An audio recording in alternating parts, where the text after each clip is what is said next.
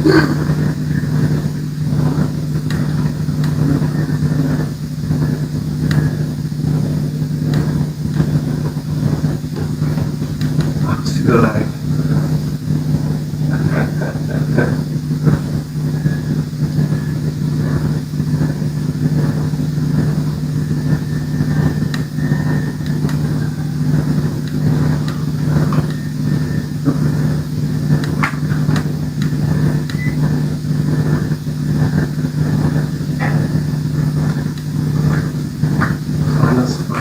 Panas.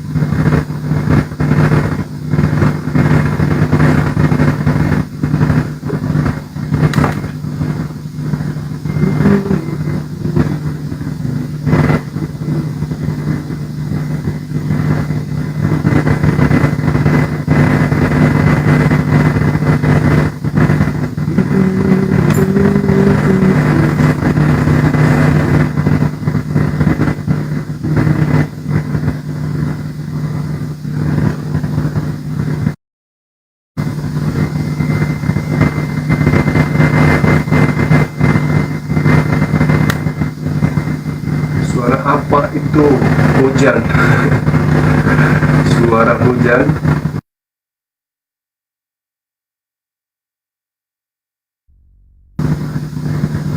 Oke.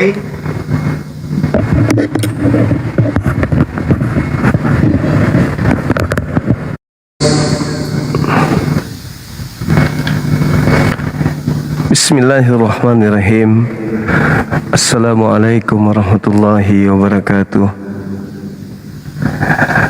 Alhamdulillahi rabbil alamin. Segala puji bagi Allah, Tuhan semesta alam, pencipta langit dan bumi, yang telah menciptakan segala apapun yang ada di langit dan di bumi, beserta apa yang ada di antara keduanya, termasuk sembahan-sembahan orang di luar Islam.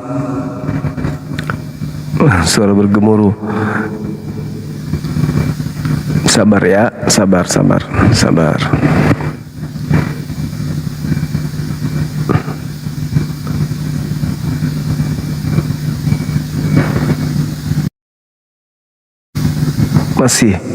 Masih bergerumu. Salam serta taslim atas junjungan kita baginda Rasulullah Muhammad sallallahu alaihi wasallam. Kiranya kita umatnya insyaallah akan mendapatkan hidayah kelak di saat tak ada lagi penolong selain daripada Allah Subhanahu wa taala. Baginda Rasulullah Muhammad sallallahu alaihi wasallam hadir untuk memberikan syafaat kemudahan kepada kita. Amin ya rabbal alamin. Sahabat yang dimuliakan oleh Allah, hari ini kita jumpa lagi. Tentu tujuan kita adalah untuk mengajak orang-orang di luar Islam untuk membahas tentang siapakah orang neraka itu, Islam atau Kristen. Karena percuma juga kita beragama kalau ternyata dalam kehidupan kita jalani sehari-hari dengan penuh harapan, penuh impian, tapi berujung kepada neraka jahanam. Terima kasih sahabat Honey. Untuk itu, ini yang harus kita tekankan. Percuma saja mereka mengatakan ajaran kasih, begitu juga kita mengatakan ajaran rahmat, tapi ternyata ujung-ujungnya neraka juga yang percuma aja. Mending kita langsung to the point. Siapakah yang akan masuk ke neraka? Karena masing-masing agama ini mengklaim dirinya agama benar. Kamilah agama benar itu, kamilah agama yang diridhoi oleh pencipta langit dan bumi, kamilah agama yang penuh dengan berkat, kamilah agama yang penuh dengan kasih sayang. suaranya masih kurang bagus ya. Ya, untuk itu teman-teman sekalian, kita uji, benarkah kita ini akan terhindar dari neraka, atau jangan-jangan justru kita ini akan menjadi penghuni neraka. Kan begitu. Olehnya itu ya, kita undang mereka untuk berdiskusi. Tadi saya mau coba naik ke Komal Oten, tapi saya tengok di atas maki-makian. Dan tadi sempat ada kegiatan habis zuhur sebentar, jadi nggak sempat. Ya, nanti insya Allah kita akan ke Komal mereka. Ya teman-teman.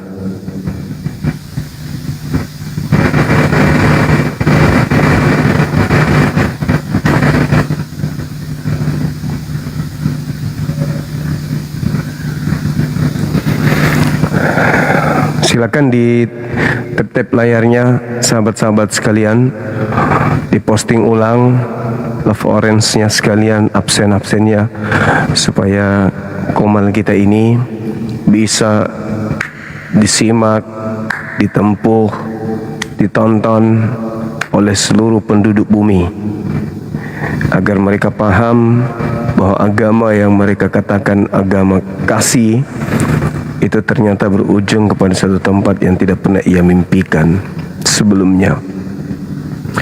Begitu juga kita Islam ini, kita selalu meyakini bahwa agama kita paling benar, tak ada keselamatan di luar Islam. Untuk itu mereka juga harus menguji kebenaran Islam. Ustaz, tolong pintunya.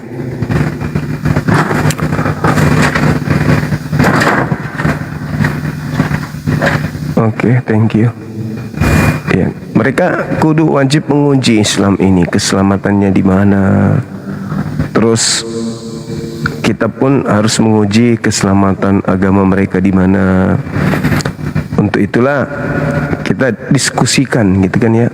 Kita diskusikan apakah kebenaran itu ada di Islam, keselamatan itu ada di Islam, atau justru sebaliknya, di Islam lah orang-orang yang akan mengisi neraka, atau apa yang diterangkan Al-Quran itu benar, bahwa mereka orang-orang kafir lah yang akan mengisi neraka jahanam. Nah, disinilah kita uji teman-teman sekalian. Sudah beberapa teman kita dari Oten yang naik ke sini, tapi belum ada yang bisa lolos, belum ada yang bisa memberikan pengajaran bukti akurat bahwa agama mereka lah agama yang akan dijamin masuk ke dalam surga. Malah yang ada terbukti berdasarkan Bible mereka sendiri, ya nantinya mereka akan menjadi penghuni neraka, diusir oleh Yesus, dan tidak ada keselamatan bagi mereka. Nah, untuk itu silakan saudara-saudara muslim ajukan permintaan, kita diskusi dengan baik, jangan emosi, jangan marah, jangan ngamuk, apalagi menghujat. Santai aja kita, santai, relax aja, nggak usah ngamuk-ngamuk. Silakan saudara-saudara sekalian.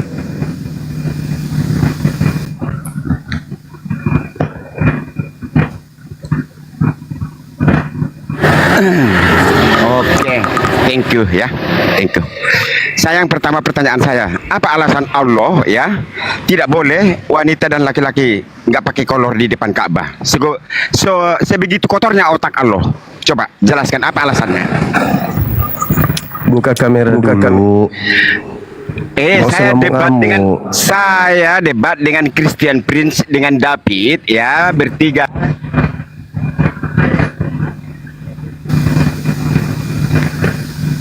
Nggak keserupan. Buka kamera Anda kalau mau berdiskusi. Kalau hanya melampiaskan kebencian, itu sudah pernah kami rasakan. Udah pernah kami rasakan kebencian-kebencian dari orang-orang kafir terhadap Islam, itu udah kenyang kami. Kan Anda melihat sendiri, pemakaman ada di mana-mana, di mana mereka adalah korban keganasan dari orang-orang yang mengaku sekeyakinan dengan kalian. Jadi nggak usah anarkis, nggak usah melampiaskan kebencian, itu nggak usah. Kita diskusi aja di sini baik-baik. Buka kameranya, kita diskusi. Jangan perlihatkan kebencian yang begitu mendalam yang selama ini kalian sembunyikan gitu. Kalian menyembunyikan seakan-akan agama kalian itu kasih, tapi kan faktanya di lapangan enggak. Tidak sesuai dengan kenyataan. Halo, semangat siang. Ibu siapa namanya? Ibu Rasmi. Tak ada ya. Halo juga, tak adakah pendeta atau pastor yang bisa diajak ke sini? Silakan, ini ada tema Ibu Rasmi. Siapakah orang neraka itu? Kalau berdasarkan Al-Quran, orang neraka itu adalah Kristen, orang-orang kafir yang menduakan Allah.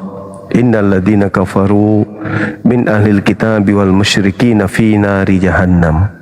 Kalian menurut Al-Quran akan berada di neraka jahannam. Kalau berdasarkan itu maka selesai diskusi kita. Untuk itu saya minta dari kitab Anda. Di kitab Anda itu jelas tertulis pengakuan Yesus bahwa pengikut orang Farisi itu adalah orang neraka. Mau sampai kapan Bu Rasmi menutupi diri? Mau sampai kapan kalian menyembunyikan kebenaran itu?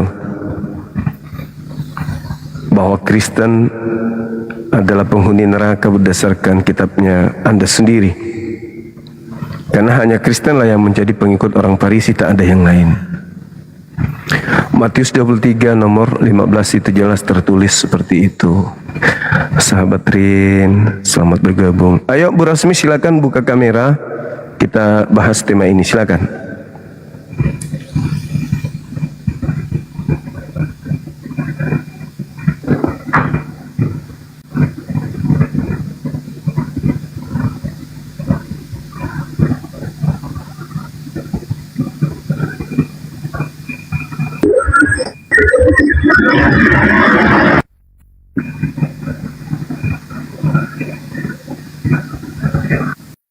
Alkitab, ya kalau menurut Alkitab yang masuk neraka itu ialah orang-orang yang tidak mau bertobat. Itu kalau dalam versi Alkitab itu satu. Yang kedua, orang-orang yang tidak ada namanya tercatat dalam kitab kehidupan itu langsung dibuang ke neraka. Dan yang ketiga, orang-orang yang ayat yang seperti ini nih. Akulah pokok anggur dan engkaulah ranting-rantingnya. Jika ada ranting yang kering, maka akan dipatahkan dan dibuang dalam api. Nah, itulah yang saya tahu ya kalau yang penghuni neraka itu. Nah, kalau yang akulah pokok anggur dan kamulah ranting-rantingnya. Jikalau ada ranting yang kering, itu termasuk itu kepada mualaf. Yang awalnya dia itu adalah berada di dalam rantingnya pokoknya Yesus, pokok anggur Yesus. Tetapi karena dia tidak bisa memahami Alkitab, artinya kering, artinya dia imannya kering, tidak memahami Alkitab. Nah, sehingga dia mualaf, maka itu dikatakan masuk neraka. Begitu, saudaraku. Baik, poin yang pertama itu adalah bertobat. Kalau orang tidak bertobat, maka mereka akan masuk neraka. Terus kenapa Anda tidak bertobat dari agama Anda Kristen ini? Bukankah Yesus dengan terang mengatakan bahwa pengikut orang Farisi itu adalah orang neraka? Bukankah Yesus mengatakan orang yang memanggilnya Tuhan, bernubuat pakai namanya, mengusir setan pakai namanya, akan diusirnya ke neraka? Kenapa lantas Anda tidak bertaubat?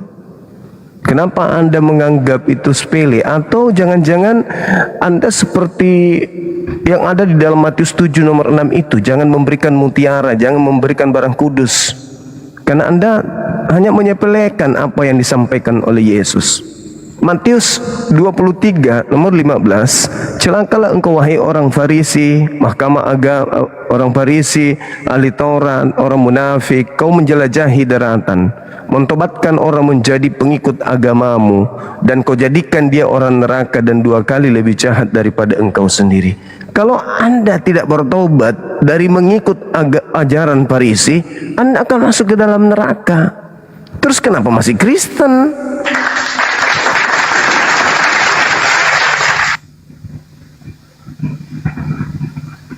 Oke, orang Kristen itu bukan pengikut Farisi ya, tetapi pengikut Yesus.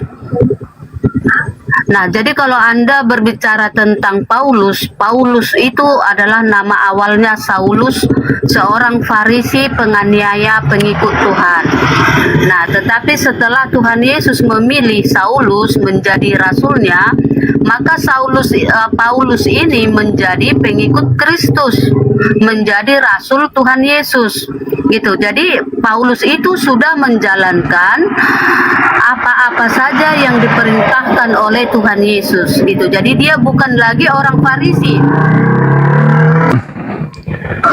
Tidak bisa bukan orang Farisi. Masa saya gara-gara ikut sama orang Jawa, saya jadi orang Jawa berhenti jadi orang Bugis? Gak bisa. Dia tetap orang Farisi. Mau jadi kemanapun dia tetap aja orang Farisi. Tidak bisa dia tinggalkan darahnya sebagai orang Farisi, keturunan Benyamin, Filipi 3. Sekarang ketika Anda mengatakan untuk supaya tidak di neraka bertobat, itu aja dulu.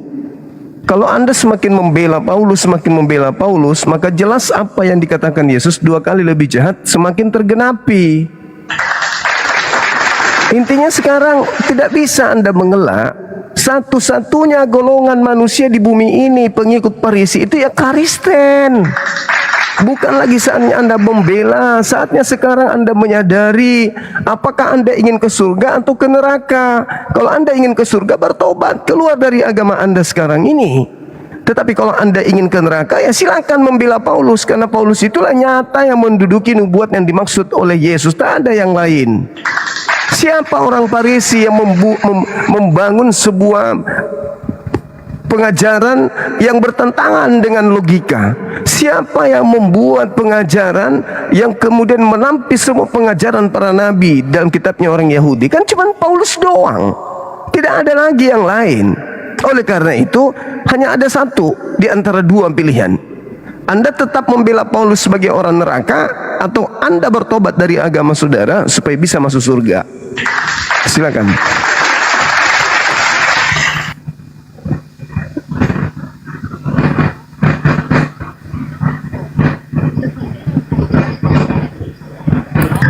Paulus itu sudah menjadi pengikut Kristus.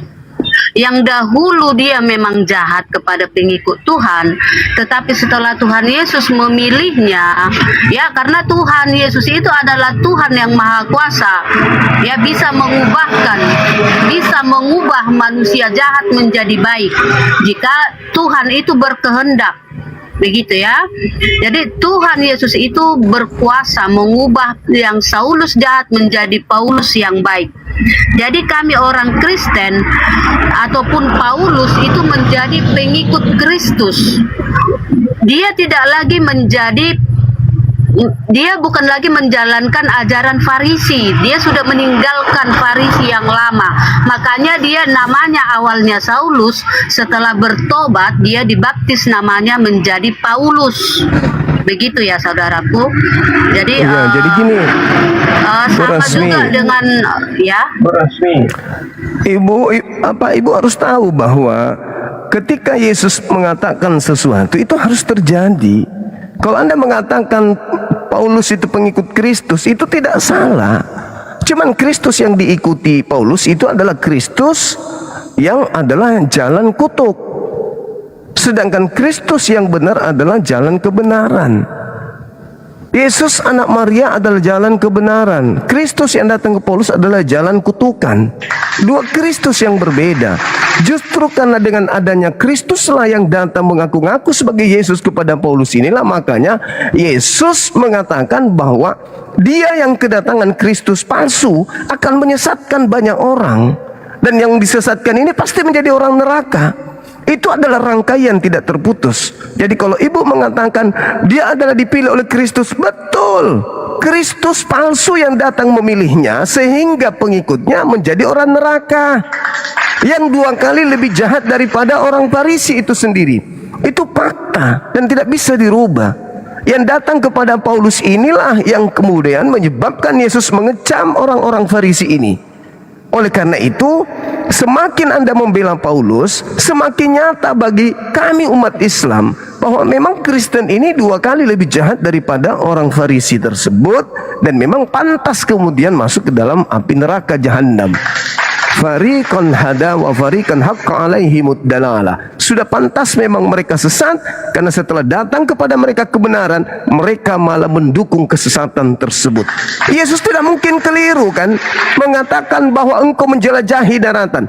Kalau dia tidak merasa atau dia tidak didukung oleh Kristus palsu, untuk apa dia menjelajahi daratan? Siapa yang menyuruhnya kemana-mana? Yesus tidak pernah memilih Paulus. Yesus hanya memilih kaumnya sendiri, muridnya sendiri yang 12 orang ini.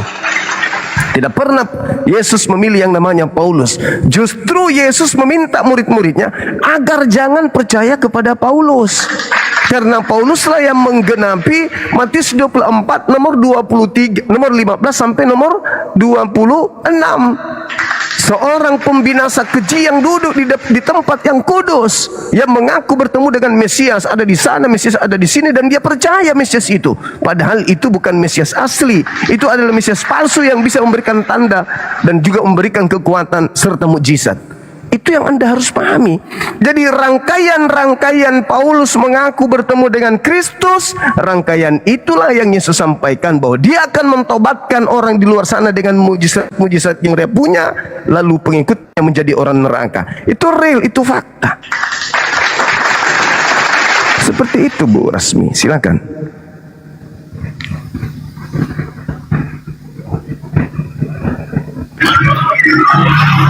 Tuhan Yesus menjumpai Paulus itu sewaktu Paulus melakukan perjalanan menuju kota Damsyik. Ya, menuju kota Damsyik, di mana Tuhan Yesus itu datang berupa cahaya memancar dari langit, bukan di padang gurun, ya, berupa cahaya memancar dari langit. Bukan di padang gurun yang seperti Anda katakan tadi. Iya betul. Ya. Dia kan menuju ke Damsyik. Damsyik itu adalah padang gurun. Dan dia di dalam bilik, di sel penjara, dia mengaku bertemu dengan Kristus dalam bilik rahasia. Temeo, dia harus mengatakan bahwa dia bertemu dengan Kristus, karena memang Yesus sudah menubuatkan apabila ada orang mengaku bertemu dengan Mesias di gurun, Mesias di bilik, jangan kau percaya. Karena yang datang kepada mereka itu bukan aku, tapi Mesias palsu. Anda mengatakan Yesus datang kepada Paulus. Satu hal yang ditabrak di sini oleh logika sehat berdata. Apa itu?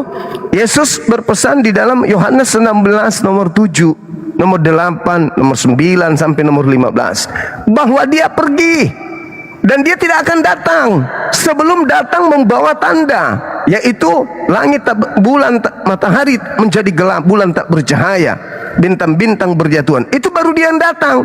Nah, kalau ada yang datang memakai namanya, itu bukan dia, jangan percaya. Karena yang datang setelah dia terangkat ke langit adalah penghibur lain, seorang manusia penghibur lain, bukan dia. Sedangkan yang datang kepada Paulus ngaku-ngaku Yesus, sedangkan Yesus menubuatkan yang datang mengaku aku setelah aku, tetapi bukan aku, adalah iblis. Maka setelah Paulus kedatangan sosok asing yang mengaku Yesus ini, maka terjadilah keanehan-keanehan Paulus, yang tadinya menyembah kepada Elohim, yang tadinya mengkitabkan Torah, yang tadinya sabat, yang tadinya tidak makan babi, malah mengajarkan seluruh sesuatu yang bertentangan dengan firman Tuhan. Makanya dikatakan pengikutnya orang neraka. Bagaimana tidak neraka? Babi dimakan, kulut tidak disunat, ibadah sabat menjadi minggu, Tuhan satu menjadi tiga. Ya neraka lah tempatnya. Tetapi sebagai penyesat harus kemudian menggunakan trik untuk menyesatkan banyak orang, sehingga orang yang disesatkan itu mampu membela dengan cocokologi, dogma, kemudian doktrin, lalu kemudian janji-janji muluk-muluk. Jadi tak ada di muka bumi ini orang Parisi yang membentuk sekte baru di luar Bani Israel selain Paulus in the gang. Itu fakta, itu real. Dan sekte yang dibangunnya itu bernama Kristianos atau Kristen, dan itu adalah Anda. Silakan.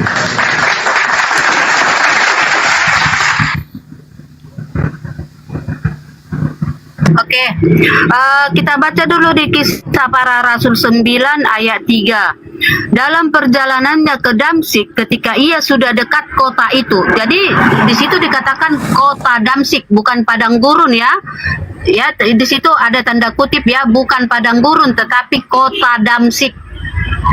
Jadi kalau yang mengaku Yesus di padang gurun itu bukan yang menjumpai Paulus, karena Yesus berupa cahaya memancar dari langit itu ada di kota Damsyik. Anda paham ya, kota ya, bukan padang gurun, kota Damsyik ya, itu yang pertama ya. Terus Anda katakan kami disesatkan oleh Paulus. Coba dulu kita buka di Galatia 4.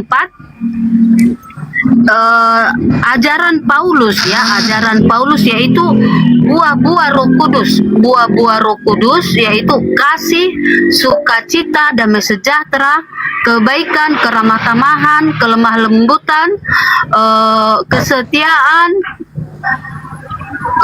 dan penguasaan diri. Itu yang diajarkan Paulus kepada umat Kristen.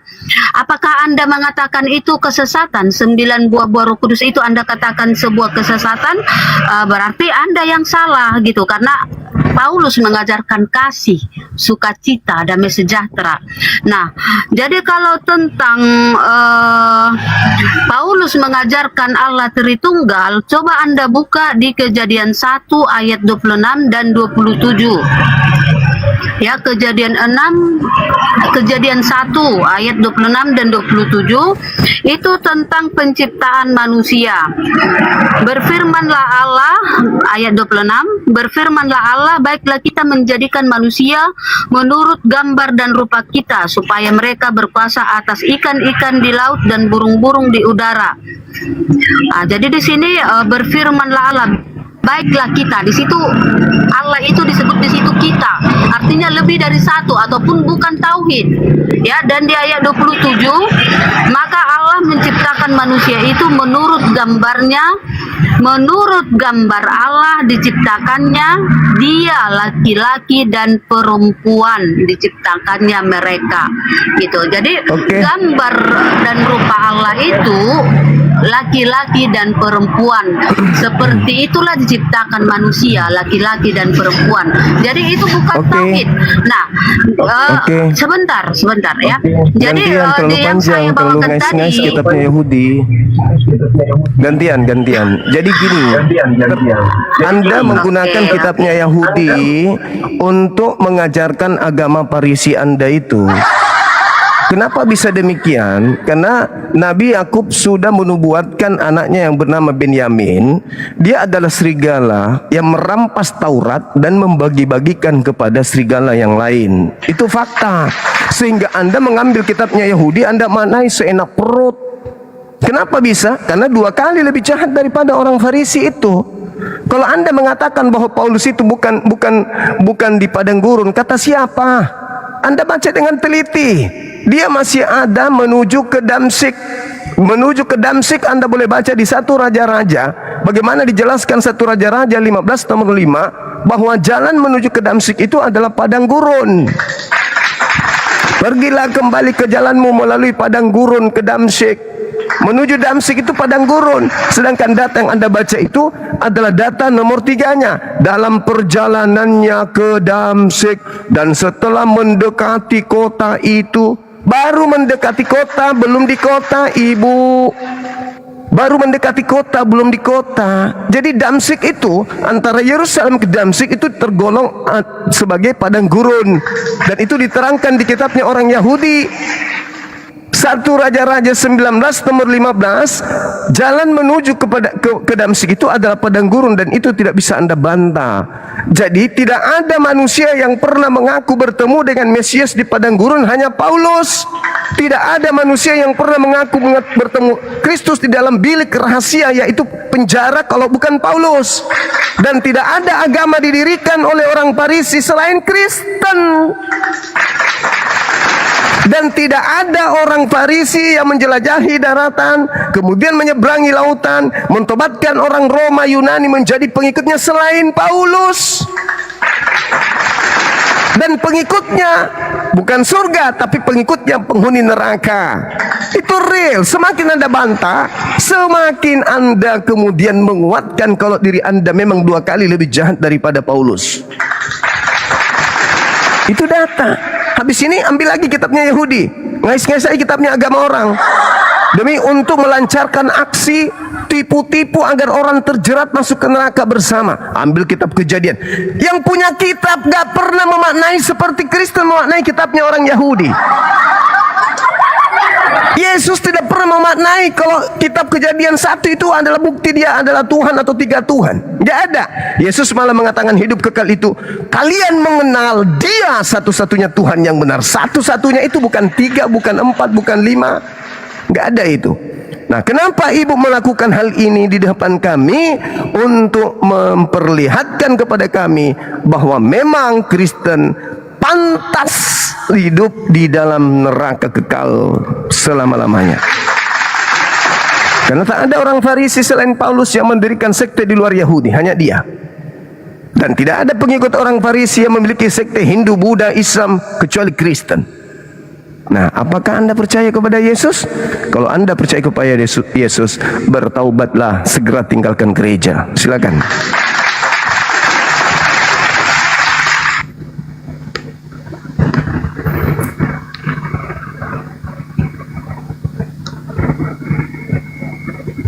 Oke, yang Anda bawakan tadi yang di Yohanes 17 ayat 3, inilah hidup yang kekal itu, mengenal satu-satunya Allah yang benar, dan di situ ada dan mengenal Yesus Kristus.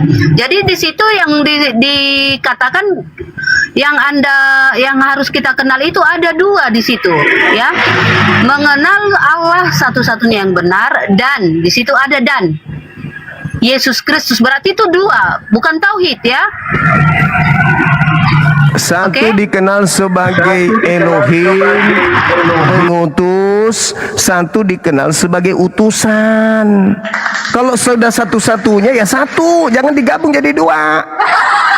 Anda pasti menggabungnya menjadi 1. 2 ini gabung 1. Kenapa? Harus tergenapi ucapan Yesus, kalian harus 2 kali lebih jahat daripada Paulus. Itu fakta, itu real. Paulus tidak pernah mengatakan Bapa dan Yesus adalah satu hakikat, nggak ada pernah. Yesus mengatakan sebab Bapa adalah Esa, maka Esa juga lah Yesus. Satu masing-masing berdiri sendiri. Nggak pernah Paulus menyatakan meskipun dia sesat, tapi pengikutnya 2 kali lebih sesat. 2 kali lebih Oke, sesat. Diulang dulu baca. Inilah hidup yang kekal itu. Hidup yang Mengenal kekal itu engkau. artinya masuk surga. Ya, Iya, mengenal engkau satu-satunya satu-satunya Allah yang Tuhan. Nah, dan mengenal Yesus Allah sebagai yang benar di situ. betul, satu-satunya. Mengenal Allah Terus yang benar. terus Dan Yesus di situ dikenal ada dan mengenal Yesus dan mengenal Yesus. Berarti yang- kalau masuk surga harus mengenal Allah dan mengenal Yesus. Yesus Harus sebagai mengenal 2. Yesus Harus dikenal mengenal sebagai 2, ya kan? Harus mengenal 2. ya, Yesus dikenal sebagai apa? Utusan atau pengutus? Mulai ngaco. Inilah yang saya Harus katakan 2 mengenal kali 2, lebih mengenal jahat. Allah dan Yesus, baru kita Yesus masuk dikenal surga. sebagai apa, Ibu? Ya kan? Dikenal apa Yesus ini? Yesus dikenal sebagai apa? Pengutus atau utusan? Ayo, jujur. Yesus mengenal Yesus Sebagai- Yesus Kristus yang engkau utus. Sebagai- Sekarang gini, sekarang mengenal sebagai gini,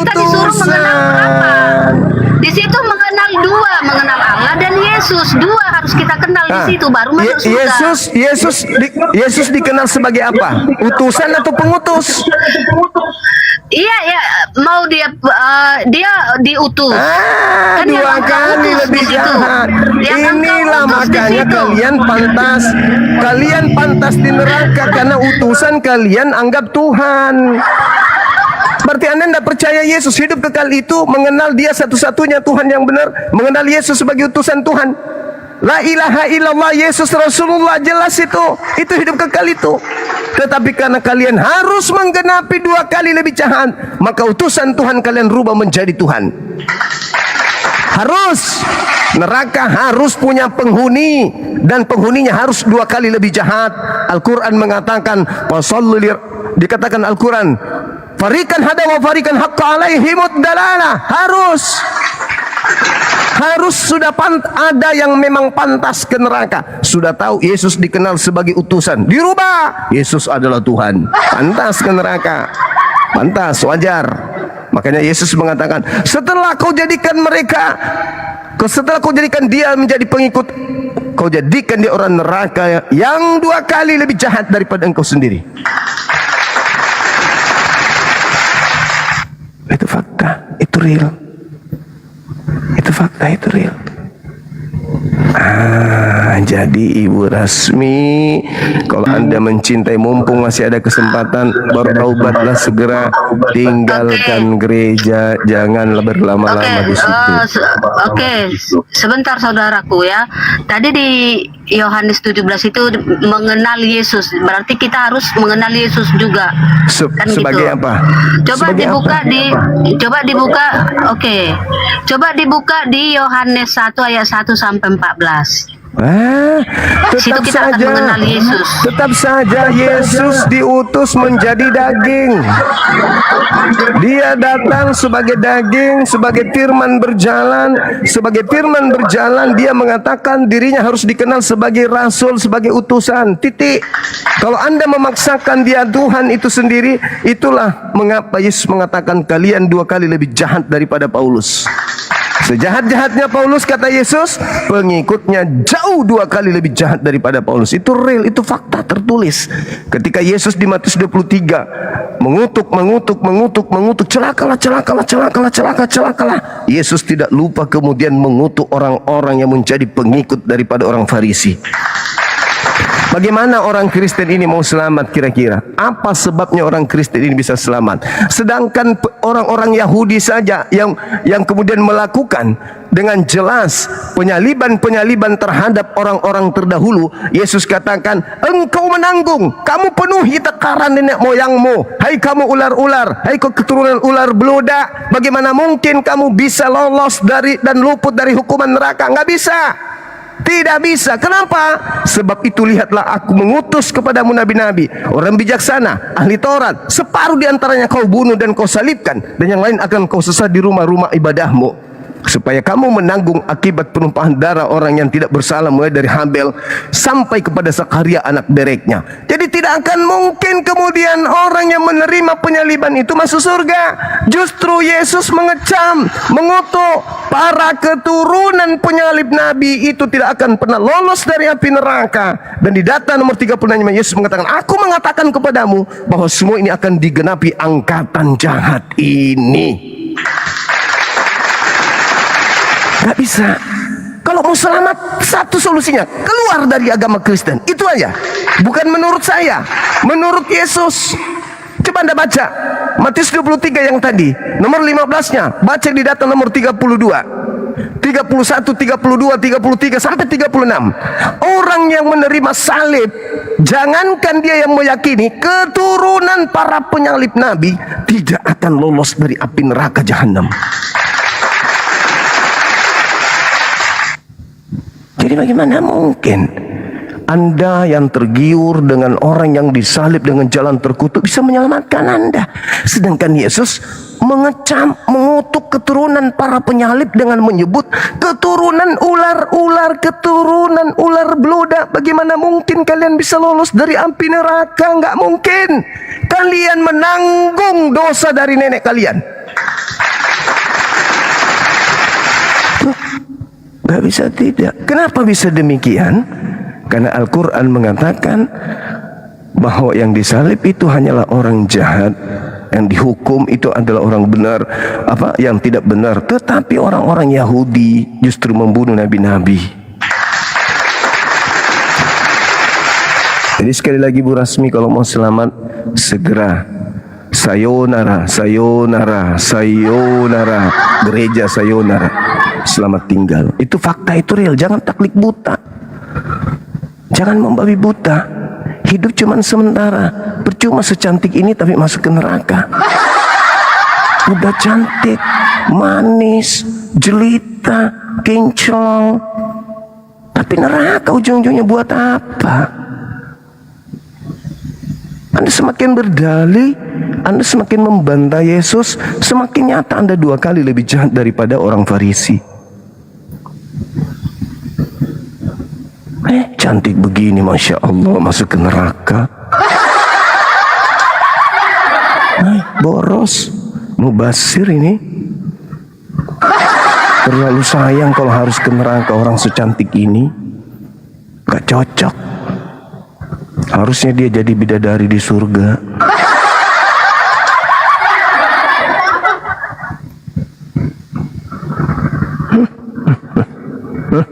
Ayo teman. Ya, aku jawab Iya, dulu ya. silakan. Oh, masih bernapas dia. Iya, lanjut. Silakan. Oke. Yang Anda katakan tadi tentang kutuk, Yesus yang dikutuk. Ya, coba dibaca dulu Kejadian 1 ayat 21. Apa lagi, Bu? Ayat 21 bahwa di situ dikatakan aku jawab dulu, oke? Ia akan melahirkan anak laki-laki dan engkau akan menamai dia Yesus karena dialah yang akan menyelamatkan umatnya dari dosa mereka. Jadi di sini Kok jadi Kejadian 1? Allah berpesan. Bukan Kejadian 1 itu, ini Bu. Matius 1. Ya. Matius 1 ayat 21. Ya. Jadi di situ Allah berpesan kepada malaikat Gabriel untuk menyampaikan pesan kepada Yusuf bahwasannya Maria akan melahirkan anak laki-laki namanya Yesus. Dialah yang akan menyelamatkan umatnya. Begitu ya. Jadi Yesus siapa? Umatnya itu Bani Israel, menyelamatkan. Bagaimana Yesus menyelamatkan umatnya, yaitu dengan cara menanggung hukuman umatnya. Begitu saudaraku ya. Jadi kalau Yesus digantung di tiang salib, dia menanggung hukuman umatnya, hukuman kami yang ditanggungnya. Begitu. Yesus itu jalan kebenaran, bukan jalan kutukan, Ibu. Bukan jalan kutukan, Ibu. Kalau berbicara mengenai penyaliban itu jalan kutuk. Kenapa jadi Yesus berubah menjadi jalan kutuk? Kenapa Anda larikan dia sebagai jalan kutuk? Yesus itu yang kebenaran. Anda baca Lukas 1 deh. Lukas 1 coba Anda baca nomor 33. Yesus itu akan menjadi raja bagi Bani Yakub untuk selama-lamanya. Jadi Matius 1 yang Anda baca tadi itu nomor 20, 21 itu bukan berbicara seluruh umat manusia, bukan berbicara mengenai Kristen, itu berbicara untuk umat Israel, umatnya siapa umatnya? Ya Bani Israel, bukan Kristen. Kalau Kristen itu umatnya Paulus orang Farisi. Beda umatnya Yesus, beda umatnya Paulus. Umatnya Yesus itu Bani Israel. Kalau umatnya Paulus itu Bani Kristen. Jangan Anda satu-satu, jangan Anda gabungkan. Saatnya Anda menyadari bahwa ternyata Bang Suba selama ini memandang kami sebagai 2 aspek yang berbeda antara pengikut Yesus dengan pengikut Paulus. Itu 2 pengikut yang berbeda. Tetapi Kristen senantiasa selalu menyamar menjadi domba, selalu menyamar menjadi domba. Padahal Yesus sendiri mengatakan serigala, nggak bisa tidak. Mungkin kalian ketika bercermin, alamak aku cantik kali, aku ini pengikut Yesus. No, salah. Kalian pengikut Farisi, Paulus. Kalian nggak sadar itu. Yesus tidak pernah mengajarkan menjadi Kristen. Nggak pernah Yesus mengajarkan menyembah dirinya, meninggalkan hukum Taurat, nggak pernah. Tidak pernah Yesus mengajarkan menghapuskan dosa dengan mati di atas tiang salib, itu nggak pernah. Yesus mengajarkan Matius 8 nomor 4 untuk bertobat harus mempersembahkan kurban seperti yang diperintahkan oleh Nabi Musa alaihissalam. Sekilat syukran. Begitu Bu Darni, Bu Rasmi. Jadi sekali lagi, Yesus tidak mungkin bohong. Kata Tuhan, konon di Bible mengatakan, inilah anakku, kepadanya aku berkenan, dengarkanlah dia. Tuh, dengarkan siapa? Yesus. Ketika Yesus mengatakan, celakalah orang Farisi, celakalah orang munafik, celakalah ahli Taurat, menjelajahi daratan, mentobatkan orang menjadi orang neraka dan yang 2 kali lebih jahat. Ya dengarkan itu, jangan gak didengar. Inilah anakku yang kukasih. Begitu besar kasih karunia Tuhan akan dunia ini sehingga menugerahkan Yesus. Siapa yang percaya tidak binasa melainkan memperoleh hidup. Percayalah Yesus bahwa pengikut Farisi orang neraka yang 2 kali lebih jahat daripada orang Farisi itu sendiri. Percaya dong. Kalau percaya kepada Yesus, sayonara terhadap gereja. Tinggalkan gereja kalau Anda percaya kepada Yesus. Coba bayangkan kalau Bu Rasmi ini pakai hijab, cantik kali dia. Oke, aku jawab dulu ya. Aku jawab dulu. Iya. Kita buka di Matius 28. Matius 28 ayat 18-19. Saya baca ya. Yesus mendekati mereka dan berkata, "Kepadaku telah diberikan segala kuasa di surga dan di bumi. Karena itu pergilah,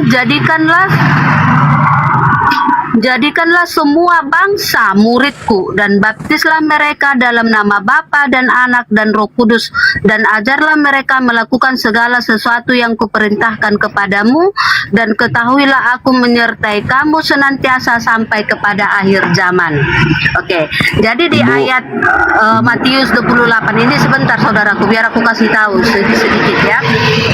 Di Matius 28 ini ayat 18-19 ini perintah Yesus setelah bangkit dari kematian. Dan yang Anda bawakan tadi tentang celakalah orang Farisi, itu Yesus datang sebagai guru untuk mengajari manusia, yaitu kedatangannya untuk bangsa Israel. Itu yang Anda katakan benar ya. Kedatangan Yesus yaitu untuk bangsa Israel, untuk menebus kutuk kitab Taurat yang diakibatkan oleh Adam dan Hawa. Itulah kutuk kitab Taurat. Dan setelah itu ditebus, ya, Yesus mati di tiang salib dan rohnya turun ke neraka mengalahkan iblis ya. Jadi setelah iblis dikalahkan, Yesus membangkitkan orang-orang kudus dari neraka, dan Yesus pun bangkit di hari ketiga dan hidup di dunia selama 40 hari sebelum Yesus terangkat ke surga. Yesus perintahkan di Matius 28 ayat 18 dan 19, beritakanlah Injil ke seluruh dunia. Karena apa? Karena iblis sudah dikalahkan. Begitu ya saudaraku. Jadi ada dia alur ceritanya. Ada dia sebelum menebus kutub kitab Taurat, dan ada perintah setelah iblis dikalahkan. Perintah setelah iblis dikalahkan yaitu perjanjian yang baru yang tercatat di Matius 28 ya, beritakanlah Injil ke seluruh dunia. Begitu saudaraku ya. Jadi itu baik. Beritakanlah Injil ke seluruh dunia itu setelah iblis dikalahkan. Andai saja yang keluar dari kubur itu Yesus, maka Yesus tidak akan menutup pengajarannya. Segala firman yang engkau berikan kepadaku telah aku sampaikan. Ternyata masih ada firman-firman lain. Pergilah ke seluruh dunia, jadikanlah seluruh bangsa menjadi muridku, baptislah mereka. Ternyata masih ada, akulah Alfa dan Omega. Ternyata masih ada, akulah Yesus yang kau niaya.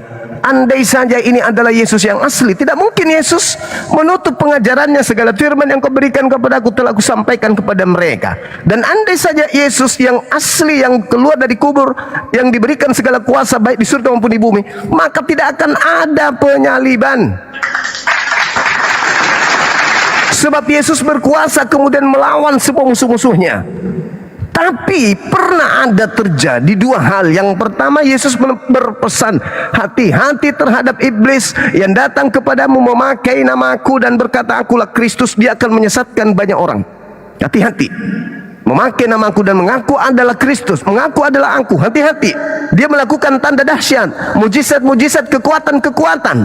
Sekiranya mungkin dengan mujizat dan kekuatan yang dia punya itu menyesatkan orang-orang pilihan juga. Matius 24 itu sangat jelas pengakuan Yesusnya di sana dalam menasihati murid-muridnya. Kemudian iblis pernah menjanjikan kepada Yesus, segala kuasa di langit di bumi akan aku berikan kepadamu, wahai Yesus, jika engkau menuhankan aku, menyembah aku. Yesus tidak terima kuasa itu. Kuasa langit dan bumi tidak Yesus terima. Lalu iblis dikatakan data nomor 13 yang lalu iblis setelah mencobai Yesus mundur dari Yesus dan menunggu waktu yang tepat. Pada saat mana tepat? Pada saat ada penyaliban. Orang yang disalib ini kemudian dimanfaatkan oleh iblis untuk mengaku Yesus dan kuasa itu diberikan kepadanya. Sehingga ketika keluar dari kubur, apa yang dikatakan? Segala kuasa telah diberikan kepadaku, baik di angkasa langit, surga maupun di bumi. Pergilah, jadikanlah seluruh bangsa menjadi muridku. Sejak kapan Yesus mengajarkan seperti itu? Yesus malah berpesan Matius 10 nomor 5 kepada ke-12 muridnya agar jangan ke bangsa lain. Tidak ada Yesus menyuruh ke bangsa lain, gak ada. Malah dia mengatakan, aku diutus hanya kepada domba yang sesat dari umat Israel saja. Matius 24. Kok tiba-tiba ada yang berubah? Kenapa ini harus berubah? Kenapa harus ada menggunakan nama Yesus? Karena nubuatan Yesus harus tergenapi oleh angkatan jahat. Angkatan jahat minta satu tanda, dan tidak diberikan tanda selain tanda Yunus, anak manusia keluar dari perut bumi. Itu tanda untuk orang jahat. Dan orang jahat ini ternyata adalah orang Farisi. Jadi rangkaian keluar dari kubur, datang kepada Ananias, datang kepada Paulus, datang di Pulau Patmos, itu adalah rangkaian 2 kali lebih jahat yang harus tergenapi oleh nubuatan Yesus itu tadi. Celakalah engkau wahai orang Farisi. Kenapa dia disebut celaka? Karena dia akan menyesatkan manusia. Dia akan menyesatkan dunia dengan dia mengaku sebagai rasul, dengan mengaku sebagai utusan daripada sang Mesias. Padahal yang datang kepadanya adalah penyesat yang mengaku Mesias. Celakalah engkau. Kenapa kau celaka? Karena kau menjelajahi daratan, menyeberangi lautan, mentobatkan orang menjadi orang neraka dan 2 kali lebih jahat daripada engkau sendiri. Makanya disebut celaka. Dan tidak mungkin dia bisa menyeberangi lautan, menjelajahi daratan, mentobatkan banyak orang menjadi pengikutnya kalau tidak dia dibekali oleh mujizat dan tanda-tanda serta kekuatan yang diberikan oleh iblis kepadanya. Itu nggak mungkin. Makanya Yesus sendiri mengatakan, penguasa dunia ini adalah iblis. Kuasa iblis itu telah diberikan kepada rasulnya, kepada utusannya, kepada orang yang keluar dari kubur mengaku Yesus. Iblis berkuasa memberikan kepada siapapun. Iblis mengatakan, aku berkuasa memberikan kepada siapapun kuasa langit dan bumi. Yesus mengatakan, penguasa dunia telah datang, yaitu iblis. Namun sedikit pun iblis tidak berkuasa atas diriku. Berarti yang keluar dari kubur bukan Yesus, tetapi oknum lain yang dipakai iblis memakai nama Yesus untuk menyesatkan orang Farisi, agar Farisi ini sebagai rasulnya, utusannya, untuk mencari dan menjala orang-orang yang mau jadi pengikutnya, untuk menjadi orang neraka dan bersama dengan mereka di neraka. Makanya Yesus mengatakan apa? Pada hari terakhir nanti banyak orang yang memanggil aku Tuhan. Bukankah kami bernubuat mengusir setan, bermujizat pakai namamu? Pada saat itulah aku Yesus akan berterus terang kepada mereka, enyahlah daripada aku tidak mengenal kalian. Kalian semua adalah pembuat kejahatan. Siapa mereka yang memanggil Yesus Tuhan, bernubuat mengusir setan, bermujizat? Pengikut orang Farisi kan? Pengikut Paulus kan? Dan itu disebut Kristen kan? Yes dan yes. Bertobatlah. Islam datang sebagai solusi terakhir.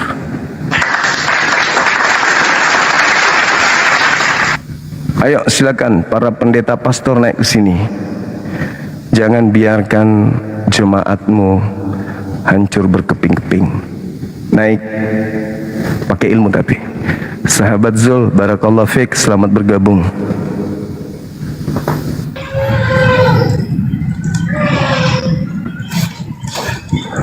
Halo, semangat siang.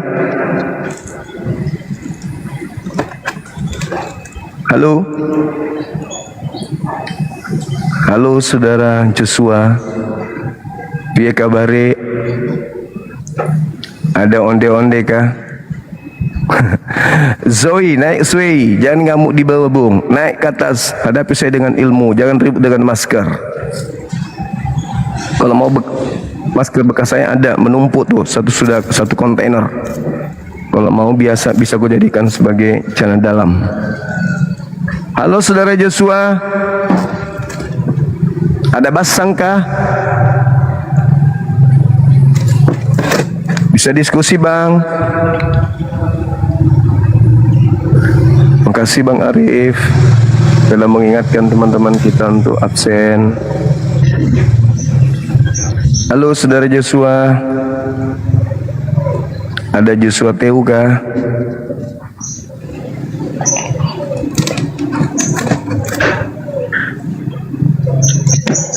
Joshua MC 100 jurus.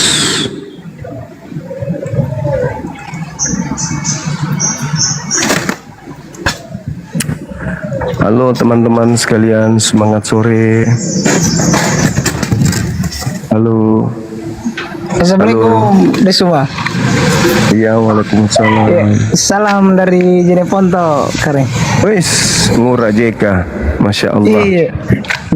Dari setiap live ki sering ku pantau. Iya, putar ki di masjid. Tidak ada jautan di sana atau di Jeneponto Islam semua aja. Putar ki di masjid menjelang sholat subuh atau setelah sholat subuh. Halo, semangat sore saudara Robi. Robi atau Rabi nih? Robi, oh Robi, ada onde-onde kah? Halo, semangat sore. Haro.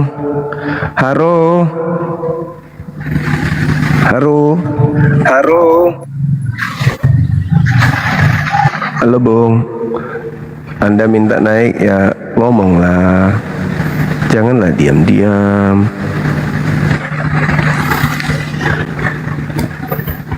Adia Timbangi. Oh Pak Haji, ada basang kah?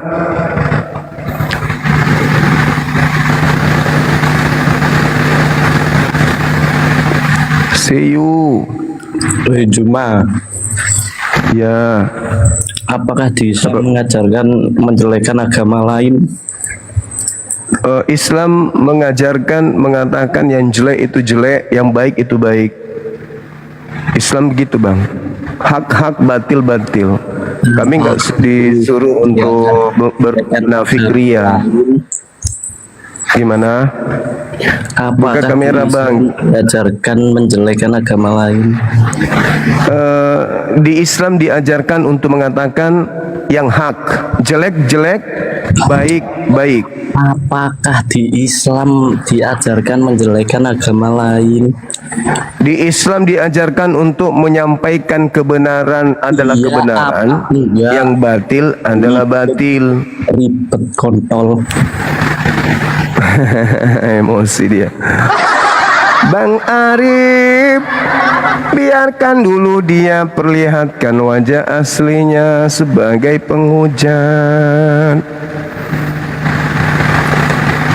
Ya, silakan teman-teman ajukan permintaan, tapi yang berilmu, yang menguasai Bible. Jangan yang hanya congor doang, yang hanya modal congor doang. Kita butuh yang berilmu,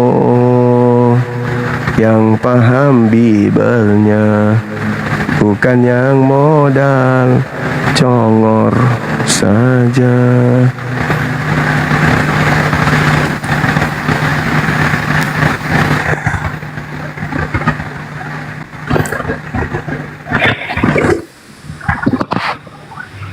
Halo, semangat zuhur abang. Halo, assalamualaikum Juma.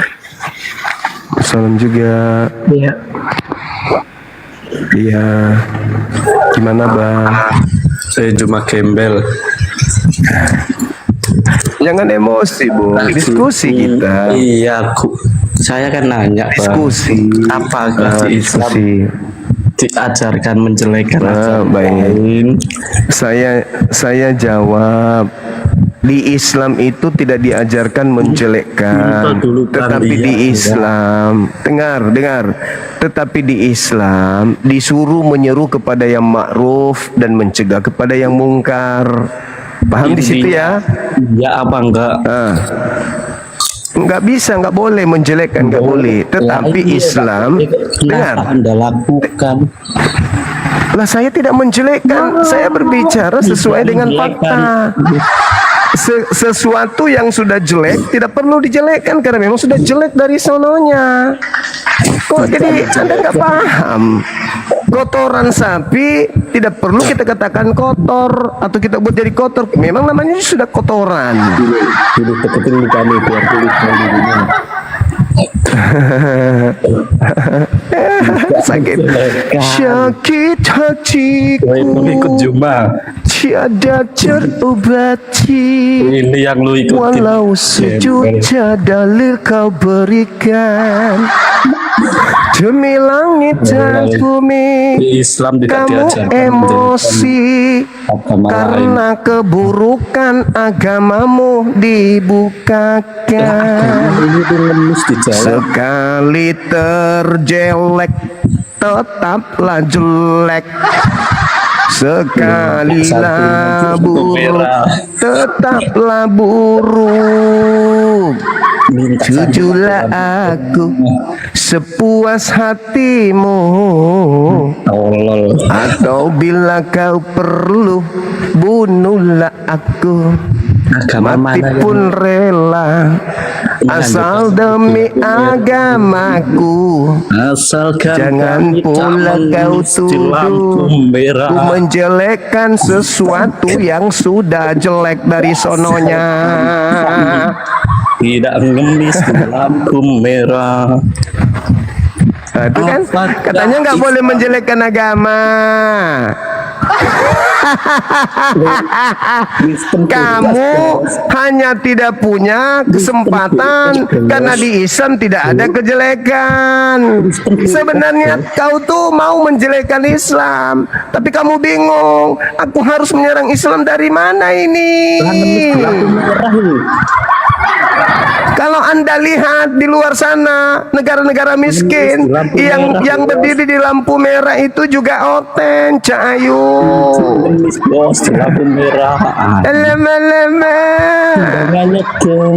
Di negara-negara kafir, orang Kristen nih, itu di sono yang ngemis-ngemis juga oten. Di wilayah-wilayah mayoritas oten, bahkan masih ada yang belum pakai cawat, masih pakai tali-tali, masih pakai bambu. Udah. Kamu sakit hati, saudaraku. Maafkan aku. Kau sakit hati karena kebenaran yang saya sampaikan. Mudah-mudahan kamu mati bukan dalam keadaan sebagai penghuni neraka, sebagaimana yang dikatakan oleh Yesus. Pengikut orang Farisi adalah orang neraka. Nah, puaskan hatimu, saudaraku. Caci maki saja. Assalamualaikum Gurunda. Waalaikumsalam warahmatullahi wabarakatuh. Gurunda kan cari yang paham Bible nih. Anda? Bukan. Saya Islam, Gurunda. Yang paham Bible itu udah masuk Muslim semua, Gurunda. Ini tinggal yang ODGJ aja. Benar sekali abangku. Yang Ada paham lagi. Bible itu udah pada mualaf, Bu Gurunda. Terima kasih Gurunda. Terima Assalamualaikum. kasih. Waalaikumsalam.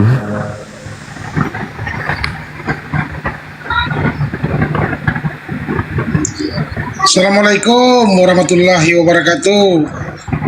Waalaikumsalam warahmatullahi wabarakatuh.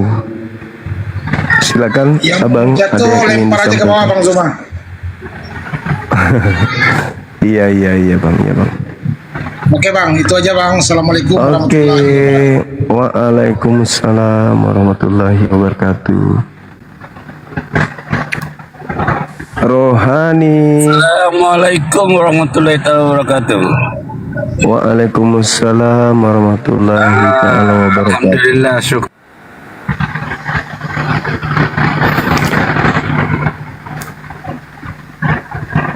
Jadi komal sapa-sapa aja gini ya kita. Selamat siang menjelang sore. Ya, sore menjelang siang. Dari mana ini? Dari Toraja, Bang. Oke, Samune Kristen Katolik. Kristen. Baik. Kenapa terputus?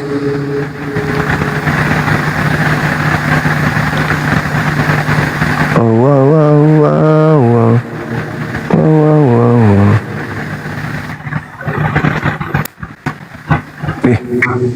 Nanti Mija, kok ada putusannya di sini? Selamat siang Bang Suami. Iya, selamat siang Bang Istri. Dari mana Bang? Katolik, Protestan? Dari rumah Bang Suami. Oh, silakan buka kameranya. Kita diskusi. Tolong Silakan. dibantu Bang Suami. Silakan buka kamera, diskusi. Caranya gimana Bang Suami? Ya, silakan buka kamera dong. Temanya tuh, kenapa kalian betah di neraka? Silakan. Di neraka tempat apa Bang Suami? Tempatnya orang-orang yang menyembah makhluk yang keluar dari kubur.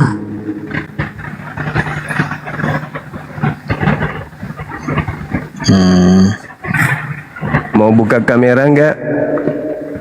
Lagi di WC Bang Suami. Lagi. Oh, sorry kalau saya mengganggu Anda makan. Sorry. Makan aja dulu, Bang. Selesaikan makannya dulu. Nanti kalau sudah selesai makan baru naik. Ya, Bang ya. Makan dulu, Bang. Makan dulu.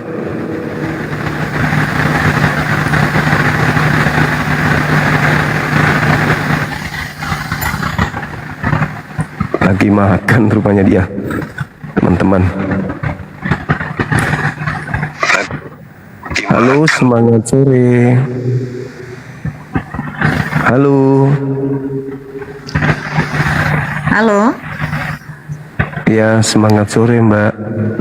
selamat sore, Bang Suma. Apa kabar Bang Suma? Iya. Baik. Dari Kristen, Ibu, Katolik atau Pantekosta? Maunya Abang apa? Kok maunya aku? Jangan dong. Maunya Ibu lah. Abang Suma apa?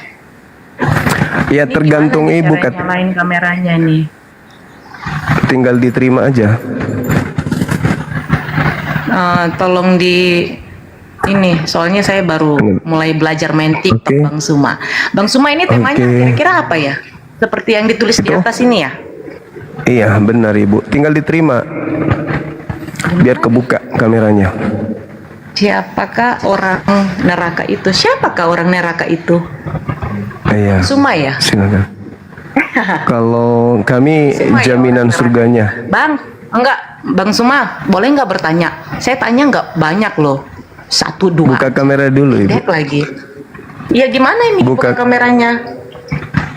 Udah aku kirim udah Tolong 2 kali aku kirim. Tinggal diterima. Tinggal diterima aja. Coba. Yang mana ya? Bang Suma, Siap. nanya dulu nih sambil ini. Ya. Siapa Dibuka yang Bang dulu, Ibu. Suma, siapa yang Bang Suma sembah sekarang? Boleh lah ya. Dibuka dulu kameranya. Ya Iya. mana kameranya? Saya nggak ngerti nih Bang Suma. Saya baru bergabung di TikTok ini. Tinggal diterima, Ibu. Aku udah kirim.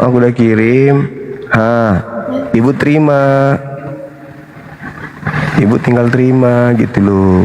Bang boleh nggak bertanya, Abang siapa yang abang sembah sekarang gitu? Dia Dibuka ada di kamera mana? dulu, Abang Ibu. tahu dia ada di mana? Kalau kita Ibu, agama Kristen, kita menyembah buka Tuhan kamera Yesus Juru dulu. Selamat kita. Yohanes 14 Iya, ayat 6. iya. Coba Bang Suma baca Iya, Yohanes iya. 14 ayat 6 Bang Ibu, Suma. jangan kayak mental Tidak ada penjajah satu Belanda orang doang yang gitu. bisa Jangan kayak penjajah Belanda, mentang-mentang agamanya dari Belanda kok kayak penjajah ibu ini. Buka kamera dulu, kita diskusi. Buka kamera, gampang itu pertanyaan Anda. Itu anak TK di Islam pun bisa jawab. Beda dengan di agama Anda, bingung. Orang sudah bangkokan aja bingung yang mana yang Anda sembah, bapak, anak, atau tante. Di agama Anda itu bingung, ambigu, nggak jelas siapa Tuhannya. Dibilang anak orang, bukan. Dibilang roh, bukan. Dibilang burung merpati juga bukan. Di agama itu ambigu, nggak jelas Tuhannya apa. Kalau di Islam, anak TK juga tahu siapa yang kau sembah. Umat Islam pasti menjawabnya dengan benar dan rasional. Berbeda dengan agama Anda, siapa yang Anda sembah? Mau bilang Yesus ada Bapa, mau bilang Bapa ada Roh Kudus, mau bilang Roh Kudus ada Yesus. Bingung. Jadi buka kamera dulu. Ibu boleh bertanya ke saya. Gampang pertanyaan ibu itu. Andaikan kuku kaki saya ini bisa bicara, kuku kaki yang ku kasih mic untuk menjawab ibu. Tapi buka kamera dulu supaya ibu nggak bingung. Katanya nyembah Yesus, Yesus manusia. Ditanya yang mana mukanya, bingung. Apakah Yesus yang manusia ini Tuhan, berarti ibunya, tantenya, sepupunya, opungnya, tulangnya juga Tuhan? Bingung. Begitu ibu. Buka kamera, simple. Buka kamera, ibu boleh bertanya sampai ibu pingsan. Ibu bertanya aja, buka kamera dulu. Gitu. Karena saya tahu sakit tema ini memang sangat sakit. Kenapa? Saya bisa buktikan 100%,200 Kristen itu adalah orang neraka berdasarkan dalil, berdasarkan ucapan Yesus tanpa keraguan, plus tempe 1 kantong. Saya pastikan itu. Jadi ibu buka kamera, ibu boleh bertanya. Sayang loh, mumpung masih ada kesempatan, masa mau masuk neraka sih?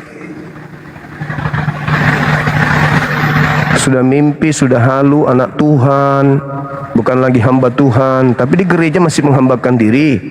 Nah, kepada siapa kalian menghambakan diri di gereja? Katanya bukan hamba Tuhan, berarti hamba itik. Ayo dong. Kalau Anda ingin belajar tentang siapa yang kami sembah, baca 1 Timotius 6 nomor 16. Itu sembahan kami tuh, ada tertulis di situ. Baca 2 Samuel 7:22. Itu sembahan kami. Baca Yohanes 17 nomor 3. Itu sembahan kami. Baca Yohanes 5 nomor 37. Itu sembahan kami. 4 Yesus memohon, meminta pertolongan, berharap, menangis-nangis, memelas. Itulah sembahan kami. Gitu. Nah, yang bingung saya ini Tuhan Anda. Oh, anak orang kok dituhankan. Gimana ibunya? Apakah ibunya juga nyembah anaknya? Anakku sayang, yang adalah Tuhanku sendiri. Cepatlah besar anakku, kelak engkau akan dituhankan. Anakku sayang, yang adalah anakku sendiri. Ingatlah ibumu, kelak di surga panggil ibumu, ya anakku sayang. Itu lagunya Maria, lagu yang paling tersedih sepanjang sejarah anak keturunan Adam.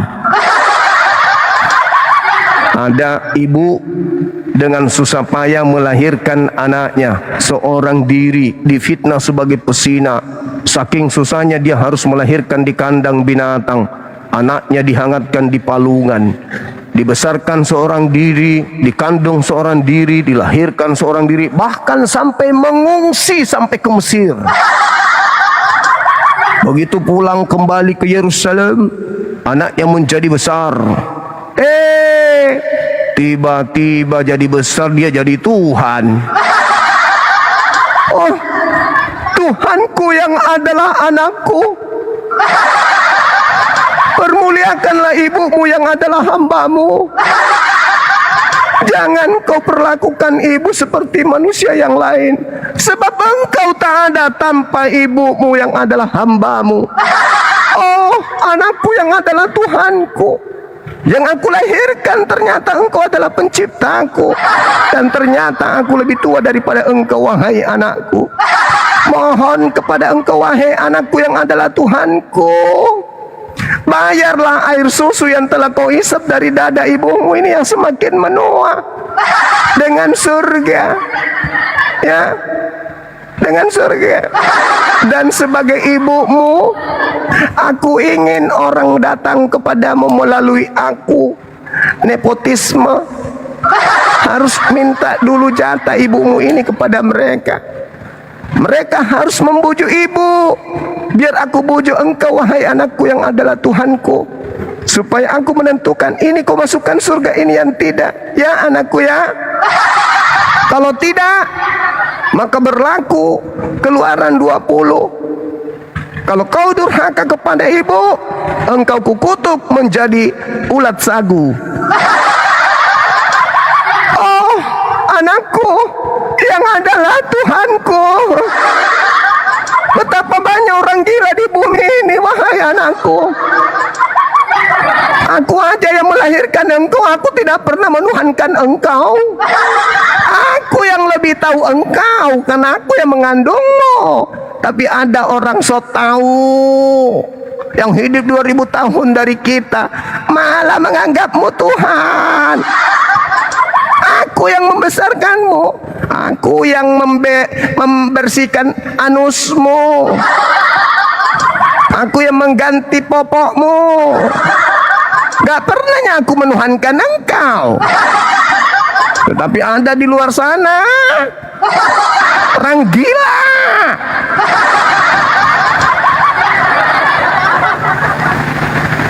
Disuruh buka kamera, malah buka celana. Untung nggak buka kamera.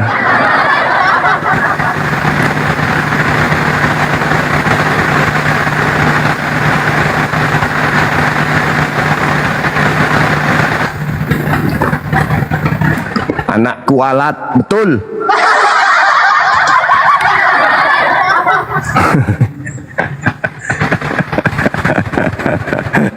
Manusia melahirkan Tuhan. 2 kali lebih jahat, betul.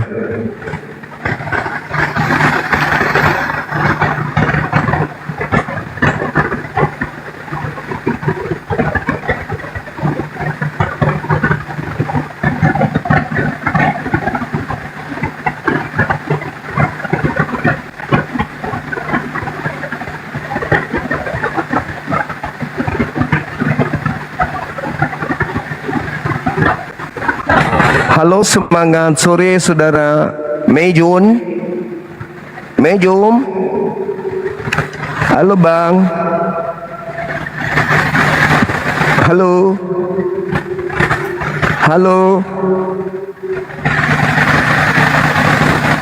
Halo Termio. Dari Kristen Katolik. Assalamualaikum Bang Zuma. Protestan. Waalaikum. Sorry Bang. Ada yang ingin disampaikan abang? Enggak, sorry. Siap. Saya tadi kepencet itu Bang Zuma. Oh, iya bang. Salam kenal bang ya. Ya. Sehat terus, panjang umur, rapatkan barisan. Alhamdulillah. Salam dari Pekanbaru Bang.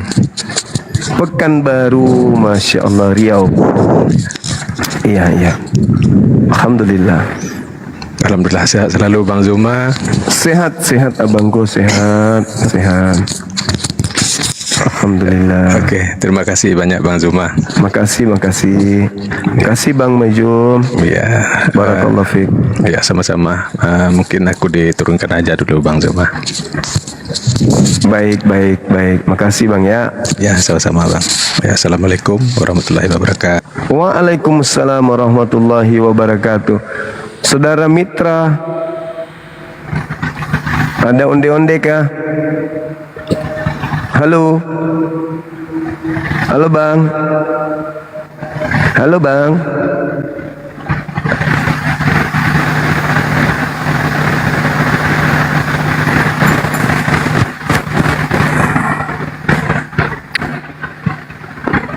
Salam dari Papua. Waalaikumsalam warahmatullahi wabarakatuh.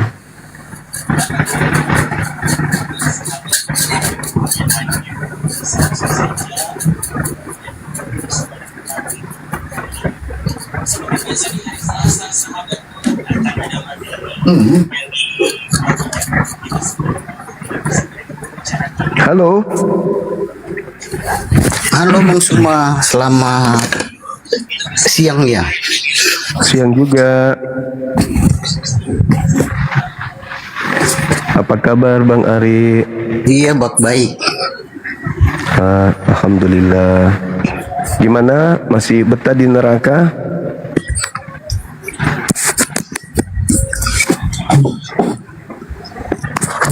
Siapakah orang neraka itu?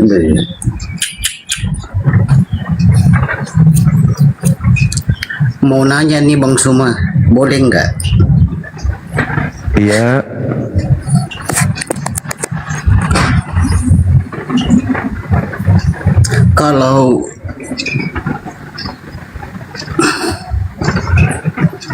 Kalau nama Tuhan di surga, kalau menurut Bang Suma siapa ya? Allah. Mau di surga, mau di bumi, mau di langit, Allah. Yes. Berarti yang dalam kalau umat di bumi yang tidak berdoa dalam nama Allah itu nggak selamat gitu. Kenapa? Jadi agama-agama lain yang tidak menyebut nama Allah dalam doa dan puji-pujian mereka berarti nggak selamat begitu. Yes, betul. Iya. Jadi nabi-nabi nggak selamat dong. Nabi-nabi nggak selamat dong. Seperti Abraham, Isa. Kita belum tahu maksudnya gini. Belum tahu selamat, Abraham, belum tahu selamat. Mereka udah pasti selamat. Tetapi kita tidak pernah tahu mereka menyebut dengan nama Tuhan dengan sebutan apa, melalui dalil-dalil Bible atau dalil kitab di luar Al-Quran. Tapi kalau di Al-Quran jelas mereka memanggil Tuhannya dengan sebutan Allah. Qulu amanna billah wa ma unzila ilaina wa ma unzila ila Ibrahim Tapi wa gimana dong? Ismail wa Ishaq. Tapi gimana dong Bang Suma kalau misalnya kan kita di bumi ini selama kita hidup kan berdoa dalam nama Allah. Tetapi tiba-tiba di surga itu tidak ada nama Allah, bagaimana dong? Oh, nggak bisa. Kebenaran itu mutlak. Diusir dong kita dari surga. Kebenaran itu mutlak. Makanya disebut iman. Jangan beriman kalau tidak diyakini. Dan keyakinan itu harus berlandaskan akal dan dalil. Kan dulu kan saya juga menyebut nama Allah dalam doa-doa tuh, tapi saya ragu Bang Suma kalau saya sebut nanti nama Allah baru nama itu tidak ada di surga, gimana dong? Berarti kita dieliminasi dong dari surga. Ya sama, saya pun mengatakan kalau tidak ada nama Yesua di sini. Aku takut tereliminasi Bang Suma di surga nanti karena nama Allah. Iya. Kami meyakini pencipta langit dan bumi adalah Allah, tidak ada yang lain. Yesua adalah makhluk yang diciptakan. Tapi kan Bang Suma Bani Israel kan semuanya sembah Yahweh bukan Allah Bang Suma. Adalah sebuah kedikdayaan kalau yang naif ketika Anda masih percaya kepada orang yang menolak para nabi, membunuh nabi-nabi. Anda masih percaya? Justru Islam datang untuk meluruskan semua ajaran-ajaran yang mereka bengkokkan dari ajaran terdahulu. Islam datang dengan Al-Quranul Karim untuk menjelaskan perselisihan yang terjadi di tengah-tengah Bani Israel. Inna hazal Quran ana yakussu ala Bani Israel. Al-Quran datang untuk menjelaskan kepada Bani Israel sebagian besar dari persoalan yang mereka perselisihkan. Itu Al-Quran. Seperti itu. Kalau saya jadi Bang Ari, Torah, habis itu perjanjian lama, habis itu perjanjian baru. Kata perjanjian baru, orang-orang penganutnya perjanjian lama nggak berlaku lagi, muncul perjanjian baru. Begitu juga kami umat Islam, datang Al-Quran, yang lain nggak berlaku. Hanya berlaku pada zamannya aja. Tapi kami itu perjanjian lama masih berlaku, Bang Suma. Perjanjian lama kan kalau perjanjian lama masih berlaku, perjanjian lama kan maka perjanjian lama sia-sia kematian Yesus. Sia-sia kematian Yesus kalau masih berlaku Torah. Baca Galatia 2 nomor 21. Tapi kan perjanjian lama itu kan nubuatan Yesus semua di dalam, nubuatan para nabi semua di dalam. Menurut Anda? Iya, itu nubuat. Kalau ada nggak di perjanjian lama melengkapi, Bang Suma? Iya, menurut Anda ada nggak nubuatan tentang kebangkitan Mesias di kitabnya orang Yahudi? Ada. Coba tunjukkan di mana ada. Di mana di kitab Tanakh ada Mesias mati bangkit pada hari ketiga, itu di mana? Itu kan dinubuatkan oleh para nabi-nabi, Abraham, Ishak, Yakub. Di mana di kitabnya orang Yahudi ada nubuat Mesias mati bangkit pada hari ketiga, itu tertulis di mana? Permintaan lagi tidak ada yang multi, teman-teman. Ada ayatnya itu, Bang. Di mana di kitabnya Yahudi ada Mesias mati bangkit hari ketiga, itu di mana? Enggak, begini kan, itu kan perjanjian lama kan, itu kitabnya orang Yahudi semua, Bang Suma. Ya, terus nubuat tentang bangkitnya Mesias dari kubur pada hari ketiga ada tertulis di mana? Ada di perjanjian kelahirannya, kematiannya. Kelahiran ada, kematian ada. Yang saya tanya, bangkit dari kubur hari ketiga tertulis di mana? Ada semua nubuatannya itu. Di mana? Ada tapi nggak ada. Gimana ceritanya Bang Ari ini? Nggak, aku ayatnya dulu ya, coba. Iya, silakan cari. Sampai letak bibir tertukar, bibir atas ke bawah, bibir bawah ke atas. Tidak akan ada ditemukan. Assalamualaikum, Bang. Halo, selamat sore. Ini Bang Suma. Hari Bani kamu harus turun dong. Kedatangannya. Turun lah, mak. Bosan kali. Bisa Bang ya? Mak Bang, ganggu. Iya Bang, ya. Moderator. Kelahirannya, kedatangannya ada semua dibuatkan. Itu mulai dari kelahiran, kedatangannya sampai kenaikannya dibuatkan semua di perjanjian lama. Kebangkitannya tertulis di mana? Karena kalau itu semua tidak terjadi. Berarti perjanjian lama itu cuma janjian di belakang. Nggak mengedukasi. Moderatornya siap. Moderator reketek.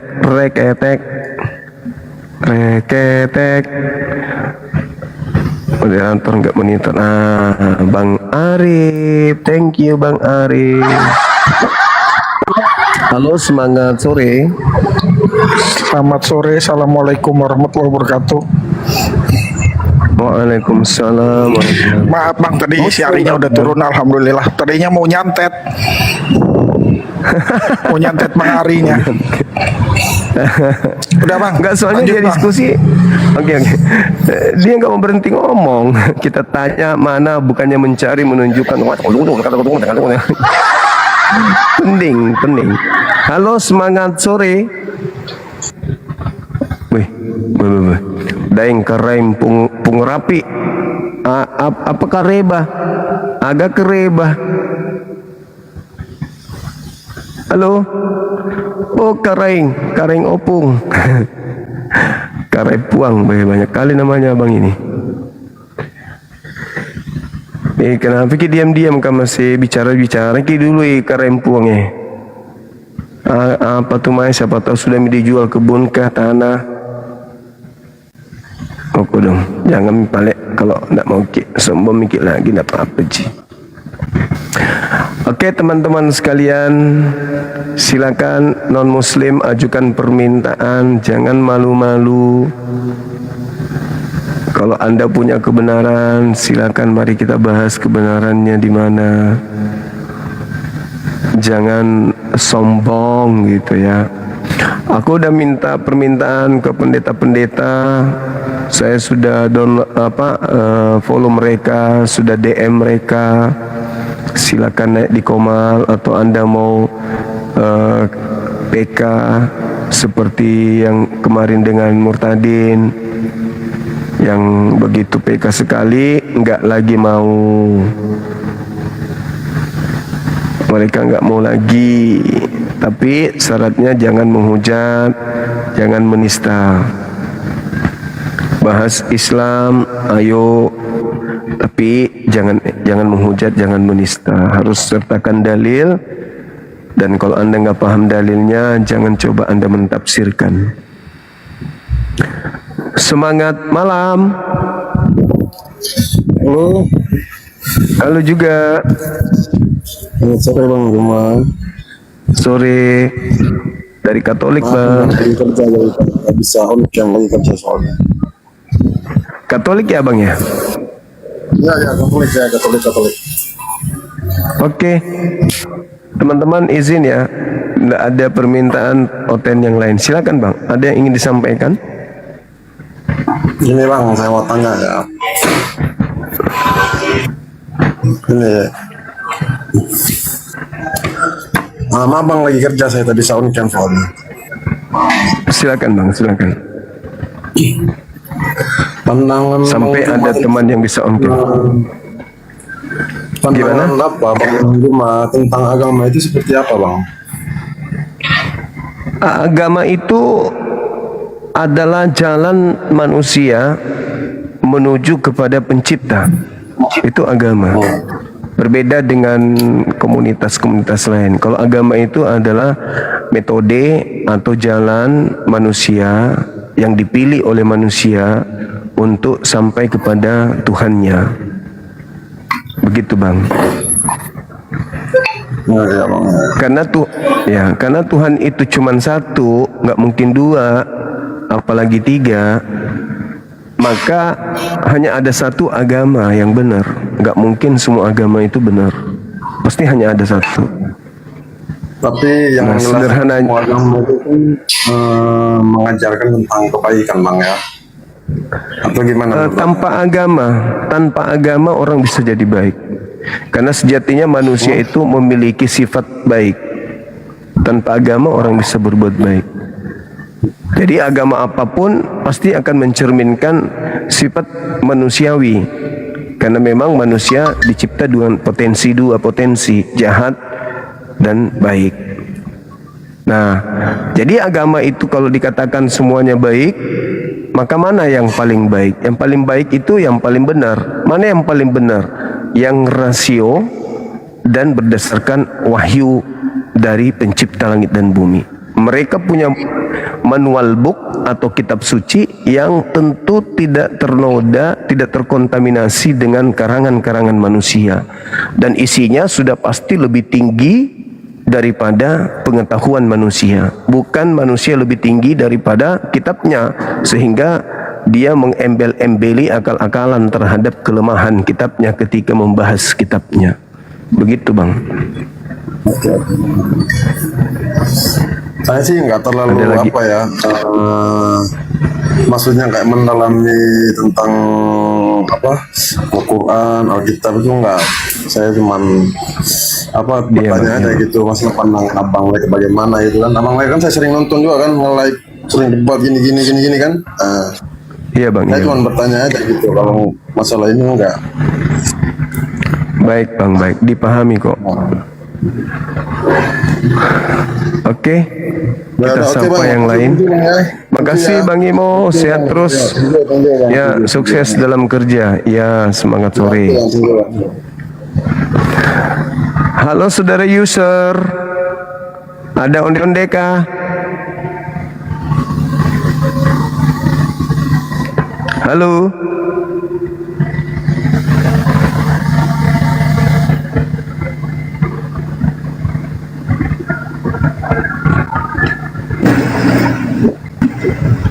Halo, selamat sore Abang. Halo. Selamat sore.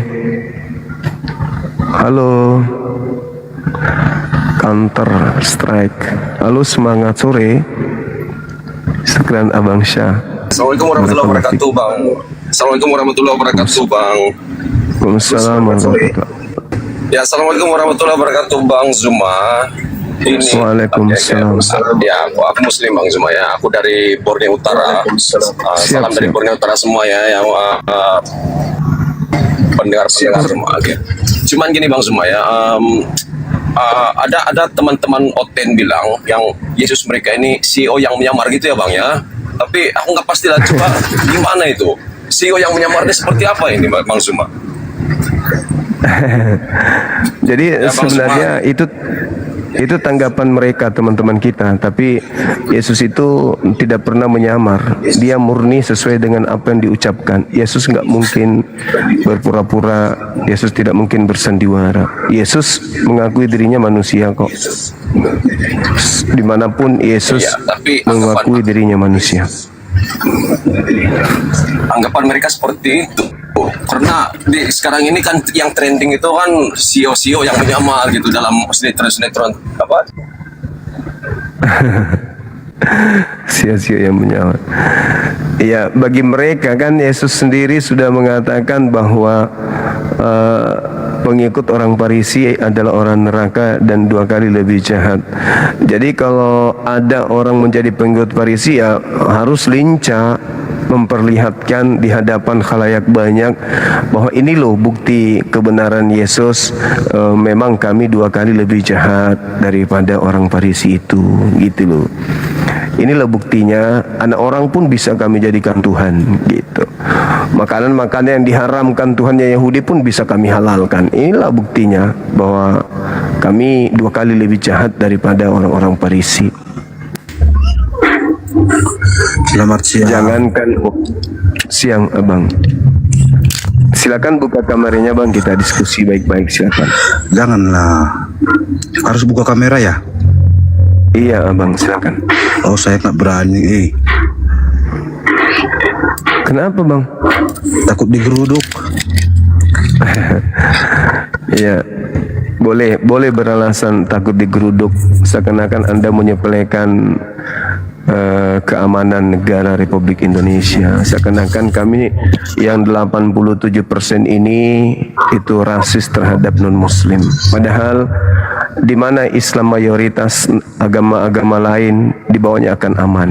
Berbeda kalau yang mayoritas agama non-Islam, karena mereka tidak punya dasar asas negara, maka agama-agama di bawahnya akan menjadi capcay, seperti di India misalnya, di Cina. Ketika umat Islam yang minoritas pasti hancur. Tidak semua sih begitu. Tapi kalau mayoritas Islam, pasti agama-agama lainnya itu akan aman, terlindungi, tentram, sejahtera. Buktinya di Indonesia orang Kristen aman. Ya.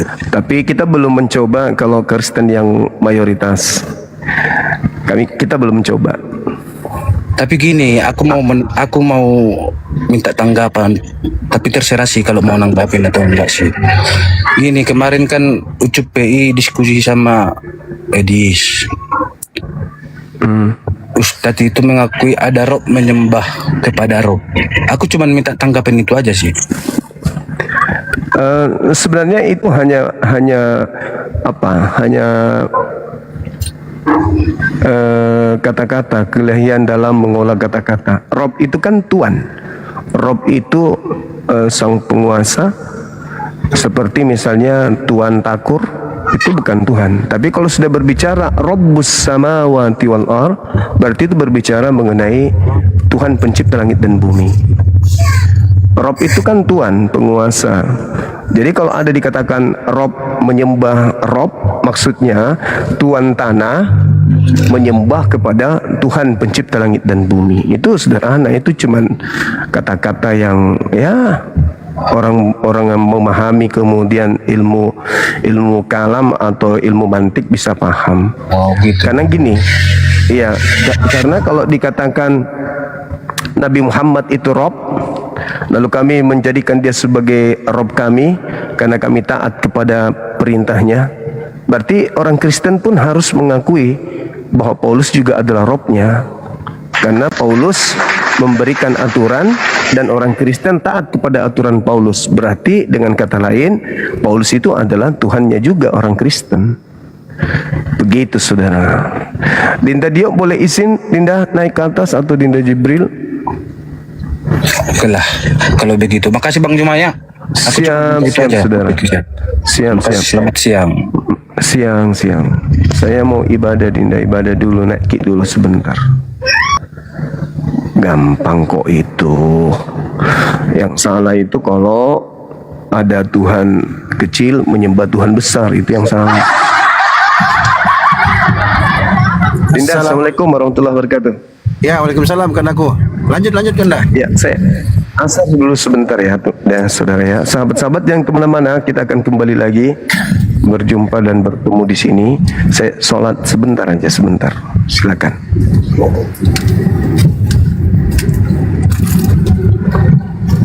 Ya.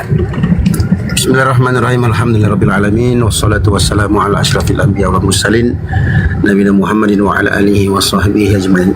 Ya, untuk mengisi kekosongan sementara saja, silakan buat teman-teman Kristen yang mau naik berdiskusi, atau ada teman-teman API di bawah yang mau naik, karena aku sebentar lagi nih ada amanah yang harus aku tunaikan.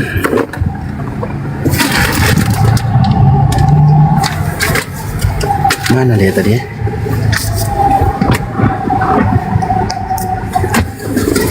Kita akan kembali setelah yang satu ini. Itulah kurang lebih begitulah. Wih, apa? Apa sih Kanda? Apa? Siapa Edis itu? Edis, bukan?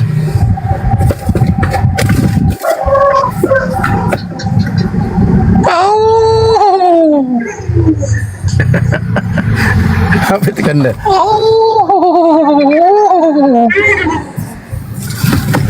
Ya, halo Bang Walid. Bang Walid. Halo Bang. Bergabung. Ya, Kristen apa Islam? Ya, halo. Yahudi Bang. Halo Bang. Apa? Ya Bang. Ya. Ya, abang Islam atau Kristen?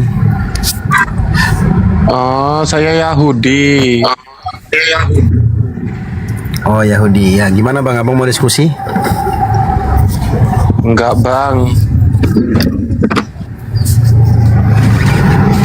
Ya, terus abang di sini mau ngapain? Ya, cuma iseng. Iseng kepala bapakmu iseng. Hebat dah kalau begitu ya. Naik kayak orang blow on, terus ngaku-ngaku Yahudi.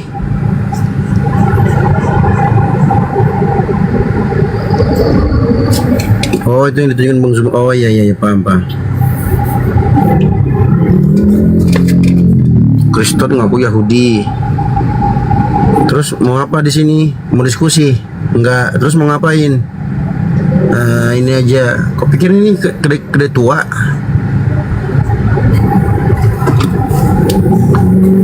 Nggak lucu, sumpah nggak lucu. Lucu nggak sih teman-teman? Lucu nggak dia si Walid tadi? Nggak lucu anjir. Halo, assalamualaikum Bang Jibril. Waalaikumsalam warahmatullahi wabarakatuh. Assalamualaikum warahmatullahi wabarakatuh. Waalaikumsalam warahmatullahi wabarakatuh. Mantap, mantap. Ini aku bentar lagi nyampe lokasi ini. Alhamdulillah ada Bang Jibril. Gimana kabarnya, sehat? Alhamdulillah bi khair, masya Allah. Ala nikmatil Islam wa nikmatil iman. Alhamdulillah. Nikmat bisa bertemu dengan, berkawan, bersahabat dengan antum, teman-teman API dan teman-teman yang ada di bawah semua, yang tukang typing, yang typingannya luar biasa. Kalian luar biasa. Lanjut Bang. Masya Allah, Masya Allah. Masya Allah, lama barik. Nah, kita naikkan Kristen ya, teman-teman ya. Coba naikkan Kristen biar diskusi sama Bang Jibril.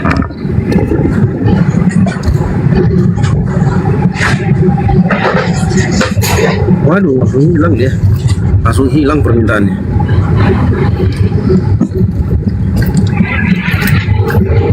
Si Ari ini ya, gimana teman-teman? Si Ari mau minta naik ini. Aduh, aku paling males kalau si Ari naik, sumpah. Dia bukan diskusi, dia cuman apa? Cuman pansos. Gimana Bang Jip? Bang Jip mau diskusi sama ini si Coba apa yang mau dibahas coba. Kalau Bang Zuma udah muak banget sih, tapi ya coba. Iya, Bang Zuma udah sama. Si Ari lagi, halah. Ya, Ari, selamat bergabung.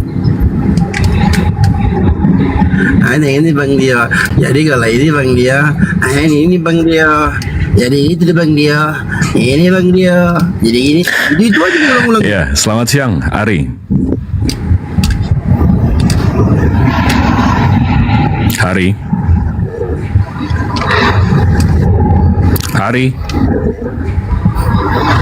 Oke. Mana mental ya?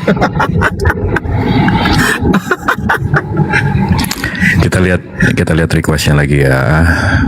Ini nggak ada yang request nih. Ini penontonnya ada 3.100. Kalau ada 10% aja ada 300 orang non muslim di bawah. Coba request dong, masa nggak ada satu acan yang bisa ngobrol sama kita santai di sini? Nggak ada berani Bang. Mikir mereka Mama, ada Bang Jibril nih. Waduh, ada Bang Dio nih gitu.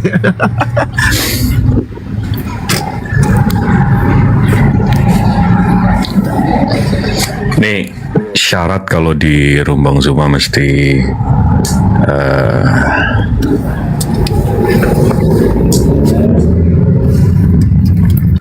udah ya, saya ada di sini ya. Clear ya. Yuk, yang mau request.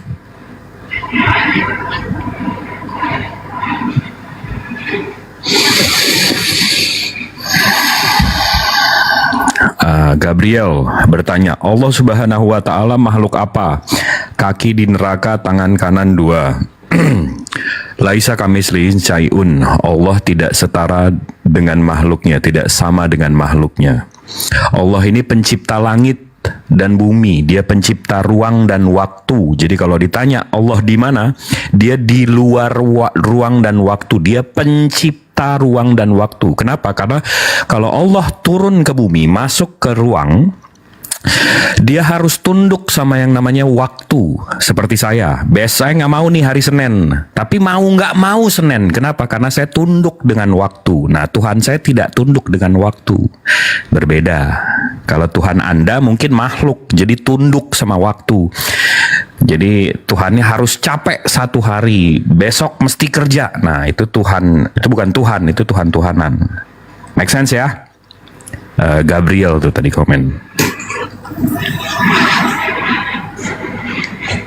Tidak ada rupa dan wujud Allah SWT fiktif. Oh, Allah Subhanahu wa Ta'ala memiliki sifat-sifat yang sama dengan Bapaknya Yesus. Jadi kalau kamu bilang Allah Subhanahu wa Ta'ala itu fiktif, berarti Bapaknya Yesus juga bisa fiktif ya. Entah. Coba kalau menghujat tuh dipikir dulu. Coba kalau menghujat tuh dipikir dulu. Jangan sampai hujatan kalian itu kayak ngeludah ke langit. Nanti kena muka sendiri gitu. Ya. Tidak ada rupa dan wujud. Nggak semuanya yang nggak ada rupa dan wujudnya itu Allah itu wajib wujud. Artinya wajib ada. Jadi kalau jangan memberi pertanyaan yang kayak ngeludah ke langit. Nanti kalau ditanya wujud bapaknya Yesus gimana? Kakek-kakek tua? Enggak kan? Karena kalau ditanya nih bapaknya Yesus bentuknya gimana? Mereka bingung. Oh, bentuknya roh. Bentuk roh gimana? Casper. Gimana nih? Tuhan lo kayak Casper gitu. Bentuknya roh. Ya, jangan ngeludah ke atas, saudara-saudaraku yang kafir. Ya.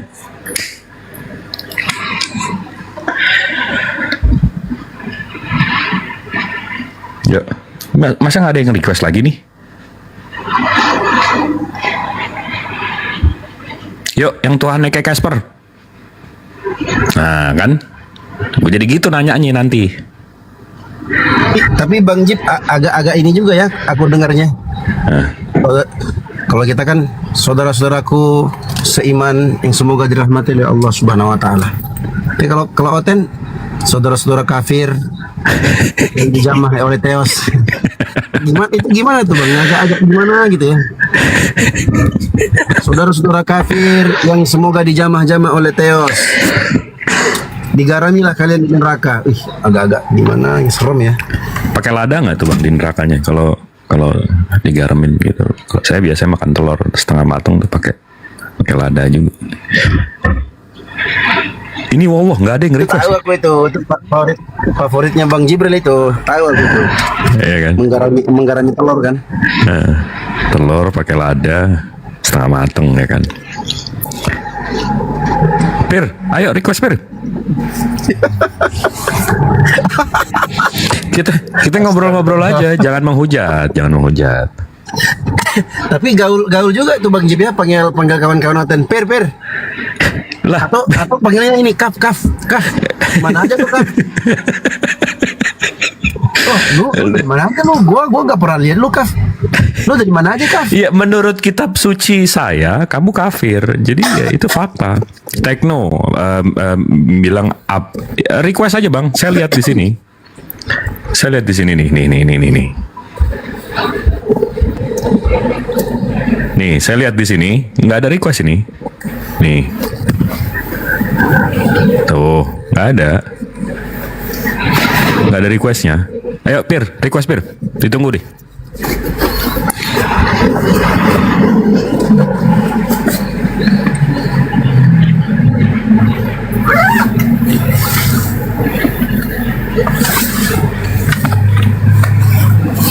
Nggak guna naik.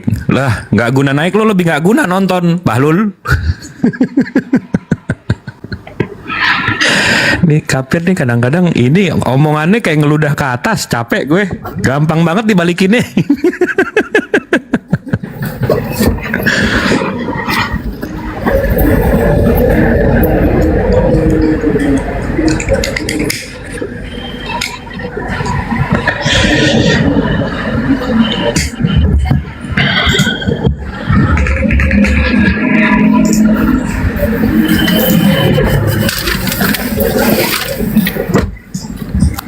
Open cam dong. Udah dari tadi kan udah open cam nih, open cam lagi.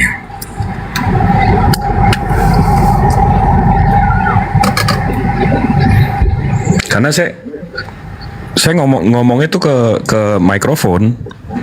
Jadi mesti nunduk.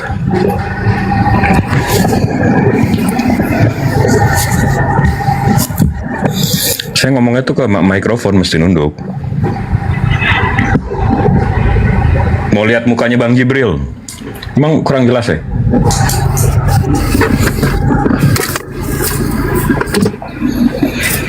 Kalau gue naik jadi bapak-bapak komplek ya kan? Bang Jip kenal ini Bang Jip?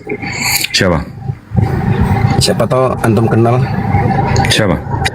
Ini aku buka. Bentar.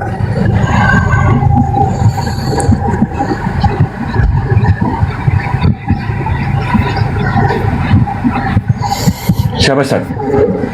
Bentar, ini aku cari dulu fotonya. Kemarin yang pas syahadat masuk Islam itu.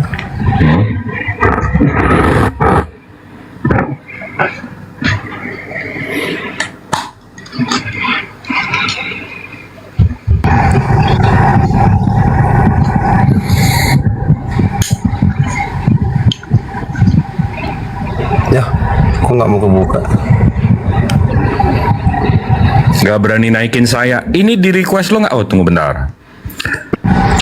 Ini ada si Ari tuh. Yang request cuma satu, Ari. Makanya jangan di private. Kalau request private cuma moderator, cuma hostnya yang boleh bisa naikin. Ini si Ari apa lagi nih? Coba gua angkat deh. Apa sih dia mau bahas apa sih?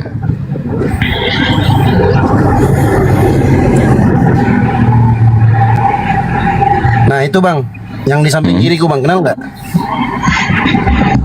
Samping kiri, nggak kelihatan Ustaz. Kekecilan. Oke, aku kirim di ini ya. Aku kirim di WA ya.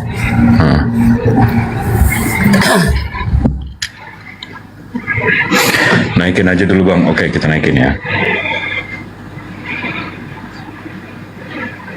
Udah nggak ada si harinya. Tuh udah hilang.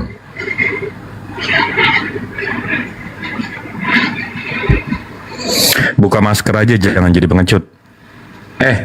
Yang pengecut itu yang komen-komen di bawah nggak mau naik. Kafir. Kok emosi sih? Kafir-kafir ini di atas. Nih gue buka kamera doang emosi loh mereka.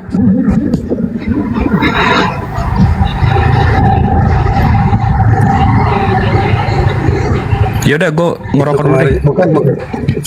Syahadat sama aku bang kemarin, nggak ada yang Masya tanya. Allah. Yang syahadat. Itu Katolik? bang Cip. Iya, dari Katolik betul. Teman-teman Katoliknya semua di luar masjid semua. Orang tuanya juga, teman-teman gerejanya di luar mereka ikutin di Masjid Kemang itu. Itu bang aku kirim bang. Abang kenal nggak yang sebelah kiriku? Bentar.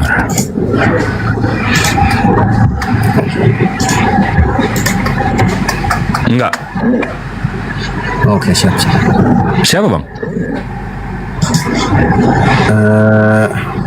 Bosnya yang mu'alaf ini. Oh, enggak. Nah, ini Tekno tadi minta naik, komen-komen. Nah, lo request, gue approve nih, lo naik.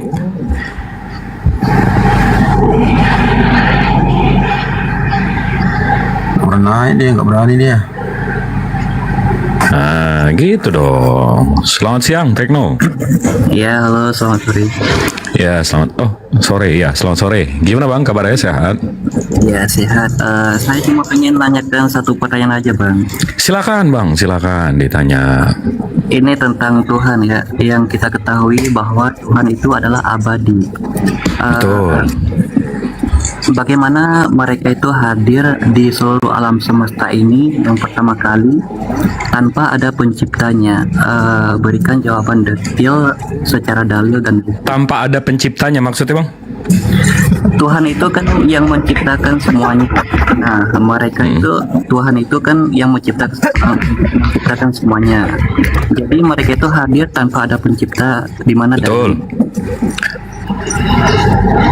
Gimana pertanyaannya? Coba di abang. Pertanyaannya dibuat sesimpel-simpelnya bang. Bagaimana Tuhan itu hadir tanpa ada penciptanya? Berikan secara dalil dan bukti. Baik. Kalau ini logis dulu saya baru, atau abang mau dalil dulu? Dalil dulu ya. Kalau dalil di Ar-Rahman ayat 26-27 Bismillahirrahmanirrahim, semua yang ada di atasnya itu akan binasa dan tetap kekal zat Tuhanmu yang mempunyai kebesaran dan kemuliaan. Di surat Al-Qasas ayat 88 juga bertebar. Ada di Al-Hadid ayat 3 Taha 73 itu dalil kalau Allah Subhanahu wa taala itu tidak memiliki awal dan tidak memiliki akhir. Jadi gini Bang Tekno, ini saya logiskan ya, ini saya rasiokan ya Bang ya. Kalau saya membuat timeline, kalau saya membuat buku, Bang, buku saya yang saya buat itu ada awal dan ada akhirnya Bang. Karena itu ciptaan saya. Tapi kalau buku itu bertanya sama saya, apakah saya punya awal dan akhir? Oh tidak, awal dan akhir itu aku ciptakan untukmu, bukan untukku. Make sense gak bang? Jadi Allah Subhanahu wa Ta'ala menciptakan waktu itu agar ada awal dan akhir untuk ciptaannya bang, bukan untuk penciptanya bang. Masuk nggak di sini?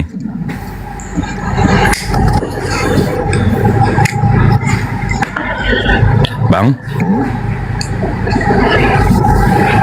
Boh, pingsan dia. Masuk Pak Eko. Ada yang nggak paham nggak di bawah? Kalau ada yang nggak paham, biar saya analogikan yang lebih simpel lagi.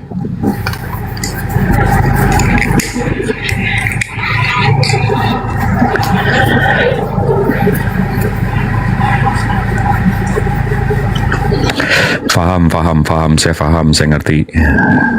Paham. Emang paling enak ngejelasin sama muslim, gampang banget. Paham Bang Jibril, paham, gampang kok, terlalu tinggi untuk tekno. Nggak paham Ustadz? Oke, kalau ada yang nggak paham nih. Siapa yang nggak paham tadi itu? Bentar. Nggak paham. Jesse Boru Dongoran. Bang Jesse, Allah ini pencipta waktu. Jadi dalam awal dan akhir itu adanya di mana? Di waktu kan? Allah ini menciptakan waktu. Dan waktu ini bukan untuk Allah, tapi untuk ciptaannya, untuk makhluknya.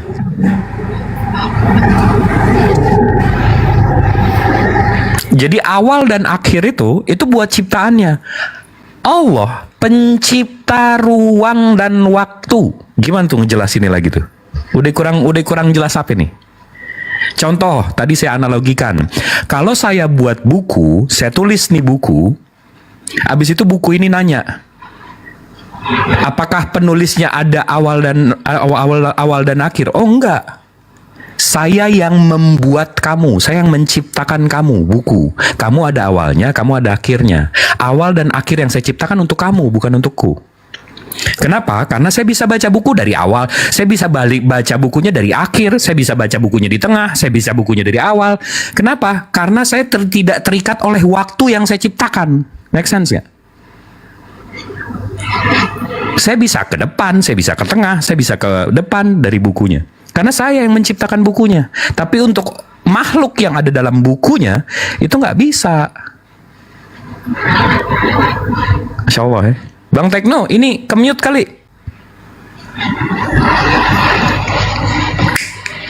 Ngerti banget Bang, Masya Allah. Makanya kalau Bang Jip, bukan kemute, dia kelelep. Atau mungkin dia nggak tahu cara mute kali. Coba saya turunin lagi, habis itu naik lagi. Dia terlena itu dengar suaranya Bang Jip terlalu merdu, jadi waduh, tiduran dia. Dia kayaknya laki, Ustaz. Kayaknya. Kan banyak outan gitu Bang. Saya nggak tahu aja Bang. Ini udah mulai banyak yang minta nih. Salvario Montreu Malau. Waduh, namanya keren. Wih, Sukron. Ini yang ngasih gift ke saya. Saya biasanya habis Jumatan setiap minggu saya kasih yatim piatim. Ntar saya cairin, saya beliin juga ya. Jadi jariahnya kita sama-sama rame-rame. Selamat sore, Salvario. Sore. Ya, gimana kabarnya Bang? Sehat? Kabarnya sehat. Masya Allah. Muslim, non-muslim? Saya Protestan. Oh, Protestan. Ntar ya Abang kalau buka kamera. Kalau Abang buka kamera, saya juga mesti buka kamera. Siap. Ya, jadi nggak bisa ngerokok deh nih.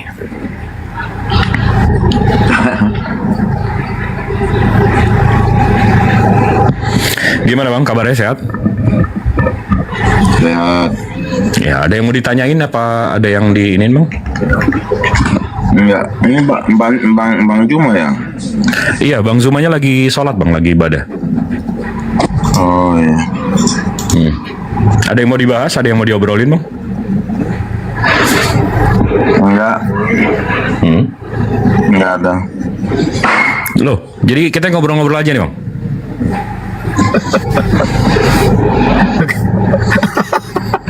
Oke, jadi kita ngobrol-ngobrol. Ya, kok turun? Turun takut. Sengaja ngerokok biar kena PL. Oh, oke, siap. Gelap Bang Jibril. Iya, saya lagi di kantor. Nih di depan. Lagi di kantor. Kantornya ini ya. Bang Jip, aku izin dulu Bang Jip. Ini ada waktunya untuk bertugas. Siap, tafadhol Ustaz. Ya, syukran jazakallah khairan buat teman-teman di bawah. Terima kasih atas dukungannya, tap layarnya dan gift-giftnya, masya Allah. Kalian luar biasa. Semoga jadi timbangan amal kebaikan kita nanti di akhirat, insya Allah, dan jadi amal jariah. Amin ya rabbal alamin. Assalamualaikum warahmatullahi wabarakatuh. Waalaikumsalam warahmatullahi wabarakatuh. Syukran Ustaz waktunya. Ray, selamat siang. Ray. Halo. Halo, selamat sore. Selamat sore. Gimana Bang Ray? Kabarnya sehat? Sehat bro. Panggil apa nih bro aja? Bro aja, santai. Ada yang mau diangkat topik atau Bang ada yang mau ditanyakan tentang Islam atau ada topik yang mau diangkat? Silakan Bang, tafadhol. Itu diambilin. Nggak, ini saya ngelanjutin yang tadi aja, yang soal tentang kausal prima tadi. Itu bisa nggak konsep ketuhanan di agama Anda itu dibenarkan secara epistemic justification? Coba kasih. Suaranya ini Bang, agak pecah, agak ini. Kayak gini. Kembali ke ini klausal prima. Tadi kan Mas ngasih analogi. Prima kausal. Sama aja Mas itu secara siap. Terus kalau pembenarannya secara epistemik itu bisa nggak dibenarin secara ilmiah atau argumennya itu secara coherence gitu ya? Bisa banget. Abang mau dari mananya? Dari bagian mananya? Dari bagian keilmuannya, filosofusnya, atau rasionya? Rasional dan otentiknya. Rasional kan berpikir secara coherence. Enggak, karena kalau kita buka dari epistemic justifications, itu dari keyakinan yang dianggap sebagai pengetahuan yang benar kan. Tapi kalau dari kita lihat dari epistemic virtue, dari sifat-sifat, ya jelas dari sifatnya Bang. Jadi Abang mau ambil dari mana nih? Epistemik dari mana nih? Ini banyak banget yang request Abang buka cam, tolong buka cam ya Bang. Gimana? Aduh, saya lagi nggak pakai baju Mas, ntar gantengnya kelihatan. Lanjut aja, kita bahas. Ya pakai aja bajunya Bang, ditunggu. Ini Mas belum menjawab saya, epistemik itu gini Mas. Oh, kalau yang lain itu disuruh buka kamera dulu baru ngomong Bang. Ini kita udah ngobrol dikit. Abang nggak mau buka kamera, jadi kayak Mas nggak menjawab pertanyaan saya. Kenapa? Mas baru menjawab pertanyaan saya. Saya nggak akan kemana-mana Mas. Saya jaga room ini, saya nggak akan kemana-mana, saya nggak akan kabur. Tapi kamu mungkin kabur, jadi tolong buka kameranya, Mas. Enggak, saya bukan bilang Mas kabur, itu hyperbola Mas. Saya menanyakan epistemik. Ya udah di open aja kameranya dulu. Mas, ini boleh saya ngobrol dulu Mas? Enggak, dibuka aja kameranya dulu. Yang lain aja deh kalau udah dibatasin hak saya untuk ngomong yang lain. Oke, dadah. Kamu mau menjunjung tinggi soal epistemic justifications, mau ditanya soal virtue, soal rasio, soal ini, soal itu, tapi ngomongnya lagi nggak pakai baju. Itu namanya nggak ada adab. Kalau ngomongnya sama orang yang nggak beradab, saya nggak akan anggap ilmunya. Maaf ya, adab di atas ilmu. Yuk, kapir yang lain, yang aduh dikit ya. Dokarim, asik, Dokarim. Gue merinding dipanggil Mas, man. Yuk, Bang Dokarim, udah saya buka nih kameranya. Halo, assalamualaikum. Waalaikumsalam warahmatullahi wabarakatuh. Waduh, tunggu, bentar, saya buka kamera saya juga.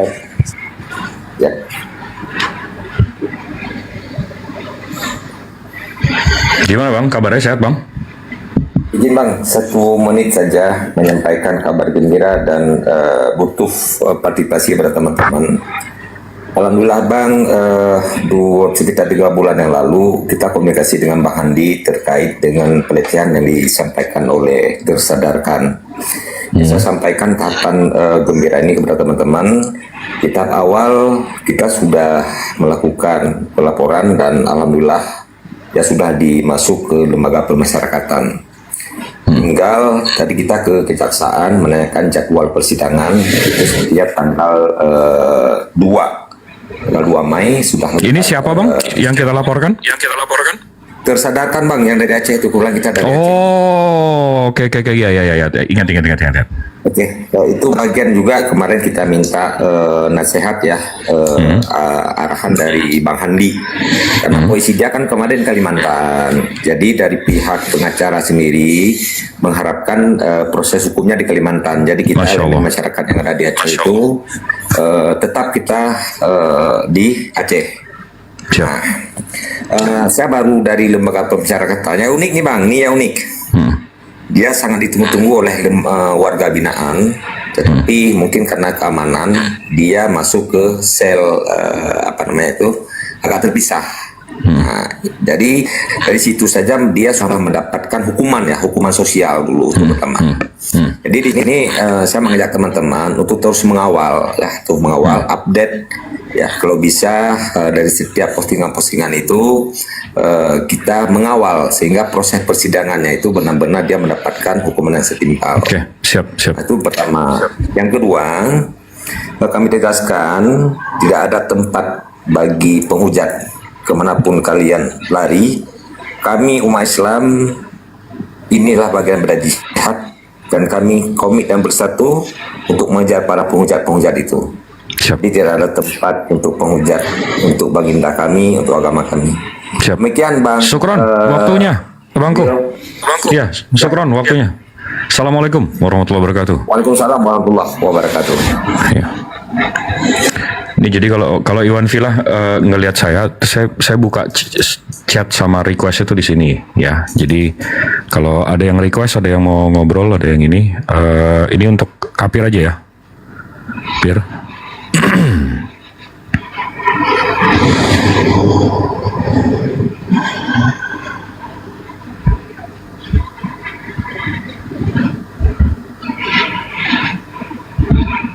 Ada Bang Wonto nih. Naikin Mei Bang Jibril, nggak ada request, ya nggak ada request. Assalamualaikum warahmatullahi wabarakatuh. Waalaikumsalam warahmatullahi wabarakatuh. Ada yang mau disampaikan Bang? Ada, jadi ya, silakan. Enggak usah dulu. Jadi kemungkinan nanti di minggu depan kali ya kalau udah senggang, atau besok, nggak ada Rabu lah. Rabu Kamis untuk ini ya. Kita tuh mau bikin ini Jip. Kita adain program aja Jip. Jadi yang kosong gini kita kasih materi ringan itu tentang apa aja. Jadi 5-7 menit. Entah itu masuk dalam tema ataupun di luar tema gitu. Siap. Jadi apa mungkin? Bentar. Jadi kedepannya tuh apalagi nggak usah open lah. Jadi kedepannya nanti kita namain programnya apa, kayak misalnya onde time. Jadi sebuah cemilan ringan, materi ringan. Contoh misalnya besok saya mau bawa perspektif air Zam-Zam di luar perspektif Islam misalnya. Jadi misalnya air Zam-Zam itu dari paham. Jadi breaknya Bang Zuma mau dijadiin program, paham. Iya. Oke, jadi siap. buat 5-7 menit aja.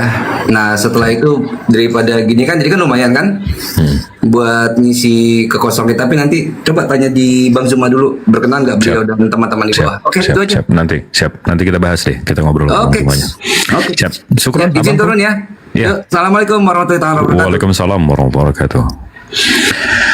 Ya, setuju juga. Tapi kalau gini guys, tadi ada pertanyaan yang menggelitik ya dari nggak tahu deh itu dari kaum mana, mungkin filosof atau filosof Yunani atau dia mau merasiokan soal Tuhan.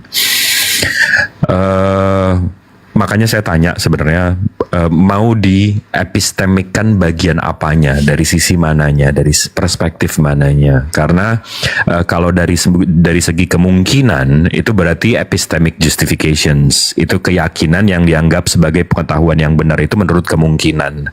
Dalam linguistik itu namanya modalitas epistemik. Tapi yang gue nggak suka nih, ini kalau ngobrol-ngobrol kayak gini sama filosof-filosof ini, itu gue kedengerannya kayak vikinisasi. Kalian tahu nggak vikinisasi? Calon suaminya si siapa? Ada artis dangdut itu, vikinisasi. Jadi dia ngomong dengan bahasa yang tinggi untuk kelihatan cerdas, untuk kelihatan pinter. Kalian paham nggak? Vicky, betul. Vicky Prasetyo, yes. Jadi dia pakai bahasa yang tinggi, yang akademis, yang sok-sok. Pokoknya kata-katanya, vocabulary-nya itu, kata-katanya itu agak berat, biar orang dengar, wih, ini orang cerdas. Padahal enggak. Karena kalau kita tahu, Iwan Villa, kalian pernah dengar Habibie ngobrol nggak? Kalau Habibie ngobrol, Pak Habibie ngobrol itu bahasanya rendah banget. Semua orang paham, dari tukang parkir sampai CEO. Begitu seorang yang cerdas seperti B.J. Habibie. Jadi semestinya orang yang cerdas, orang yang pintar itu menggunakan bahasa yang sesimpel-simpelnya, semudah-mudahnya, sesederhana-sederhananya. Jadi orang-orang nggak sekolah kayak saya pun paham gitu loh. Ya kan saya ceritanya nggak sekolah ya kan. Makanya bahasa saya simpel-simpel aja. Jadi layanan masyarakat sekarang saya ke Iwan Villa di sini, kalau mendengarkan manusia-manusia yang vokabularinya itu agak tinggi, jangan langsung silau. Wah, sepertinya dia cerdas. Bukan, jangan. Berarti bisa dibalik juga. Berarti dia nggak bisa merendahkan bahasanya. Berarti dia nggak cerdas gitu. Bang Jip nggak sarjana kah? Sarjana, alhamdulillah. Tapi ya kan, ya gitu dia. Maksud saya bukan itu poin saya. Poin saya jangan silau dengan vocabulary yang tinggi. Karena ada orang pinter bilang, Albert Einstein bilang, kalau lo nggak bisa menjelaskan secara simpel, berarti lo belum paham. Biar saya ulangin lagi ya. Kalau lo nggak bisa jelasin sesimpel-simpelnya, berarti lo belum paham. Jadi kalau bahasa lo masih ribet, berarti lo sendiri belum paham gitu. Yuk, Pir. Aduh, nih nggak ada yang request nih dari 2.500 nih. 10% mestinya ada 250 nih.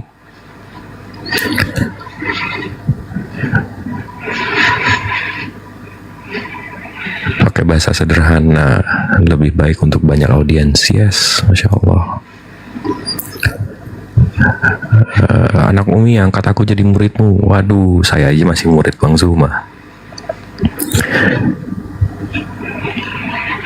Jelaskan secara terang dan mudah difahami, itu baru pintar. Yes.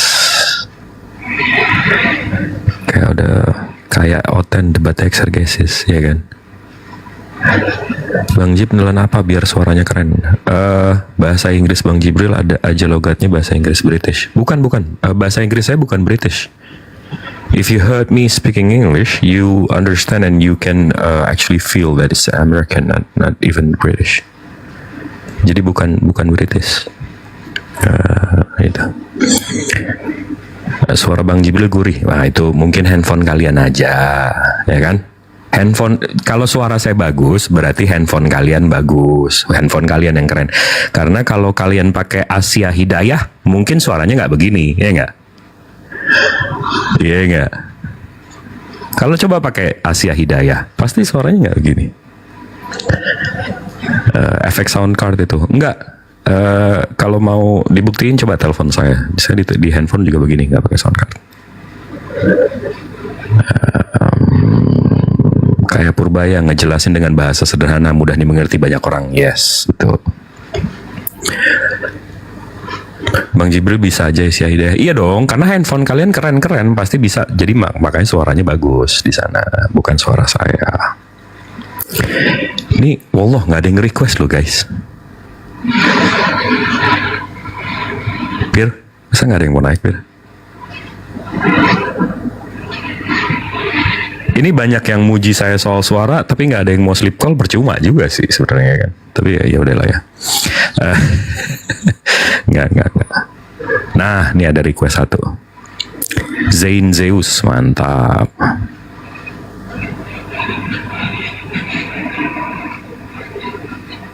Nah, selamat sore, Zain. Ini banyak yang muji saya soal suara, ya? Tapi nggak ada yang mau sleep call, percuma juga sih sebenarnya kan. Assalamualaikum. Waalaikumsalam warahmatullahi wabarakatuh. Gimana kabar Bang, sehat?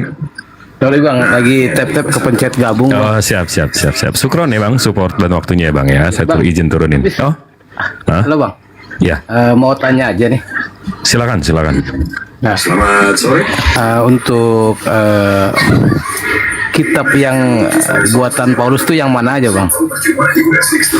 Sama kitab-kitab yang dari muridnya Nabi Isa itu. Maksudnya Bang? Enggak, tulisan Nabi Isanya yang saya nggak paham.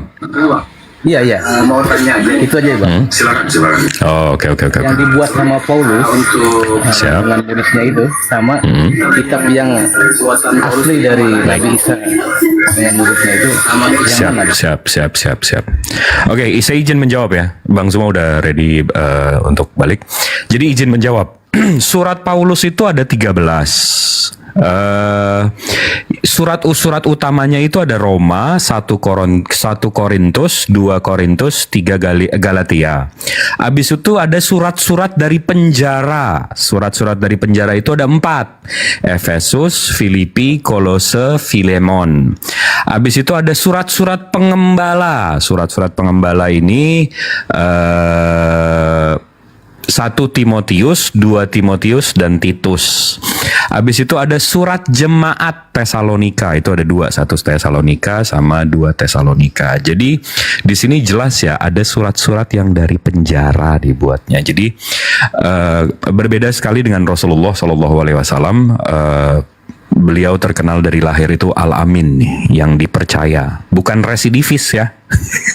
Karena ngeri juga nih kalau kita punya Rasul residivis ya kan. Sallallahu alaihi wasallam. Itu. Bang Zuma silakan tafadhol kalau mau ambil. Atau kalau mau ini saya angkat lagi. Ada pertanyaan lagi. Nah, Bangku, mantap. Kita tunggu dia pakai headset. Surat penjara nggak tuh? Benar, surat penjara itu ditulis di penjara. Yang kemungkinan di Roma atau Efesus. Dia ngirimnya ke Efesus, Filipi, Kolose, sama Filemeon. Filemeon itu surat pribadi kepada master atau pemilik budak. Oke, Bang Zuma udah hadir. Izin undur diri. Ya, makasih Dinda, makasih. Maha benar Allah dengan segala firman-Nya. Assalamualaikum warahmatullahi wabarakatuh. Waalaikumsalam warahmatullahi wabarakatuh. Kita tunggu lagi teman-teman sekalian, jumpa lagi kita pada sore hari ini.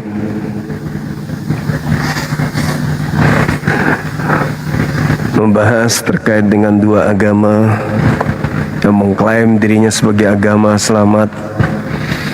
Namun fakta di lapangan berdasarkan dalil di kitab dari penganut 2 agama itu sendiri jelas menetapkan siapa yang ada di neraka dan siapa yang ada di surga. Kembali kita mengulas ya, kita masih ada waktu kurang lebih 2 jam untuk mengundang teman-teman kita non-muslim untuk berdiskusi membahas tema ini. Tema ya sebagai penentu apakah kita ini di surga atau di neraka. Bisa kita lihat bagaimana kita mengurai 2 kitab Al-Quran dan juga Bible. yang bercerita tentang surga, bercerita juga tentang neraka. Kalau di Islam jelas diulas, sudah berulang, dan bahkan umat Islam itu sudah paham betul bagaimana sih keberadaan umat Islam kelak ketika kehidupan sudah bergulir kepada kehidupan berikutnya. Apakah umat Islam ini akan berada di dalam api neraka Jahannam, atau umat Islam ini justru akan berada di jannah, surga? Allah Subhanahu wa ta'ala menjelaskan kepada kita bahwa seluruh mata akan melihat akan adanya neraka. Tak ada satu manusia pun yang tidak akan melihat neraka, tapi sekedar melihat. Ada yang menjadi penghuni dan ada hanya sekedar melihat untuk membuktikan kebesaran Allah saja. Al-Quran mengatakan wa burrisatil jahimu liman yara. Neraka itu akan dilihat. Bagaimana Allah memperlihatkan neraka Jahannam dengan jelas kepada orang yang melihat. Lalu Allah menjelaskan fa'ama man tagha. Di situ kita memperoleh pengetahuan dari Allah. Adapun orang yang melampaui batas dalam hidupnya. Jadi orang melihat neraka, di situ ada orang yang menjaga dirinya untuk tidak melampaui batas dalam hidupnya ketika hidup di bumi. Ada juga fa'ama man tagha, orang yang melampaui batas. Wa atharal hayatad dunya. Siapa mereka yang melampaui batas ini? Adalah mereka yang lebih mengutamakan kehidupan dunia. Tanda-tanda orang yang mengutamakan kehidupan dunia itu adalah yang mendokma untuk meninggalkan hukum Tuhan. Katanya hukum Tuhan itu enggak berlaku lagi, maka mereka bikin aturan sendiri. Mereka inilah yang mementingkan kehidupan duniawi, wa atharal hayatad dunya, sehingga aturan Tuhan itu disederhanakan. Yang tadinya haram menjadi halal, yang tadinya dilarang menjadi sesuatu yang boleh.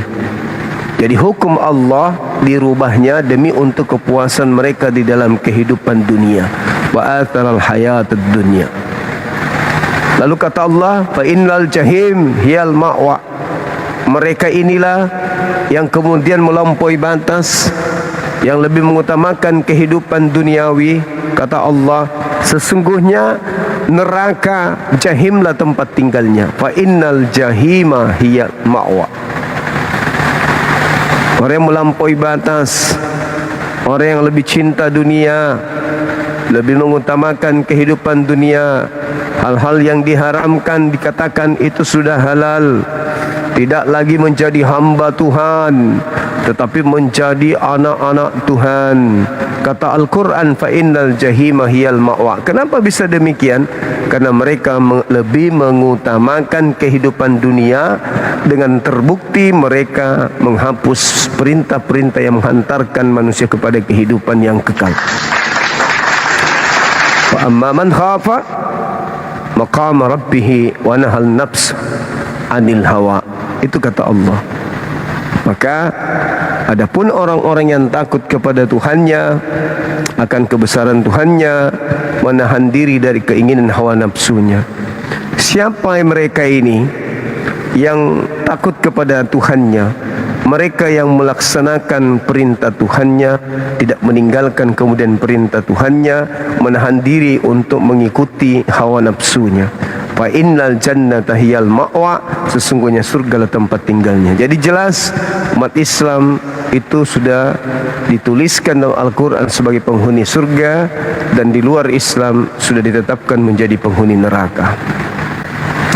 Itu berdasarkan Al-Quranul Karim. Bagaimana dengan Bible? Ternyata di Bible juga demikian adanya. Penghuni neraka itu jelas di dalam Bible adalah pengikut orang Farisi. Nah, Itu tertulis di Bibelnya saudara Kingdom bahwa penghuni neraka adalah pengikut orang Farisi menurut Yesus. Selamat sore saudara Kingdom. Mudah-mudahan hari ini Anda sehat akal supaya bisa berdiskusi dengan baik. Silakan. Puji Tuhan, sehat selalu Abang. Ini pertemuan kita yang ke-20 ya Bang ya. Oke. Ya. Jadi sebelum kita lebih jauh berdiskusi, sekali lagi saya mau sampaikan gini Bang Suma. Saya sangat respect terhadap Bang Suma dan semua saudara-saudara Islam ya. Saya respect ya. Jadi ya, perdiskusian ini tidak sedang berbicara tentang satu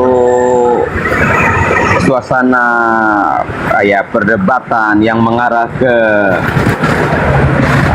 diskriminatif atau ya kita saling menghina, menghujat ya.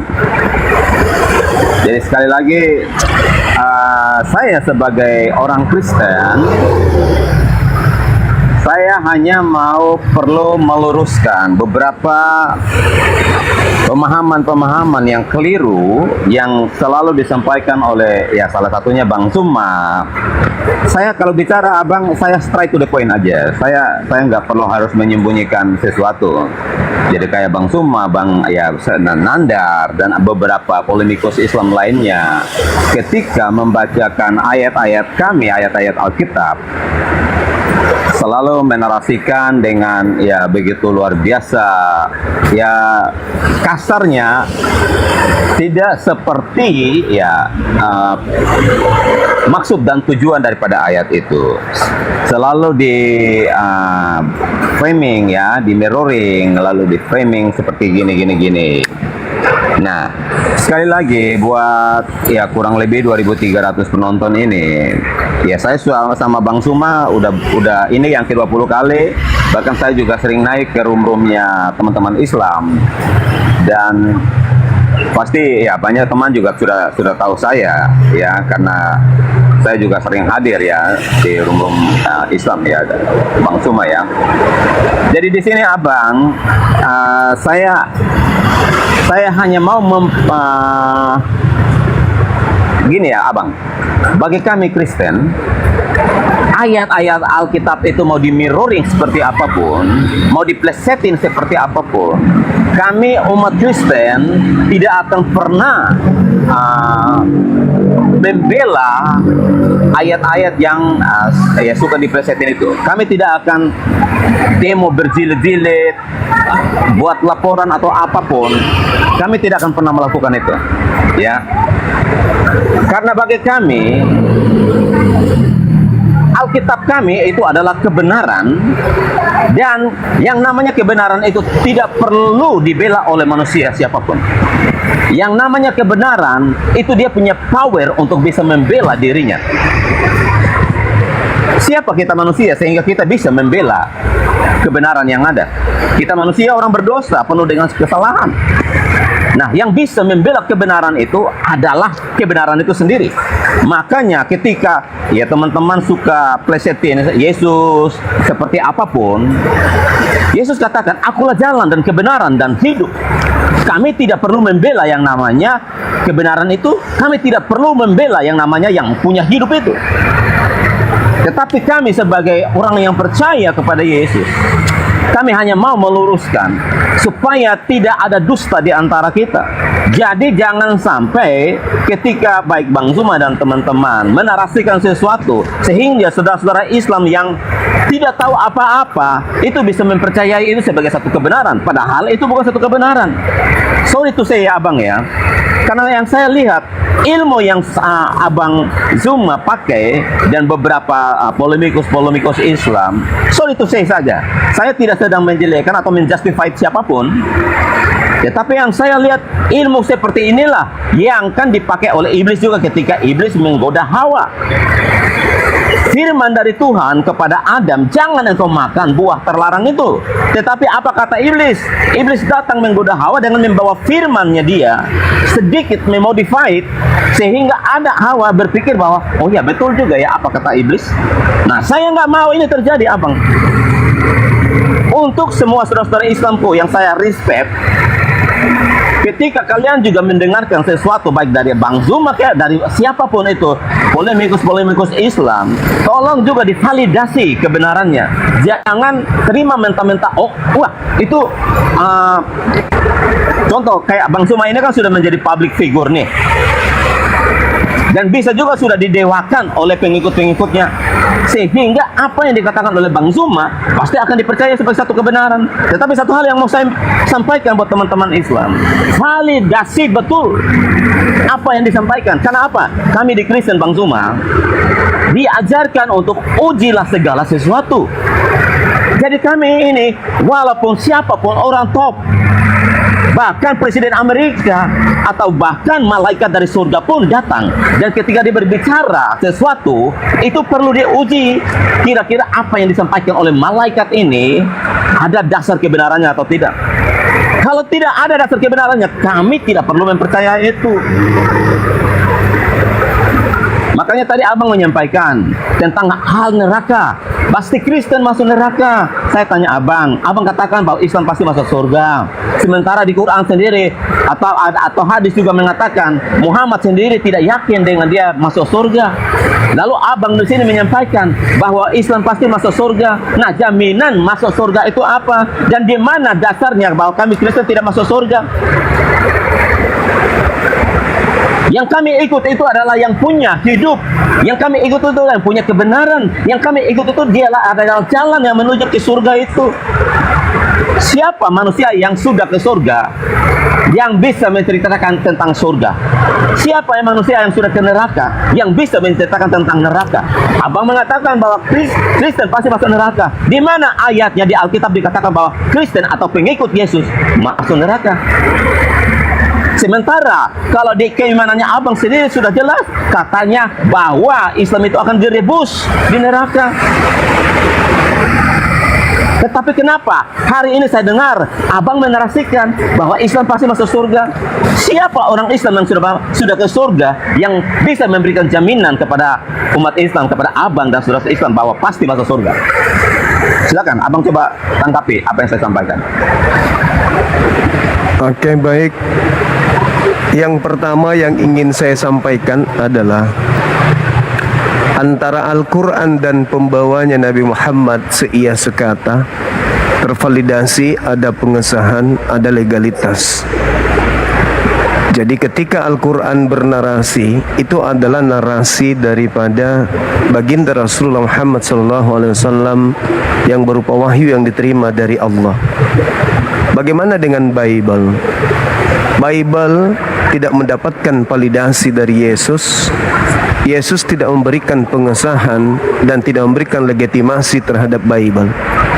Jadi posisi Bible adalah cerita yang disusun yang membahas tentang Yesus, di mana Yesus tidak tahu siapa penulisnya, apa tujuan penulisnya, melainkan hanyalah cerita yang dihasilkan dari penelitian yang menceritakan tentang peristiwa-peristiwa yang terjadi antara Yesus dengan muridnya.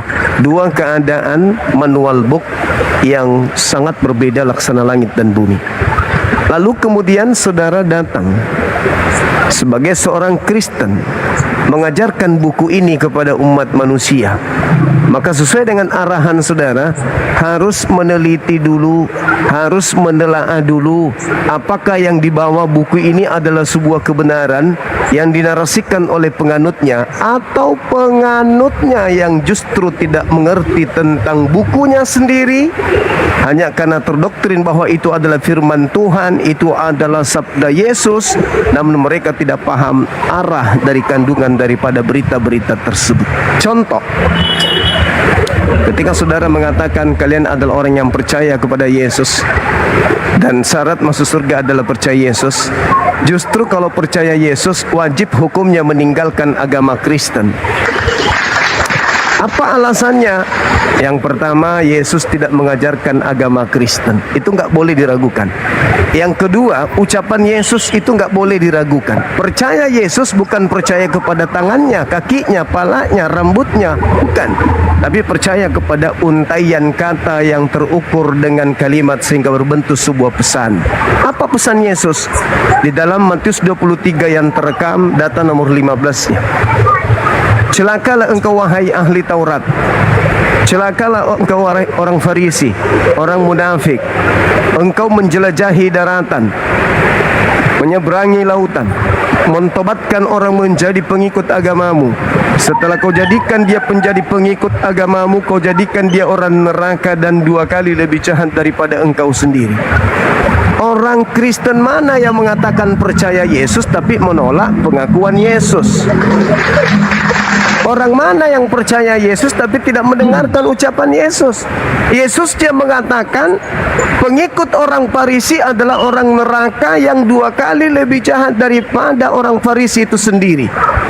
Permukaan antara Islam dan Kristen, Kristen ini adalah diusung oleh orang Farisi, namanya Paulus, pengikutnya disebut Kristen, dan mereka disebut sebagai orang yang 2 kali lebih jahat. Apa yang diragukan di sana? Yang mengatakan Yesus, tervalidasi ada Paulus, terbukti adanya Kristen, dan terrealisasi adanya amalan-amalan yang 2 kali lebih jahat daripada orang Farisi itu sendiri. Kurang apa lagi? Saatnya sekarang adalah kalau tidak ingin menjadi orang neraka, ya keluar dari Kristen. Sederhana. Bible mengatakan itu, Yesus yang adalah penyampai firman menyampaikan itu, Bible itu masih di genggaman tangan saudara Kristen. Lalu kenapa enggak dipercaya isinya? Kenapa enggak diyakini itu ucapan yang betul? Kenapa enggak diimani bahwa ini adalah rangkaian daripada legitimasi Yesus terhadap kebenaran? Ada orang Farisi memiliki pengikut di luar Yahudi, pengikutnya orang neraka yang 2 kali lebih jahat daripada orang Farisi itu sendiri. Kalau dikatakan bukan Kristen, lalu siapa lagi? Kalau bukan Kristen, jelas itu adalah Kristen, tak ada yang lain. Sedangkan kalau berbicara tentang keselamatan di Islam, jelas Al-Quran surah Al-Mu'minun ayat 1 sampai ayat 11. Kada aflahal mu'minun, beruntunglah mereka orang-orang yang mukmin. Apa kata Quran? Ulaika humul warithun, mereka itulah yang mewarisi alladzina yarithunal firdaus, yaitu mewarisi surga Firdaus. Hum fiha khalidun, mereka kekal di dalamnya. Sah, nggak bisa diragukan. Itu data, itu dalil. Nah, sekarang coba Anda uraikan selain Paulus, orang Farisi yang memiliki pengikut itu siapa? Silakan. Oke. Jadi gini abang ya, berulang kali kalau saya debat atau diskusi sama Bang Suma, saya bilang begini ya Bang ya, saya tidak perlu jauh-jauh untuk menjawab pertanyaan-pertanyaan dari Bang Suma. Saya hanya perlu memvalidasi apa yang disampaikan oleh Bang Suma. Tadi Bang Suma mengatakan bahwa Yesus tidak mengajarkan Kristen. Oke. Poin pertama, Yesus tidak mengajarkan Kristen. Saya bertanya, kita validasi sejarah. Apakah Kristen sudah ada sebelum Yesus datang, sehingga Yesus datang dan dia mengajarkan Kristen, atau ketika Yesus datang lalu dia ada mengucapkan kata Kristen? Tadi abang juga berkata bahwa Paulus lah yang membawa ajaran Kristen. Saya validasi lagi. Apa yang abang sampaikan ini ternyata sejarah tentang asal Kristen saja abang tidak tahu dari mana.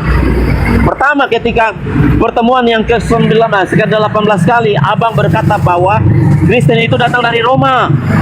Ternyata abang tidak tahu bahwa Kristen itu ternyata dari Antioquia, sebutan orang-orang kafir. Paulus sendiri tidak pernah mengucapkan kata Kristen. Tetapi pada awal mulanya Kristen itu muncul, yaitu di Antioquia. Orang-orang kafir di sana yang memberikan ejekan kepada pengikut Kristus.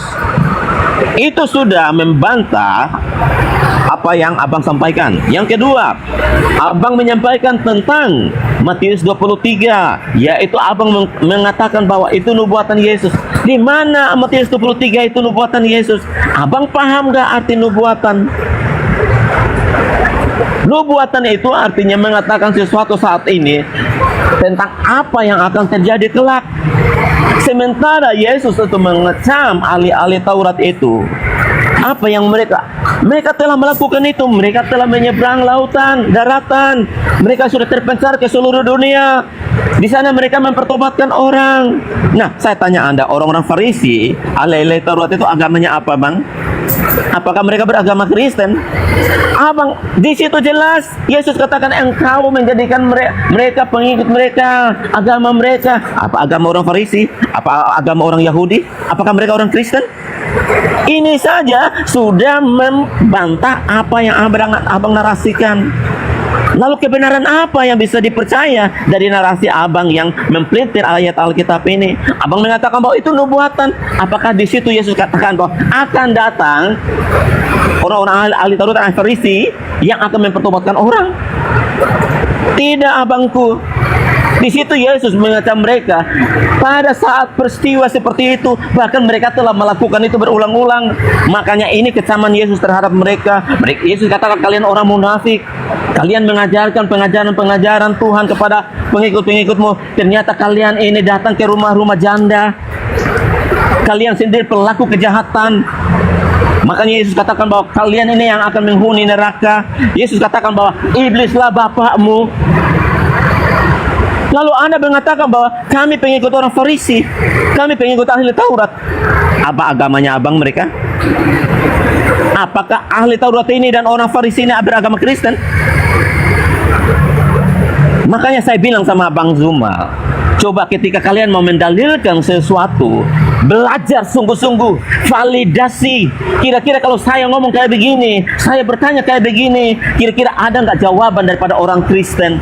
Kalian nggak pernah nyangka kan, bahwa ketika kalian berbicara seperti ini, seperti apa yang Abang sampaikan, saya bisa membantah hanya dengan validasi sejarah saja, Abang. Bahwa apa yang Abang sampaikan itu nol besar, tidak ada dasar kebenaran.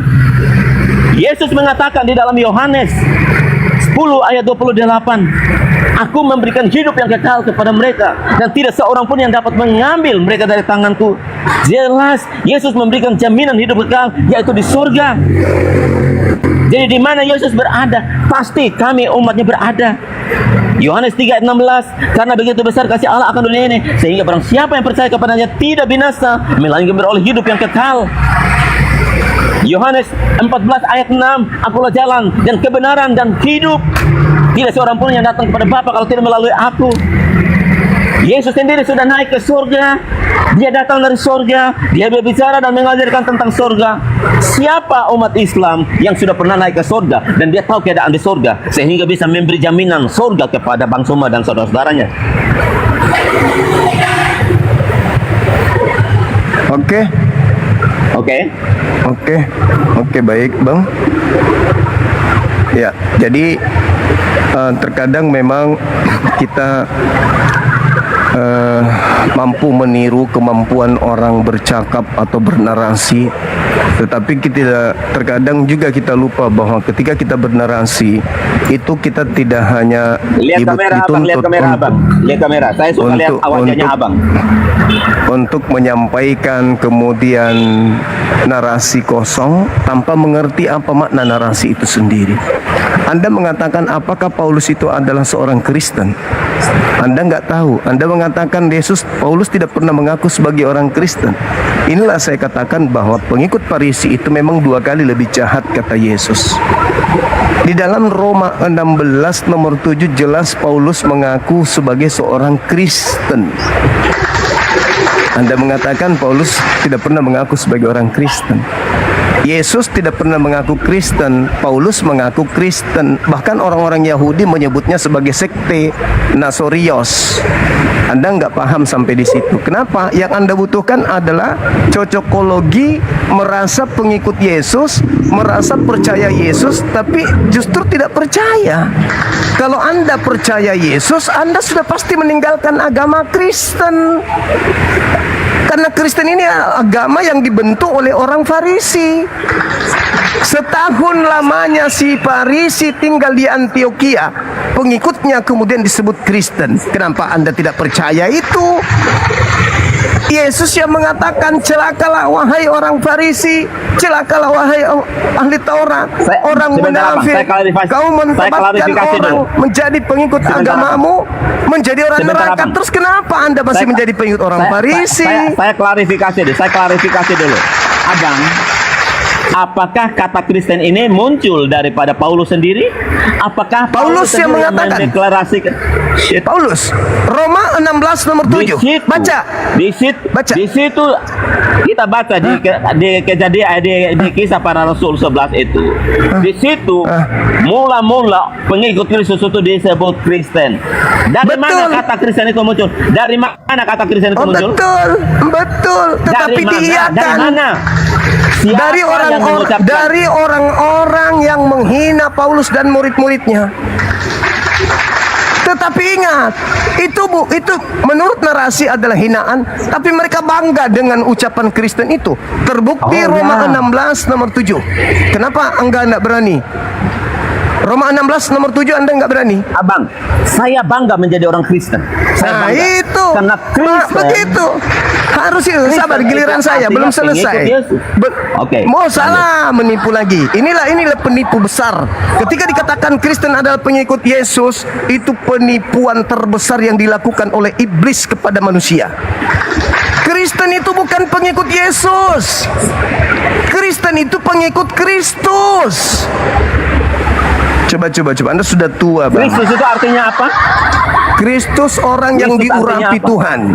Orang yang diurapi. Kristus artinya yang diurapi, bukan yes, orang. Manusia yang diurapi. Udah, ini waktu saya, giliran saya. Anda sudah melakukan penipuan dengan Anda mengatakan Kristen adalah pengikut Yesus. Penipu besar. Kristen itu bukan pengikut Yesus artinya. Kristen itu artinya pengikut Kristus. Ingat, Yesus mewanti-wanti kepada muridnya agar waspada kepada Kristus palsu. Aku suka ini. Kalian adalah pengikut Kristus, bukan pengikut Yesus. Yesus sudah pasti Kristus. Kristus belum tentu Yesus. Pahami itu. Kemudian, kebohongan Anda ketika Anda mengatakan Paulus tidak pernah mengaku Kristen. Sekali lagi saya katakan, Roma 16 nomor 7, Paulus sendiri mengaku sebagai Kristen. Catat itu baik-baik.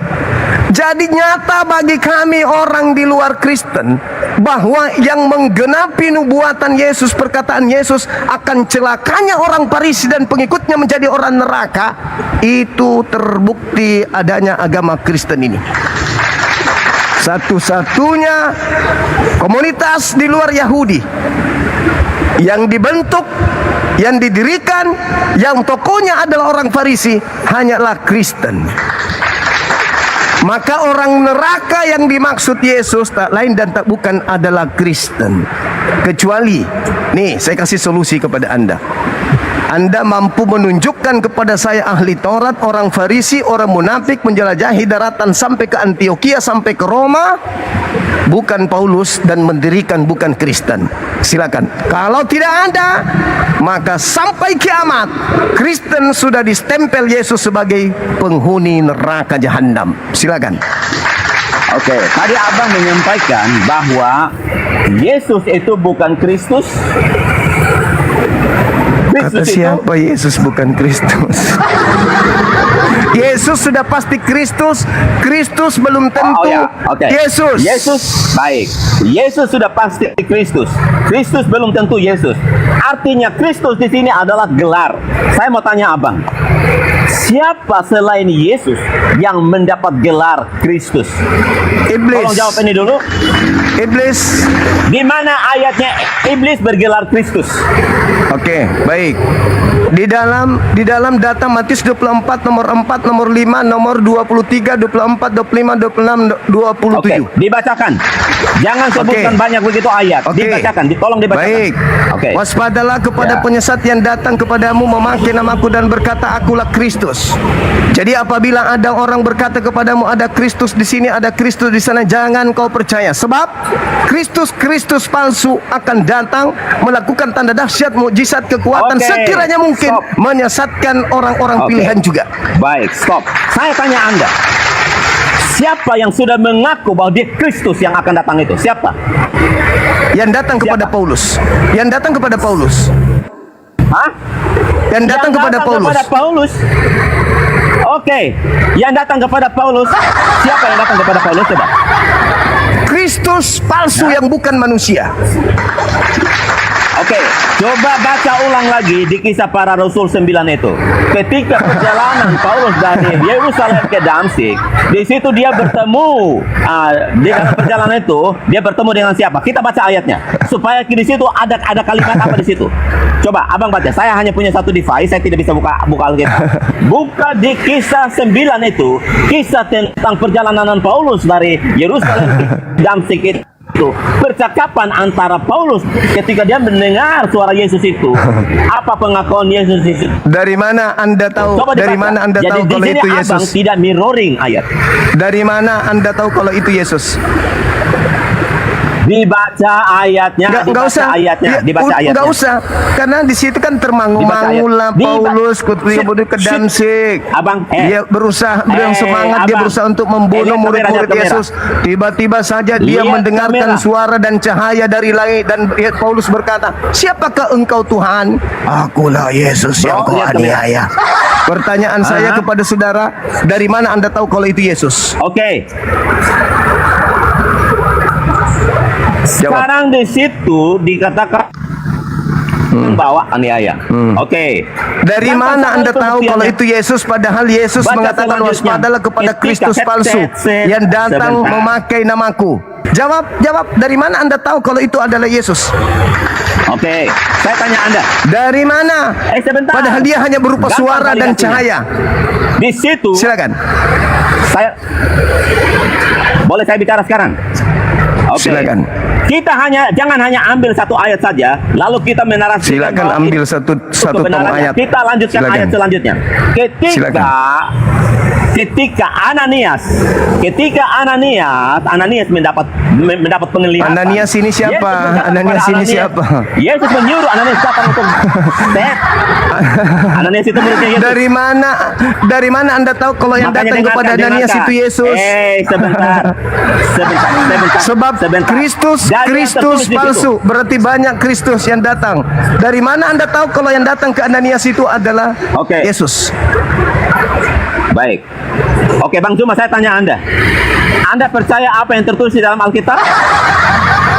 Ya, saya percaya itu tertulis hasil penelitian orang-orang. Kan tadi saya sudah bilang sama Anda. Artinya, sudah bilang di awal. Pembukaan saya sudah katakan bahwa buku Anda adalah peristiwa-peristiwa yang disusun oleh orang-orang yang tidak ada validasi dari Yesus. Kan udah aku bilang tadi. Oke, tenang. Lanjut. Jadi, yang namanya pengikut Kristus itu divalidasi kebenarannya. Dan yang pasti ketika kami mengikut Yesus, Yesus sudah berjanji, kamu akan disertai. Aku akan menyertai engkau sampai akhir zaman. Aku akan memberikan kuasa kepada kamu. Engkau di situ siapa? Semua engkau di situ siapa? Mulai ngaco. Semua pengikut Kristus. Engkau di situ Bani Israel, paman.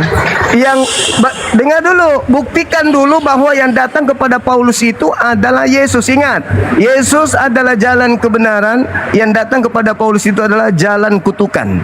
Bedakan itu. Silakan. Baik. Ini lebih menarik lagi nih. Sekarang Anda sudah mengungkapkan ada kata kutukan. Kita akan validasi. Kira-kira Paulus mengatakan itu bukan saya. Itu kutukan atau berkat? Sebentar. Kira-kira Paulus mengatakan kutukan itu terbukti atau enggak? Ya. Kira-kira yang mengikuti menyertai sebentar.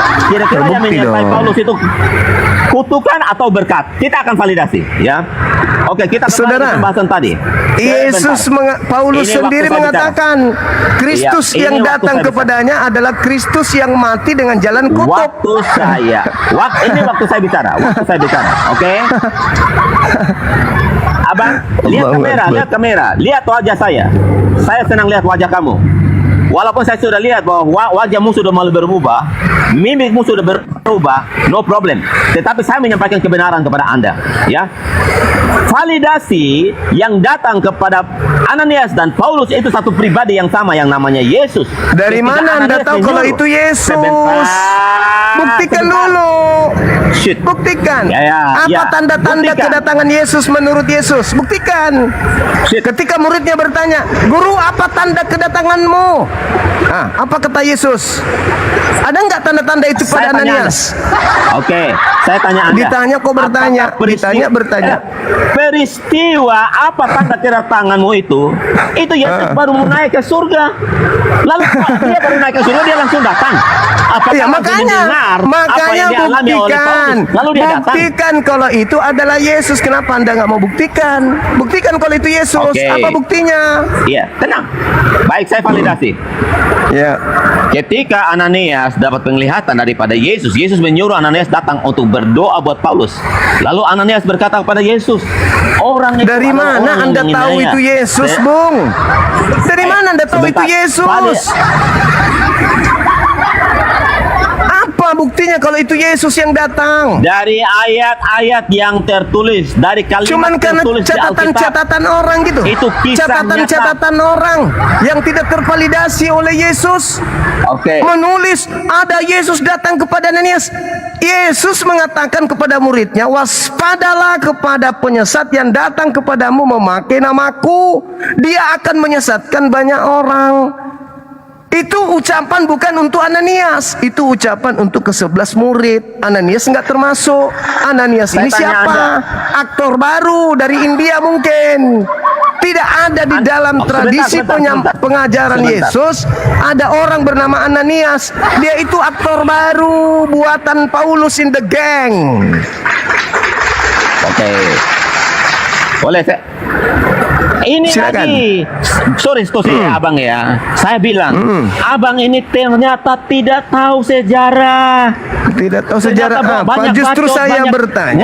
Saya bertanya. Kemana-mana. Sebentar. Ya, coba. Di mana Yesus memiliki murid bernama Ananias? Sebentar. Silakan. Silakan. Sebentar ya. Oke, baik. Cuma supaya Anda tahu dan semua umat Islam tahu. Murid Kristus inti itu ada 12 orang. Nah, dari Ada murid Ananias? inti 12 orang itu ada juga murid 70. Mana Ananias tertulis? itu bukan Mana tertulis? murid yang ke-12. Mana tertulis? Tapi Ananias itu bisa murid Mana yang ke-70. murid Yesus Ananias? Bisa juga murid yang ke-500. Mana Karena murid Yesus itu Ananias? bukan hanya 12 orang saja. 12 Di orang mana itu murid rasul. Yesus bernama Yang Ananias? disebut rasul itu 12 itu saja. Hancur. Saudara, Hancur. Klaim di sendiri. depan Sekarang Anda 3.700 buktikan. orang. Ternyata Sekarang itu- Anda buktikan kepada ini, kami di seperti saya sini. sampaikan Bagaimana tadi, Anda bisa dia membuktikan hanya bahwa yang memanipulasi datang kepada ayat-ayat. Ananias dan Dia- Paulus itu lalu adalah bagaimana? Yesus? Ayo buktikan. Apa tanda kedatangan Yesus menurut Yesus kepada muridnya? Apa tanda kedatangannya menurut Yesus kepada muridnya? Apa tandanya? Baik, boleh saya bicara sekarang? Oke, boleh saya bicara Ya, sekarang? Ayat yang kamu sampaikan itu dua ayat yang berbeda. Kondisinya berbeda. Yang pertama ketika Yesus, murid-murid bertanya, apa tanda kedatanganmu? Itu pada saat Yesus mau naik ke surga. Itu dua firman yang berbeda. Yang kedua, firman tentang Ananias. Ketika Ananias mendapat penglihatan, Yesus menyuruh, itulah kuasanya Tuhan kami, Yesus Kristus. Ya. Iya, Tuhanmu Kristus. Walaupun Iya. physically dia sudah Iya, naik ke surga, Tuhanmu kuasa. tetapi namanya dia maha kuasa. Dia masih Iya. bisa menyampaikan firman-Nya. Dia Iya, masih bisa berkata-kata iya. supra alami. Ini Iya. hebatnya Tuhan Yesus. Iya. Sekarang begini, penyesat itu menurut Yesus datang menyamar menjadi siapa? Emang jadi siapa? Hah? Emang jadi siapa? Menurut Yesus kepada muridnya, iblis datang menyamar memakai nama siapa? Boleh saya bicara sekarang? Jawab. Di mana Jangan terlalu banyak ayatnya? sandiwara. Di mana Jangan terlalu banyak ayatnya sandiwara. iblis menyamar? Di mana ayatnya iblis menyamar? Di mana ayatnya Saya ulang, iblis menyamar? ini ketiga kalinya, Bung. Saya tanya. Menurut mana ayatnya iblis Yesus, menyamar? penyesat Menjadi Kristus. itu datang memakai nama siapa untuk menyesatkan banyak orang? Jawab. Mengatasnamakan siapa? Kamu bilang coba. Mulai Pakai nama bingung siapa dia, kalau Bang. iblis itu datang? Yang bingung siapa? Kamu yang buat menurut menurut Yesus penyesatnya datang memakai nama siapa dengan gelar apa untuk menyesatkan banyak orang menurut Yesus. Namanya siapa? Menurut Yesus. Gelarnya Oke. apa? Coba. Ya. Coba kamu sebutkan aja. Coba kamu sebutkan. Siapa? Lihat, dia nggak sanggup tatap kamera, saudara. Dia nggak sanggup tatap kamera. Nggak sanggup tatap muka saya. Nggak sanggup dia tatap muka saya. 20 kali pertemuan. Jangan mute dan kick saya ya. Saya ulang lagi. Jangan mute dan kick saya. Keempat kalinya. Mau 5 menurut 10 jam Yesus kita bertemu pun kepada saya tantang muridnya, menurut Yesus kepada muridnya yang asli, waspadalah agar kalian jangan disesatkan, sebab akan datang banyak penyesat memakai nama titik-titik dan bergelar titik-titik. Mereka akan menyesatkan banyak orang. Titik-titiknya di situ apa? Menurut Yesus. Bro, menurut Yesus, sekarang saya mau tanya Anda tahu nggak berapa murid Yesus? Hah? Berapa murid Yesus? Saya tanya Anda dulu, berapa murid Yesus? Kamu nggak tahu kan? Dia tertawa tapi tidak sanggup tatap mata saya. Kelima kalinya Yesus berpesan kepada muridnya yang asli, waspadalah kepada penyesat yang datang kepadamu memakai nama titik-titik dan berkata akulah titik-titik. Mereka akan menyesatkan banyak orang. Titik-titiknya apa? Ya. Berapa murid aslinya? La haula wala quwata illa billah. Berapa murid aslinya? Lihat, Coba kamu beliau jawab saya. ini adalah pendeta. Coba seorang pendeta begini gayanya nih. Kenapa dia tidak berani menyebutkan nama Makanya itu? Kenapa? Karena kata Yesus, pengikut Farisi memang 2 kali lebih jahat. Makanya dia sembunyikan nama itu. Penyesat datang memakai nama titik-titik, gelar titik-titik. Farisi itu agama apa? Orang Yahudi agama apa? Roma 16 nomor 7. Farisi itu Paulus mengaku sebagai orang Kristen. Paulus mengaku Kristen. Farisi Paulus mengaku Kristen. Roma 16 nomor 7.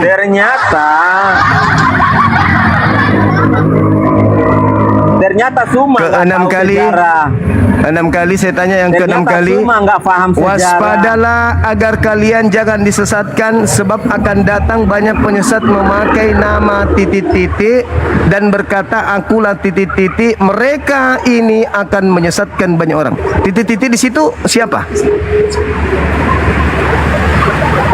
Apa yang kamu paham tentang ayat itu, bro?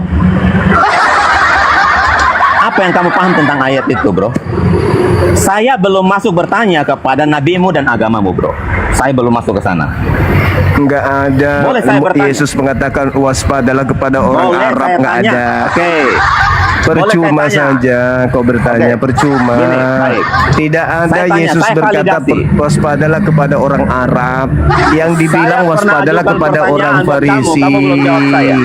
Waspadalah kepada orang Farisi, bukan kepada orang Arab. Ya Allah ya Karim. Ini sudah ke-6 kali saya bertanya, cuman satu itu Anda bingung nggak mau jawab. Kenapa? Karena orang Farisi pengikutnya 2 kali lebih jahat sebagai orang neraka, mutlak harus menutupi malu. Siapa yang baik saya jawab ya. Siapa yang sudah mengaku dia Kristus yang datang dan menyesatkan orang? Siapa? Siapa pribadi yang sudah mengatakan bahwa akulah Kristus dan dia menyesatkan yang orang? datang kepada Paulus di tahun 50-an itu siapa? Di situ dikatakan bahwa Yesus. Nah, tertulis Yesus. Tergenapi kan? Nah, Yesus tergenapi nggak? Tunggu dulu. Murid-murid. Tunggu. Tergenapi nggak? Apa yang tergenapi? Ayat yang mana yang tergenapi? Penyesat datang memakai namanya. Tergenapi nggak? Itu dulu. Siapa penyesatnya? Enggak, tunggu dulu. Tergenapi enggak? Siapa penyesatnya? Tergenapi enggak? Tergenapi enggak? Dalam hal apa? Dalam hal apa tergenapi dan siapa penyesatnya? Di situ Makanya Yesus saya bilang tadi, mengatakan, waspadalah kepada penyesat yang datang kepadamu memakai namaku. Yang datang Oke, Bang kepada Zuma. Paulus memakai nama Zuma atau memakai nama Yesus? Yang datang kepada Paulus.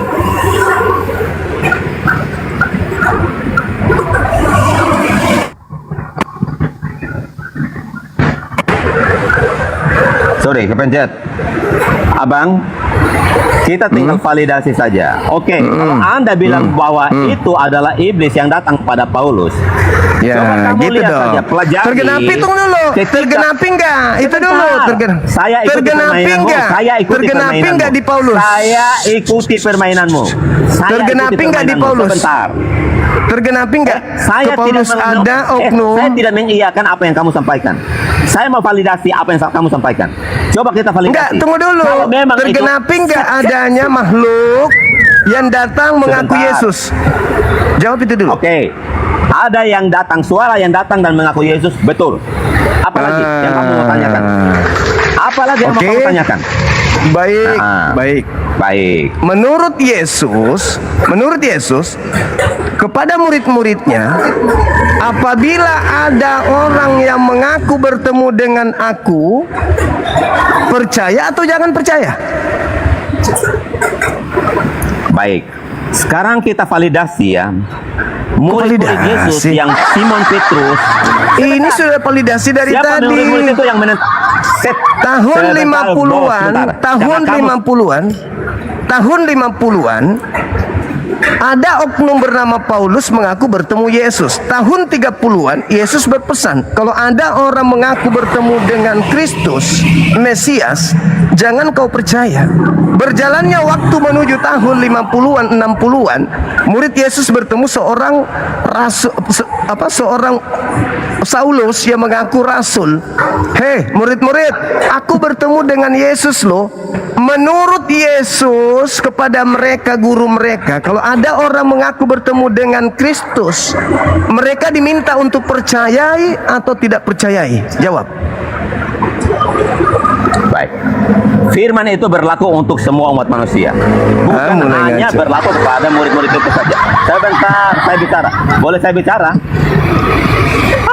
Kamu abangku sudah tua. Saya kasih kamu itu kesempatan untuk meninggalkan agama yang menjadi agama orang neraka, tapi malah Anda pamer 2 kali lebih jahat. Sebentar. Anda sedang memamerkan diri Anda bahwa agama Anda memang 2 kali lebih jahat. Saya bertanya, di tahun 30-an Yesus berpesan kepada muridnya, kalau ada orang yang mengaku bertemu dengan aku, jangan kau percaya. Tahun 58 sampai 66 Paulus mengarang cerita bertemu dengan Yesus.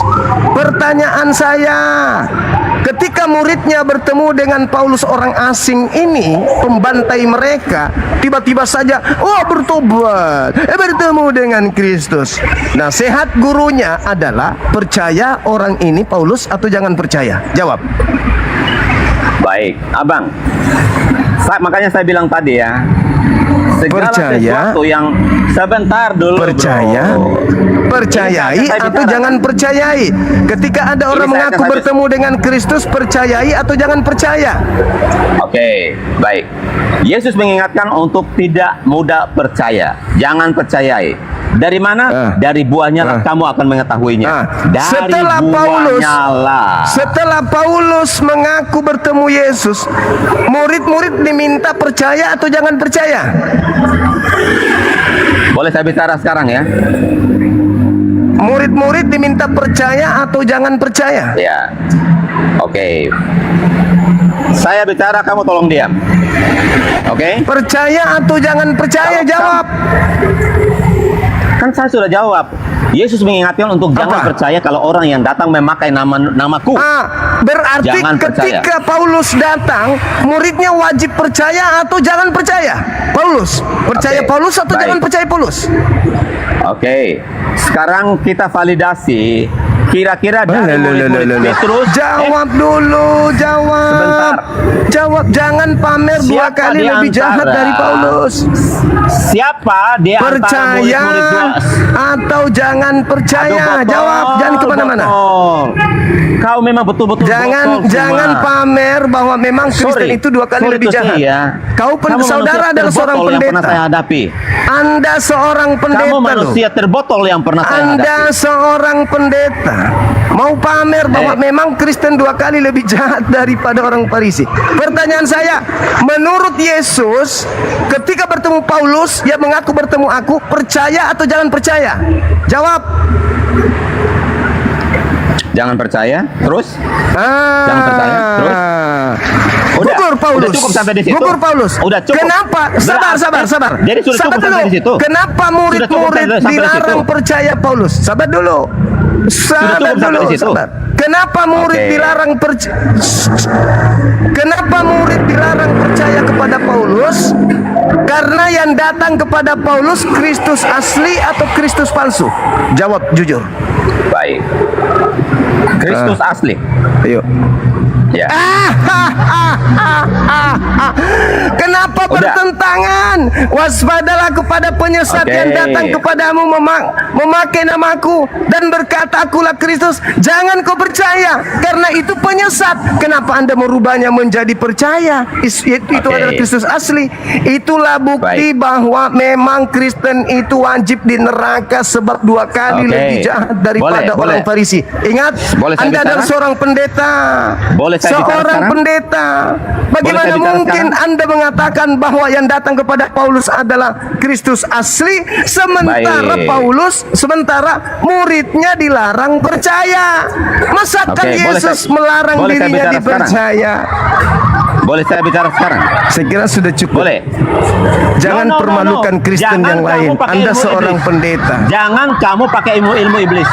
Memelintir Alkitab. seperti Saya yang iblis pakai menggoda ilmu. Hawa. Ya, Saya ulang lagi. Saya ulang lagi kalau begitu. Yang datang Boleh kepada saya bicara? Paulus ini Kristus asli atau Kristus palsu? Jawab. Ulang Jadi- lagi supaya Anda sadar. Kristus asli. Kristus asli. Kenapa Yesus melarang muridnya melarang percaya? Kalau itu asli. Oke. Karena gampang validasinya. Gampang pembuktiannya. Gampang pembuktiannya. Oke, saya bicara sekarang ya. Karena apa? Karena apa Yesus melarang percaya kepada asli?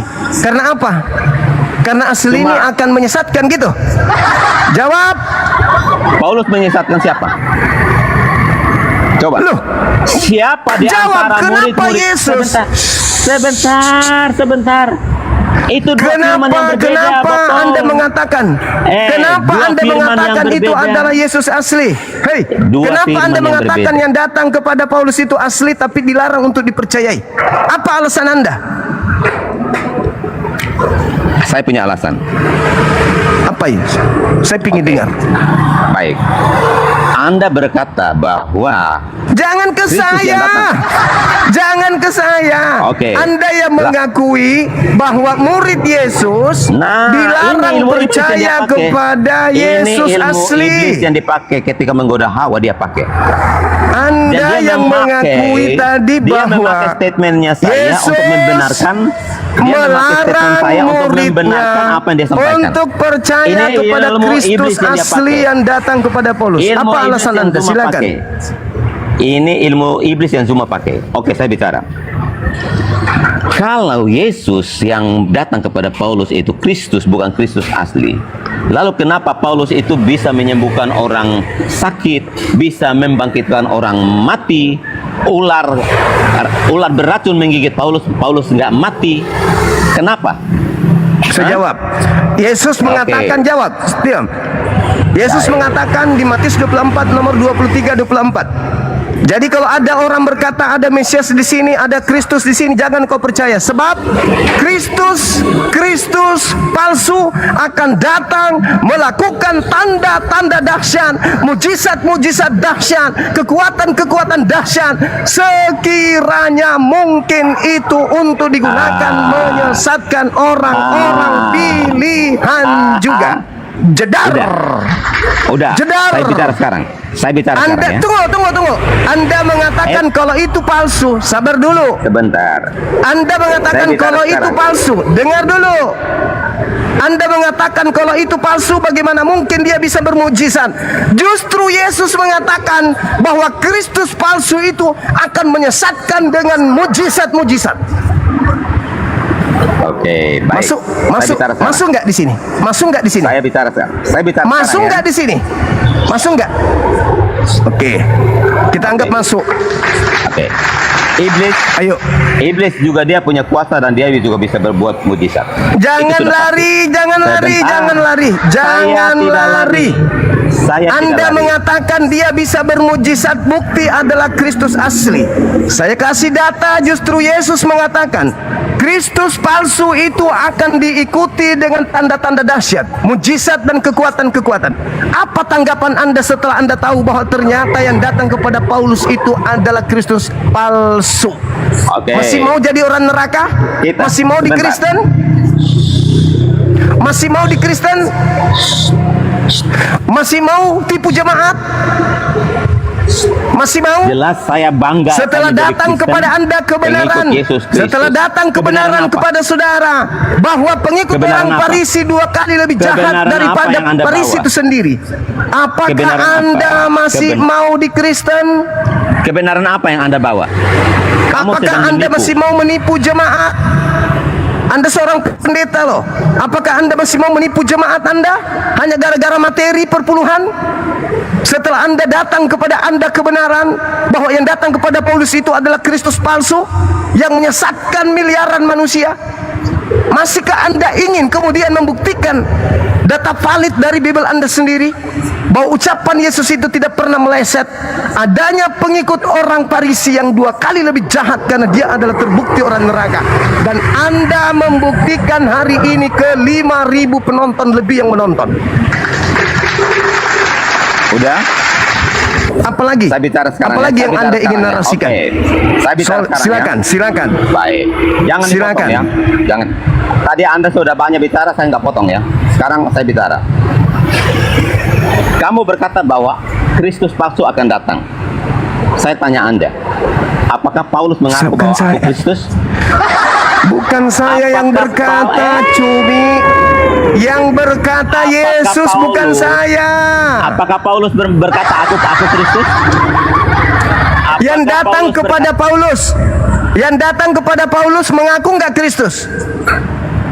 Apakah Paulus mengaku aku Kristus? Saya ulang lagi, yang datang kepada Paulus apakah mengaku Kristus? Iya, Yesus. Nah, itulah yang palsu itu yang datang kepada Paulus. Oke. Nah, Kristus kita muter lagi ke situ. Iya, muter lagi ke sana. Kristus palsu itu yang mana? Yang datang kepada Siapa Paulus dia? yang Anda sembah di gereja tiap hari Minggu. Iya. Itu palsu. Siapa dia? Siapa dia? Yang palsu itu Iblis. siapa dia? Oke. Iblis. Baik. Ya. Di mana ayatnya dia mengaku aku iblis? Enggak mungkin dia mengaku iblis dong. Lah. Ya Allah ya Karim. Kalau dia mengaku iblis, bagaimana mungkin kau mau ikuti dia? Baik. Tolong. Sekarang saya tanya Anda lagi. Saya tanya Anda. Saya tanya Anda lagi. Blow on. Oke, saya tanya Anda. Abang ini, abang ini, Siapa yang memilih? Siapa yang memilih Nabi? Ya Muhammad Allah menjadi ya Nabi? Karim, ya Allah ya Karim. Siapa yang memilih Muhammad jadi Nabi? Ya Allah ya Karim. Siapa yang memilih Muhammad jadi Nabi? Yesus yang minta kepada Bapaknya sendiri. Yohanes 14 nomor 16, aku akan minta kepada Bapa agar Bapa mengutus seorang penolong lain. Seorang penolong lain yang dimaksud Yesus itu adalah Roh Hamed. Udah. Aduh, bikin malu Kristen. Ini seorang pendeta loh teman-teman. Seorang pendeta coba melilit lidah murid Yesus, dilarang percaya kepada Paulus. Aku tanya, kenapa murid Yesus dilarang kepada Paulus, percaya kepada Paulus? Apa alasannya? Apa jawabnya pendeta tadi? Karena yang datang kepada Paulus adalah Kristus asli katanya. Hah? Oi! Otakmu di mana, weh? Bukankah Yesus datang barang siapa yang percaya kepadaku, percaya kepadaku, percaya kepadaku. Jadi kalau yang datang kepada Paulus itu asli, kudu wajib dipercaya. Malah Yesus mengatakan, jangan kau percaya. Masa Yesus melarang dirinya dipercaya? Anda seorang pendeta loh kondom, malu-maluin loh Anda ini. Kasihan jemaat-jemaat itu, kasihan. Kasihan jemaat-jemaat. Kasihan, benar kasihan. Yohanes 16 nomor 7, Yohanes 14 nomor 6, nomor 20, 26. Yohanes 1 nomor 21 dan seterusnya. Yesus minta kepada Tuhannya agar mengutus Nabi Muhammad. Aku akan minta kepada Bapa agar beliau Bapa mengutus seorang penolong lain. Penolong yang dimaksud itu adalah Roh Hamad, roh pembawa kebenaran. Ismuhu Ahmad. Itulah yang diterangkan di Kisah Para Pewarta 3 nomor 2223. Bukankah sudah dituliskan dalam kitab Musa bahwa Elohim akan mengutus seorang nabi yang sama seperti Musa, dan akan terjadi siapapun yang tidak mendengarkan nabi itu akan dibasmi dari umat kita. Orang Yahudi, tanya orang Yahudi, di dalam pemahaman mereka menunggu berdasarkan dalam kitab saudara. Baca kitab saudara, Yohanes 1 nomor 21 22. Apa katanya? Orang-orang Yahudi nomor 20. Orang-orang Yahudi, imam-imam Lewi, keturunan Harun, menunggu 3 tokoh. Yang pertama adalah Elia. Yang kedua adalah Mesias. Yang ketiga adalah nabi yang akan datang. Elia di sana adalah Yohanes Pembaptis. Mesias di sana adalah Isa Yesus Al-Masih. Nabi yang akan datang inilah yang ditunggu-tunggu kemudian oleh Yesus yang disebut Roh Hamad. Adalah lebih baik jikalau aku pergi, sebab kalau aku tidak pergi maka penghibur itu tidak akan datang, yaitu Roh Hamad. Tetapi apabila ia datang, yaitu Roh Hamad, dia yang akan menghantarkan kepadamu kebenaran, keadilan, dan penginsapan dunia akan dosa. Kenapa dikatakan penginsapan dunia akan dosa? Karena ketika Roh Hamad datang diutus ke bumi, bumi sudah dikuasai oleh dosa. Karena pengajaran Farisi yang menyebar ke seluruh dunia, mengajarkan orang lain menyembah kepada makhluk kuburan.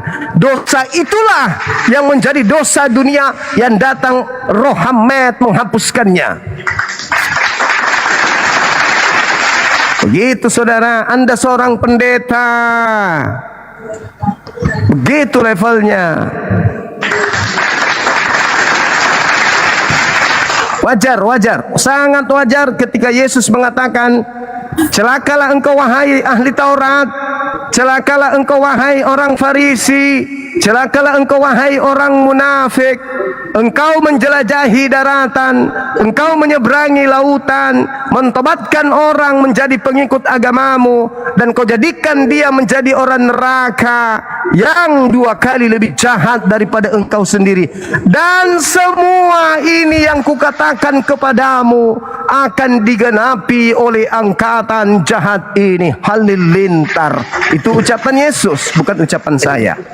Oke, dan hari ini, sore ini kita buktikan seorang pendeta kondom membuktikan betapa lemahnya kepercayaannya tanpa dalil, hanya modal congor, dan terbukti narasi yang dibangun justru menguatkan kebenaran akan apa yang dikatakan Yesus, bahwa pengikut orang Farisi 2 kali lebih jahat daripada orang Farisi itu sendiri. Kita lihat hari ini, kita lihat sore ini. Begitu saudara-saudara. Mudah-mudahan jemaat-jemaat gereja mendengarkan dan menyimak ini. Anda renungkan seorang pendeta kalian babak belur oleh narasinya sendiri, karena dia lebih mengutamakan penipuan, penyesatan daripada kebenaran. Silakan saudara, dari mana? Katolik, Protestan? Buka kameranya. Saya berharap Anda juga adalah seorang pastor atau pendeta. Saya seorang Islam, Bang Zuma. Oh, Masya Allah, maaf. Silakan, ada yang ingin disampaikan? Tiada saya dari Malaysia bang. Maksudnya saya sudah lama mengikuti di Bang Zuma punya live, tapi tidak tahu tiba-tiba ternaik begini. Alhamdulillah Iya bang, terbaik. iya bang. Terbaik. Alhamdulillah, makasih abangku. Salam kenal, salam sama saudara-saudara kita seakidah di Malaysia. Insyaallah.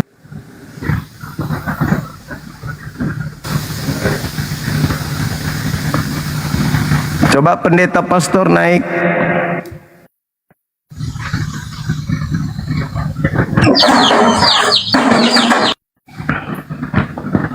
Yang saudara Kingdom istirahat dulu, belajar lagi. Anda mandi junub dulu, mandi junub, perbaiki mandi Anda kemana supaya pikiran Anda itu bisa berfungsi dengan baik. Kurangi makan B2. Mohon supaya sunatkan diri Anda dulu. Kalau udah sunat baru naik ke sini lagi. Kurangi makan B2 ya saudara Kingdom ya. Baru hadapi saya berdiskusi. Halo, semangat sore saudara-saudara. Silakan.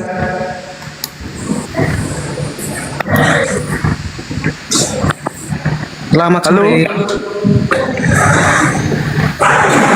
Raja Podoha. Wih.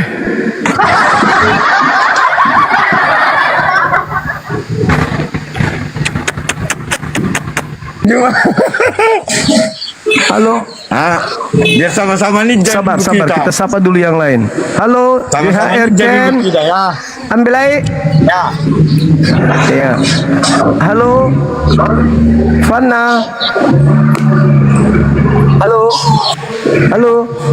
Saudara Gen. Halo. Halo. Ya, kita turunkan yang lain ya. Saudara kalau mau diskusi dan ternyata non muslim nanti naik lagi saudara. Oke. Gimana bang? Sehat? Sehat. Aku nggak tuat lagi minumanku. Ini aqua minuman. Oh, udah mulai bagus berarti. Udah mulai Nggak tuat bagus. lagi. Udah waras Iya. aku sekarang. Udah waras.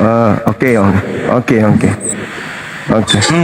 Nah, sekarang apakah Anda masih mau menjadi pengikut orang Farisi? Bukan. Enggak lagi. Aku maunya mau mengikuti ajaran Muhammad dulu hari ini. Makanya aku kayak gini ninja. Kalau mau jadi pengikut ajaran Nabi Muhammad kudu waras. Tidak bisa kalau masih gila. Kenapa? Udah waras aku. Oke, saya uji. Bukankah harus kayak gini? Apakah Yesus itu pencipta atau ciptaan Tuhan? Jawab. Sang pencipta. Masih gila berarti. Anda masih gila. Anda masih gila, belum bisa masuk Islam. Kenapa? Anda masuk Islam nanti setelah Anda waras, Anda masih gila. Bang Zul, barakallahu fiik. Anda masih gangguan jiwa. Anak orang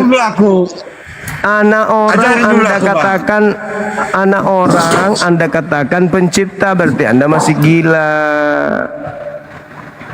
Anda belum waras berarti. Masa Maria melahirkan pencipta? Di mana otak Anda? Maria melahirkan penciptanya, gimana ceritanya? Masakan ya Maria? Sahabat Zul, barakallahu fiik. Masa ada pencipta dilahirkan oleh ciptaan? Di mana? Anda masih gila. Anda mengatakan Yesus itu pencipta. Berarti Maria yang ciptaan melahirkan pencipta.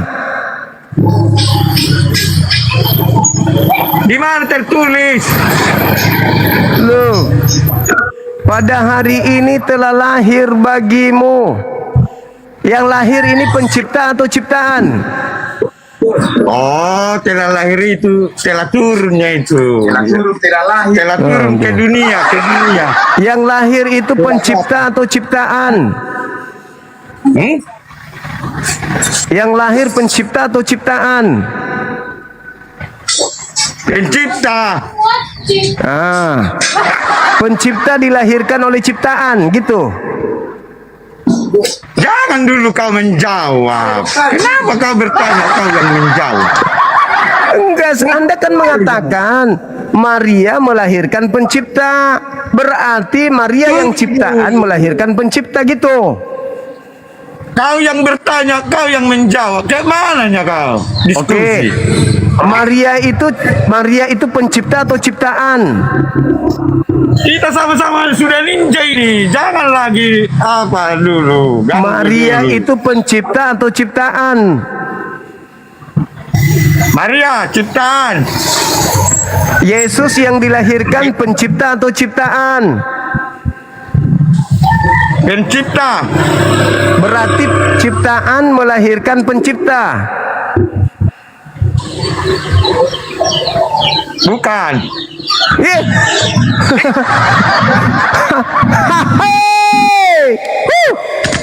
Maria penciptaan, Yesus pencipta. Maria yang ciptaan melahirkan Yesus yang pencipta. Betul?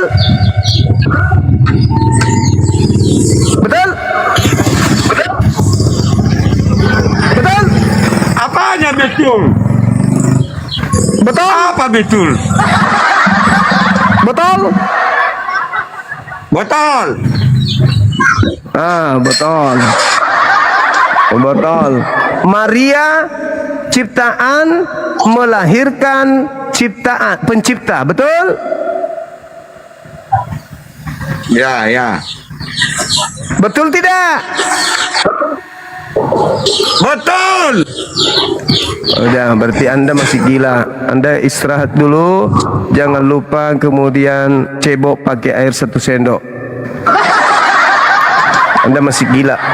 Belum layak diskusi. Ciptaan melahirkan pencipta. Alamak.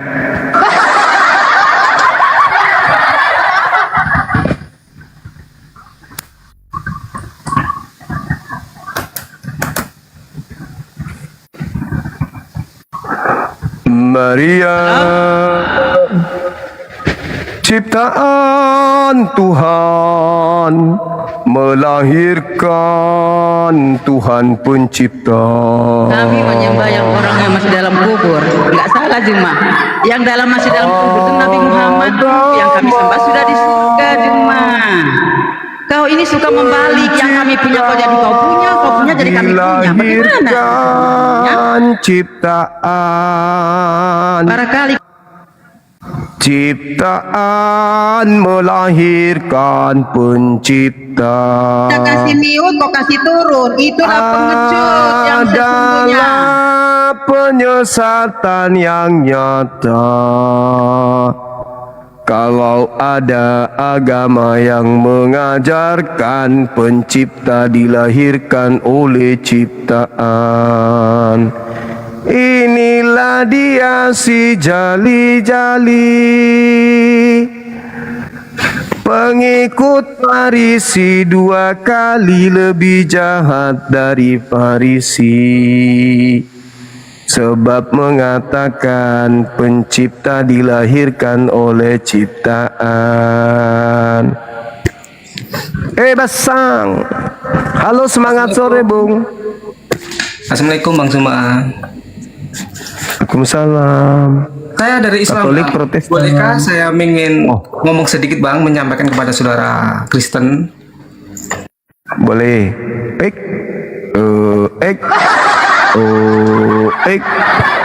Aku tiap malam menyampaikan kepada Kristen, enggak didengar Bang. Apalagi Anda. Enggak didengar Bang. Lawan kita ini bukan manusia biasa, mereka manusia separuh balok. Kamu di mana? Muhammad. Buka kamera. Kamu di mana? Buka kamera Bang, jangan menghujat, tidak bagus.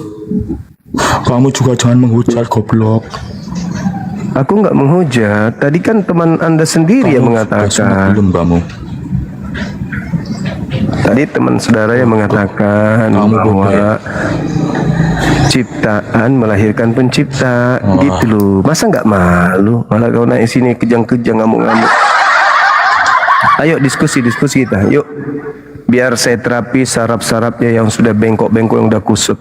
Saya ahli kok memperbaiki saraf Oten, supaya Oten itu tidak terlilit doktrin dan dogma gereja. Silakan Anda buka kamera, sahabat tuturi, barakallahu fiik. Makasih. Buka kameranya biar saya terapi saraf-sarafnya yang sudah bercampur dengan saraf bebong. Buka. Silakan. Ada ciptaan melahirkan pencipta. Itu di dalam buku Mahabharata saja tidak masuk akal. Apalagi disebut sebagai ayat-ayat Allah. Memang gak pantas nama Allah ada di Bibelmu, Cak Ayu. Halo, selamat sore.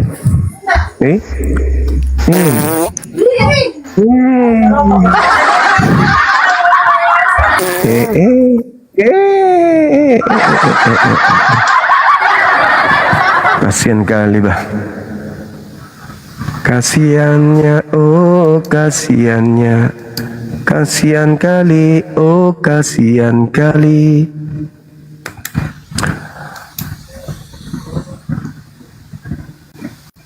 Bang Henok, nanti malam jumpa lagi Bang ya. Ini sudah pukul 17 nomor 23. Halo, semangat sore menjelang subuh Bung. Halo. Masih muter-muter dia.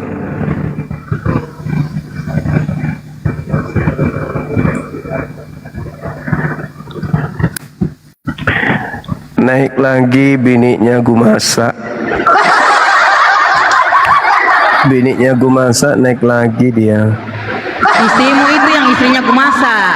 Karena kan doyan selangkang, doyan di Sodom kan. Ah, istrimu. Halo, selamat sore. Istrinya gue masak, datang-datang ngamuk. Gue masak sampai hari ini ndak ada lagi nongol teman-teman. Kenapa? Habis digigit telinganya sama biniknya yang tadi. Assalamualaikum Bang Suma. Waalaikum. Katolik Protestan abang. Saya Islam Bang, saya boleh menyampaikan sedikit nggak Bang? Masya Allah. Waalaikumsalam warahmatullahi wabarakatuh. Iya, kayaknya penting Bang, silakan. Wait.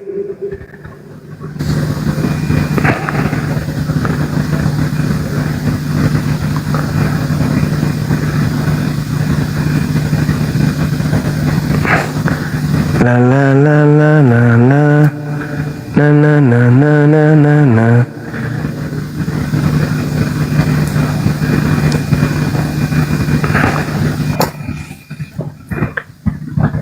Istrinya gue masak.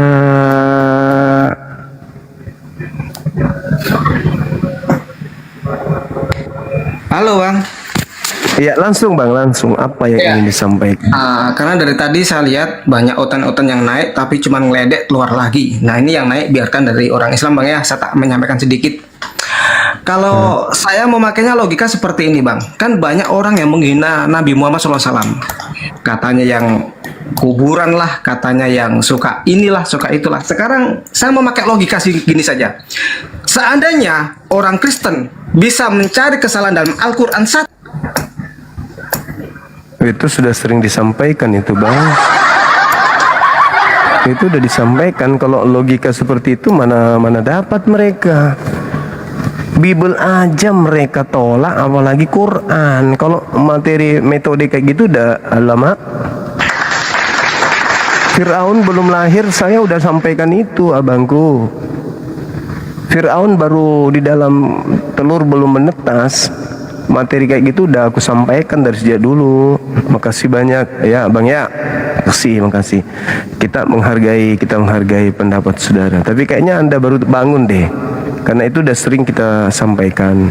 Itu udah basi yang kayak gitu. Kristen itu nggak bisa diajak berlogika, karena gimana ceritanya mau diajak berlogika orang Tuhannya saja tidak berlogika. Bayangkan aja itu ada manusia melahirkan pencipta, apakah itu logika? Bukan, itu bukan logika.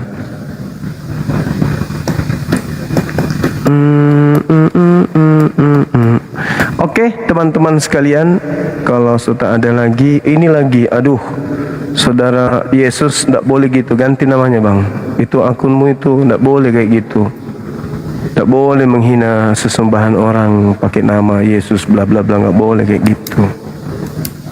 Janganlah, jangan ditiru mereka. Kita bernarasi di atas ini lucu-lucuan karena data, bukan menghina. Kau tidak berani? Hah? Ya kau jangan ngamuk-ngamuk, buka kamera diskusi. Ayo buka kameranya. Halo saudara Gifren. Halo. Gifren. Ya, Kristen abang. Maaf bang, Islam. Alhamdulillahirabbil alamin.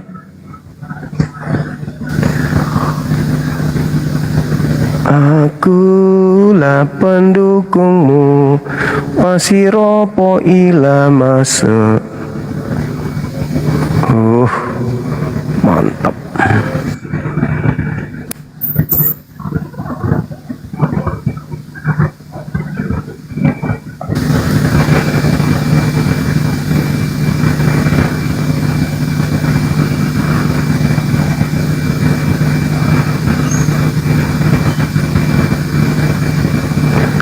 Pendeta pastornya menangis melihat sesamanya pendeta babak belur.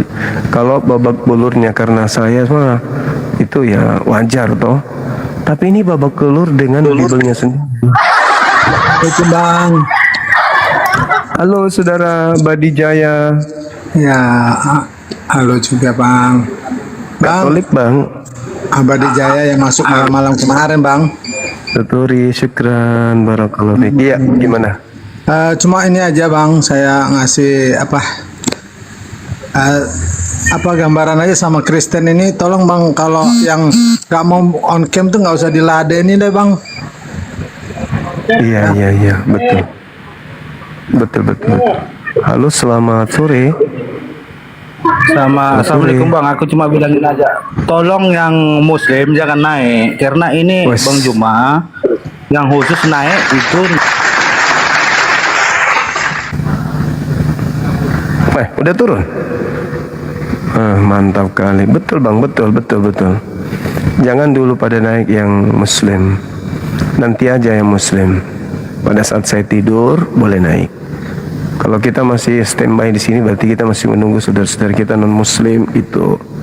Nanti kalau saya udah tidur, abang-abangku boleh naik memperkenalkan diri, berikan dukungan kan gitu. Ya kan? Bagus juga ketikannya ini. Nasihatin orang jangan naik tapi dia naik. Benar. Jadi maunya itu ketika aja dari bawah begitu ya maksudnya ya.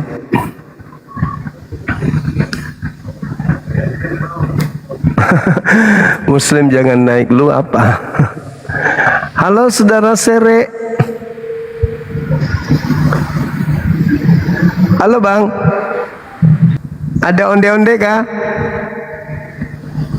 Love Orange teman-teman.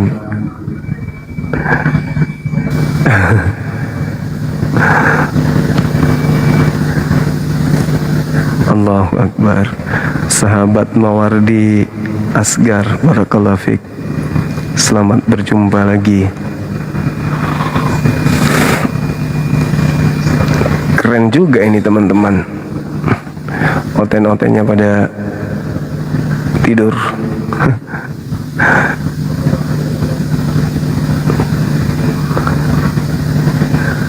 Aku lagi mengejar seseorang.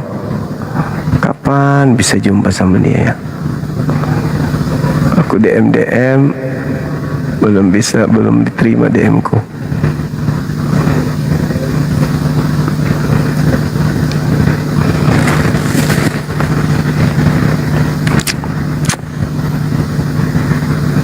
Oh iya, betul.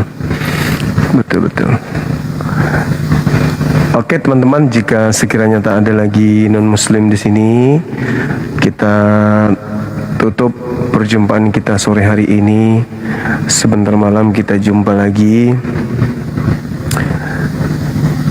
Ganti tema, gitu ya.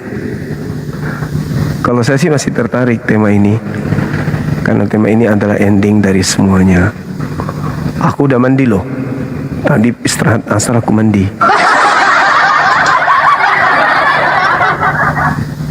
Udah aku mandi, masa mandi lagi ya? Lu pikir gue kura-kura ninja?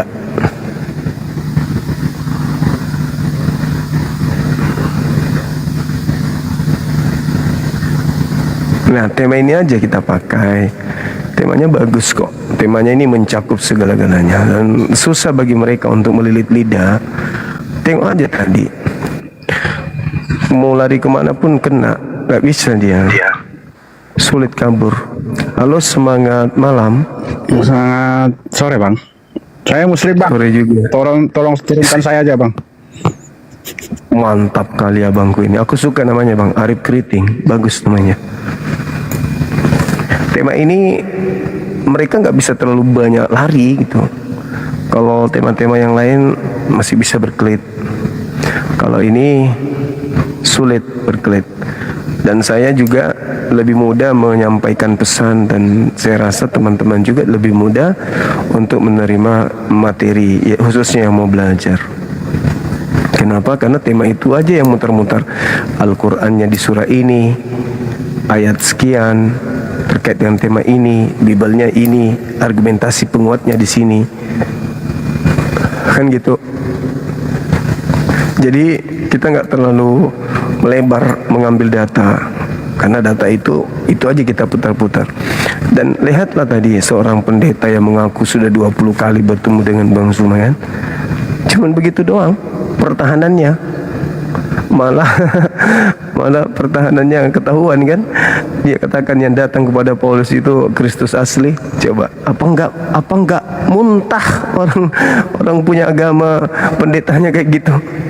Dan sulit dia mau kayak mana? Dia mau mengatakan itu palsu, keciduk. Kalau dia mengatakan yang datang kepada Paulus itu palsu, selesai, bubar sebubar-bubarnya. Tapi lebih parah ketika dia mengatakan itu Yesus asli. Meskipun masih ada alibi untuk dia loncat sana sini, tapi sulit banget. Karena tidak mungkin Yesus mengajarkan dirinya untuk jangan dipercayai. Apabila ada yang mengaku bertemu melihat dengan aku yang asli ini, jangan kau percaya, kata Yesus. Sebab yang datang kepada mereka itu aku. Nggak mungkin kan? Iya kan? Sebab Yesus sendiri berpesan dalam Matius 23 nomor 39. Mulai sekarang kau tidak akan melihat aku lagi, sampai kau berkata, diberkatilah dia yang datang dalam nama Tuhan. Nah, apakah sudah ada yang mengucapkan kepada Yesus diberkatilah? Belum. Berarti Yesus sejak terangkat belum datang-datang dan belum pernah menampakkan diri sekalipun kepada siapapun. Kecuali nanti ketika kedua kalinya ia datang, maka seluruh ahli kitab akan beriman kepadanya. Itu baru betul. Jadi tema ini masih kita pertahankan, karena belum ada baru berapa orang yang masuk dengan tema ini kan. Pendeta baru berapa orang. Target saya minimal 5 pendeta yang hei, apaan tuh? Bisa dibikin pendekor lah ini. Iya kan ya? Jadi 5 pendeta yang sudah punya nama, yang kita bahas dengan tema ini, yaitu adalah kemenangan bagi kita ketika seorang pendeta kita buat gelagapan kayak tadi. Pendeta tadi itu merasa tertolong dengan diturunkan. sangat tertolong. Karena kalau tidak, ya dia hanya akan memamerkan aib agamanya di depan orang banyak. Karena tidak akan mungkin ada tempat dia berlari, tidak mungkin. Kemanapun ia loncat, pasti akan terhadang oleh pernyataan-pernyataan Yesus. Dan saya sudah siapkan data-data itu. Mau lari ke kiri, dihalau ini, ke kanan dihalau, ke depan ada yang menghalau, ke belakang nggak bisa kecuali dia mutar-mutar. Kayak tadi mutar-mutar, yang datang kepada Paulus adalah asli. Kalau ada yang mengaku jangan percaya, diakui semuanya kan, tapi endingnya yang datang kepada Paulus itu asli. Karena kalau dia mengatakan palsu, sudah selesai, bubar, gak ada lagi perpuluhan. Oke teman-teman sekalian, terima kasih banyak sekali lagi saya ucapkan kepada antum semuanya. Ya, terakhir sebelum kita tutup, kembali saya mengajak yang mau kurban, yang mau berkurban Idul Adha bersama dengan Bang Suma di Masjid Nur Maulidah, silakan. PT-nya ada di akun Bang Suma 01 yang ini. Silakan teman-teman. Begitu juga yang ingin melihat tempat kita nanti untuk mengadakan acara milad ketiga.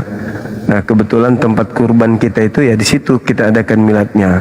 Jadi teman-teman yang mau hadir berkurban di sana silakan sembari melihat tempat yang akan kita adakan nantinya milad Apologet Islam Indonesia. Begitu teman-teman sekalian. Saya ucapkan banyak terima kasih banyak yang sudah ikut bergabung, berpartisipasi untuk penyediaan hewan kurban. Sudah ada beberapa teman-teman yang berniat dan bahkan sudah mentransfer ke rekening yayasan Makassar Monaf Center Indonesia. Sekali lagi terima kasih banyak atas kesediaannya. Insya Allah kami jalankan amanah dengan baik. Dan teman-teman yang juga ingin ikut berpartisipasi silakan DM aja saya, DM, saya akan balas DM-nya. DM aja bang, insya Allah kita balas DM-nya. Terima kasih banyak dan kami ucapkan mohon maaf jika ada kata-kata yang kurang berkenan, ada kata yang tersilap ya, yang tidak seharusnya saya ucapkan lalu diucapkan oleh Akang. Ya, kami mohon maaf yang sedalam-dalamnya. Assalamualaikum warahmatullahi wabarakatuh, Kang. Silakan. Waalaikumsalam. Ada yang ingin disampaikan? Assalamualaikum warahmatullahi wabarakatuh. Iwan Pilah semuanya, Gurunda. Waalaikumsalam warahmatullahi wabarakatuh. Ya, saya sambung ya buat teman-teman yang ingin berkurban nanti ya di Idul Kurban bersama Gurunda Juma nanti di Masjid Nur Maulidah, itu masjid netizen ya, dibangun dari hasil jerih payah netizen, sumbangan dari netizen juga, sama Gurunda dibikinin masjid di sana. Masya Allah, masjidnya keren, saya pernah ke sana, adem banget tempatnya, pohon kiri kanan kan, belakang, Masya Allah. Di belakangnya itu ada sungai, gede banget tuh, Masya Allah, keren. Danau. Oh, danau, iya bukan sungai, danau. Oke, silakan teman-teman ya. Kalau ada yang ingin ikut berpartisipasi dalam kurban, oh saya punya 100.000 Kang, saya punya 200.000 Kang, nggak apa-apa. Nggak apa-apa, 100.000, 200.000, 50.000 nggak apa-apa, nanti dikumpulkan. Insya Allah nanti akan dibelikan hewan kurban kalau udah cukup ya. Kemana transfernya? Ke rekening MMCI Bank BTN ya, 401 3000, dicatat teman-teman, 401 3000 17173 ya. Silakan saya ulangi, 401 3000 17173 17173 Bank BTN atas nama Makassar Mualaf Center Indonesia, MMCI. Ayo gas teman-teman ya, yang punya 100.000, 200.000, kapan lagi mau bisa kurban bareng Bang Juma nanti? Ayo digas. Buat teman-teman Kristen boleh, nggak apa-apa, mau nyumbang juga nggak apa-apa teman-teman Kristen, tapi nggak bakalan sih kalau Kristen Gurunda. Mereka udah ada yang ngewakilin kurbannya. Iya juga ya. Maksa banget? Oh, enggak dong, nggak maksa banget dong, nggak maksa. Ini mengajak teman-teman untuk mencari pahala justru di sini. Emangnya kalian maksa-maksa perpuluhan, kalau nggak bayar didatengin ke rumah. Ya Kang, nanti bulan depan atau awal Juni ada santri tahfizul Quran yang akan saya kirim dari Makassar 3 orang usia SMP. Iya. SMP ke teman kita yang kita pergi sama ke Dondi. Ingat gak? Oh iya ingat Bunda. Nah, nanti Akang kalau bisa jemput di bandara. Siap. Jemput ke bandara untuk diantar ke tempat beliau. Langsung diantar ke tempat beliau atau nginap dulu di rumah saya? Boleh. Takutnya kecapean mereka, mending nginap dulu. Nah besoknya baru saya antar. Boleh. Persiapan untuk jadi tahfizul Quran sekaligus pendalaman materi apologet Islam. Masya Allah. Kita program baru 3 orang yang kita akan kirim dari Makassar. Harus dari sini supaya karakternya juga enggak menyek-menyek. Bukan mualaf tapi ya Guru ndak? Satu orang ibunya mualaf. Oh, Masya Allah. Satu orang ibunya mualaf. Artinya dia lahir dalam keadaan muslim. Semuanya laki-laki kan, usia kelas 1 SMP dan kelas 2 SMP. Berarti mereka di sini mondok. Sampai hafal 30 juz. Di Jerapah. Keren, mantap. Oke teman-teman, silakan ya kalau ada yang ingin ikut berkurban di rekening 401 3000 17173 BTN atas nama Makassar Mualaf Center Indonesia MMCI ya teman-teman. Ayo, udah mau deket nih waktunya nih, digas dulu. Ayo gas. Yang punya 100.000, 200.000, 300 atau mau 1 domba nih, nggak apa-apa, atau 1 sapi nggak apa-apa, itu lebih keren.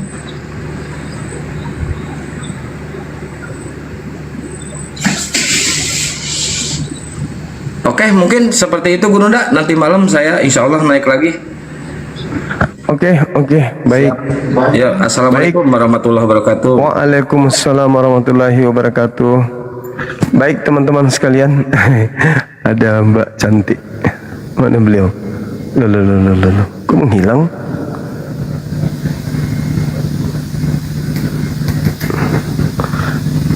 Ya teman-teman sekalian, terima kasih banyak atas kebersamaannya. Sebelum kita tutup, sedikit lagi ada Mbak Ewi di sini bersama dengan kita. Silakan Mbak Ewi. Assalamualaikum warahmatullahi wabarakatuh. Waalaikumsalam abangku, Bang Juma. Masya Allah. Mau tutup ya Bang Juma? Iya Mbak Ewi. Silakan Mbak Ewi. Izin beroboh dikit lagi boleh? Iya silakan. Masya Allah, terima kasih. Ya, yang di bawah terima kasih. Buka kamera, Mami agak. Buka kamera katanya Bang. Kalau nggak buka kamera diomelin lagi Bang. Ya, tunggu sebentar. Baru nyampe rumah ini kita. Sabar sebentar. Untuk sahabatku sehat selalu. Pokoknya terima kasih untuk diizinkan naik sama Bang Juma. Itu saya on sebentar ya, sabar ya. Bang Juma ngobrol dulu. Iya teman-teman sekalian, ada program kita bulan Januari untuk umroh bareng ya teman-teman. Alhamdulillah ada yang sudah mendaftar. Terima kasih banyak. Dan kita sangat berharap seluruh Indonesia nanti bisa bergabung bersama dengan kita untuk umroh selama kurang lebih 2 pekan di Kota Suci ya. Silakan daftarkan diri, bisa langsung ke Mbak Dewi. Bisa juga DM ke saya dulu, boleh langsung ke beliau juga boleh, silakan. Sebentar.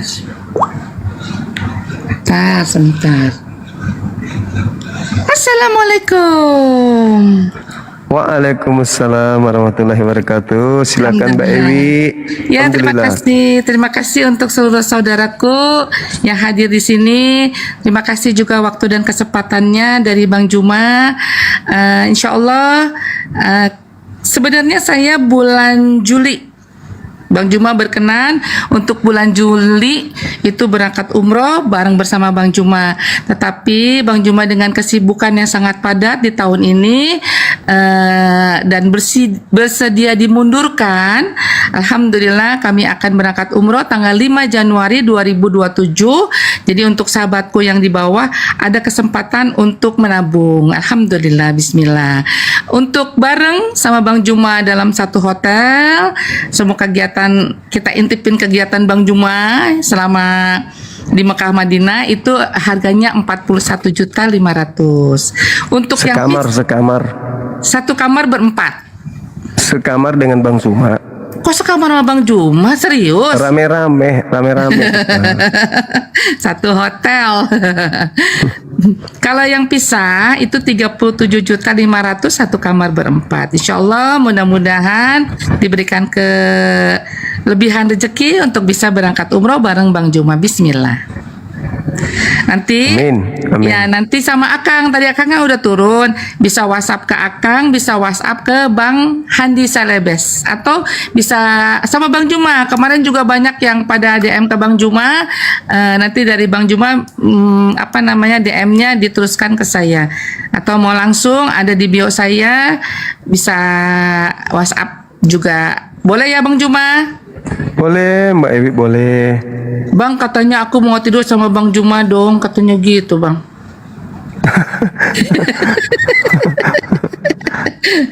Harganya tadi saya sebutkan.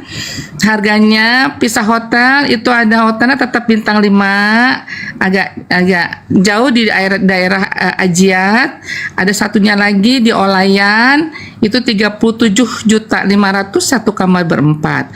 Untuk yang bareng-bareng Bang Juma 41.500.000 di Hotel Sofwa bintang 5. Bismillah. Masya Allah. Ya, sekian dulu Bang Juma. Terima kasih waktunya sudah Sama-sama diberikan Mbak kepada Ewi. saya.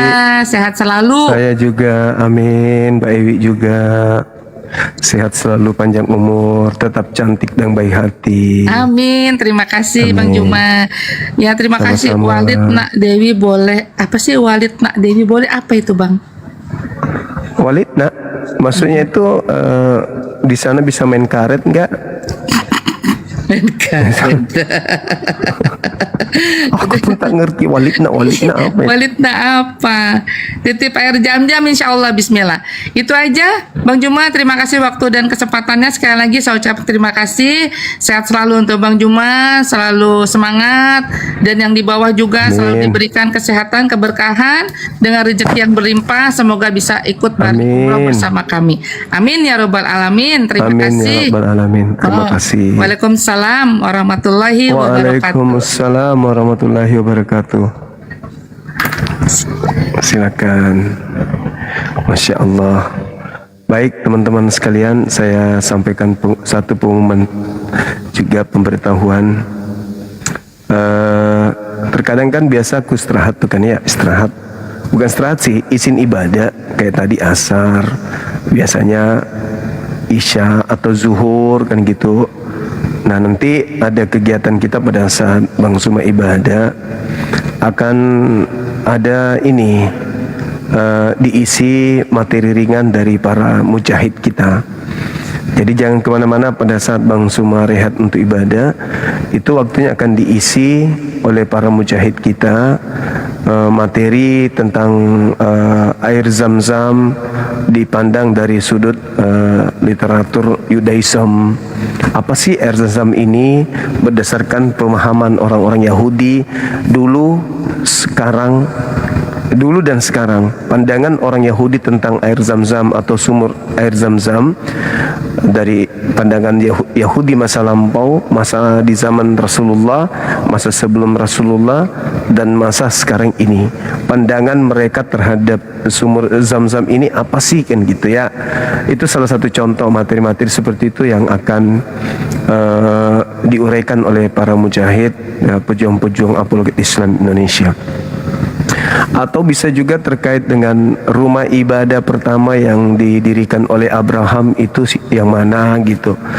Atau akurasi kebenaran Al-Quran terkait siapakah anak yang sejatinya dikurbankan berdasarkan pandangan kitab-kitab terdahulu sebelum Al-Quran. Dan kegiatan ini nanti akan kita namai programnya adalah onde-onde time. Jadi waktunya onde-onde kan gitu ya. Setelah saya izin sholat, teman-teman kita akan naik untuk menjelaskan literatur-literatur yang sangat dibutuhkan di dalam berapologet, yang sangat penting untuk pemula maupun yang sudah senior. Itu sangat penting. Boleh ya? Nama programnya onde-onde time. Waktunya saling lempar onde-onde isi batu. Oke, saya kira begitu teman-teman sekalian. Nanti ada beberapa narasumber kita yang akan bergantian. Di antaranya ada Moremoto mungkin ya sebagai pakar Ibrani yang akan melakukan paparan-paparan materi yang bersumber dari referensi yang valid ya, yang tidak diragukan. Nah, sekaligus nanti mungkin diinformasikan terkait dengan pencetakan penerbitan buku Apologet Islam Indonesia kedua yang sangat bertalian dengan materi-materi yang dibutuhkan dalam berapologet. Saya kira begitu untuk sementara, sahabat-sahabat yang dimuliakan oleh Allah. Saya Bang Suma senantiasa mencintai antum semua, menyayangi antum semua, dan senantiasa menghadirkan doa-doa yang terbaik di dalam ibadah setelah ibadah kepada seluruh umat Islam dimanapun berada, dengan doa-doa agar kiranya dimasukkan nantinya ke dalam golongan hamba Allah yang diberi kenikmatan, yaitu nikmat keselamatan dunia dan akhirat. Demikian, subhanakallahumma bihamdi, asyhadu an la ilaha illa anta, astaghfiruka wa atubu ilaik. Salam tauhid, salam satu Tuhan. Jayalah Islam kita, jayalah Indonesia kita. Takbir, Allahu akbar. Assalamualaikum warahmatullahi wabarakatuh.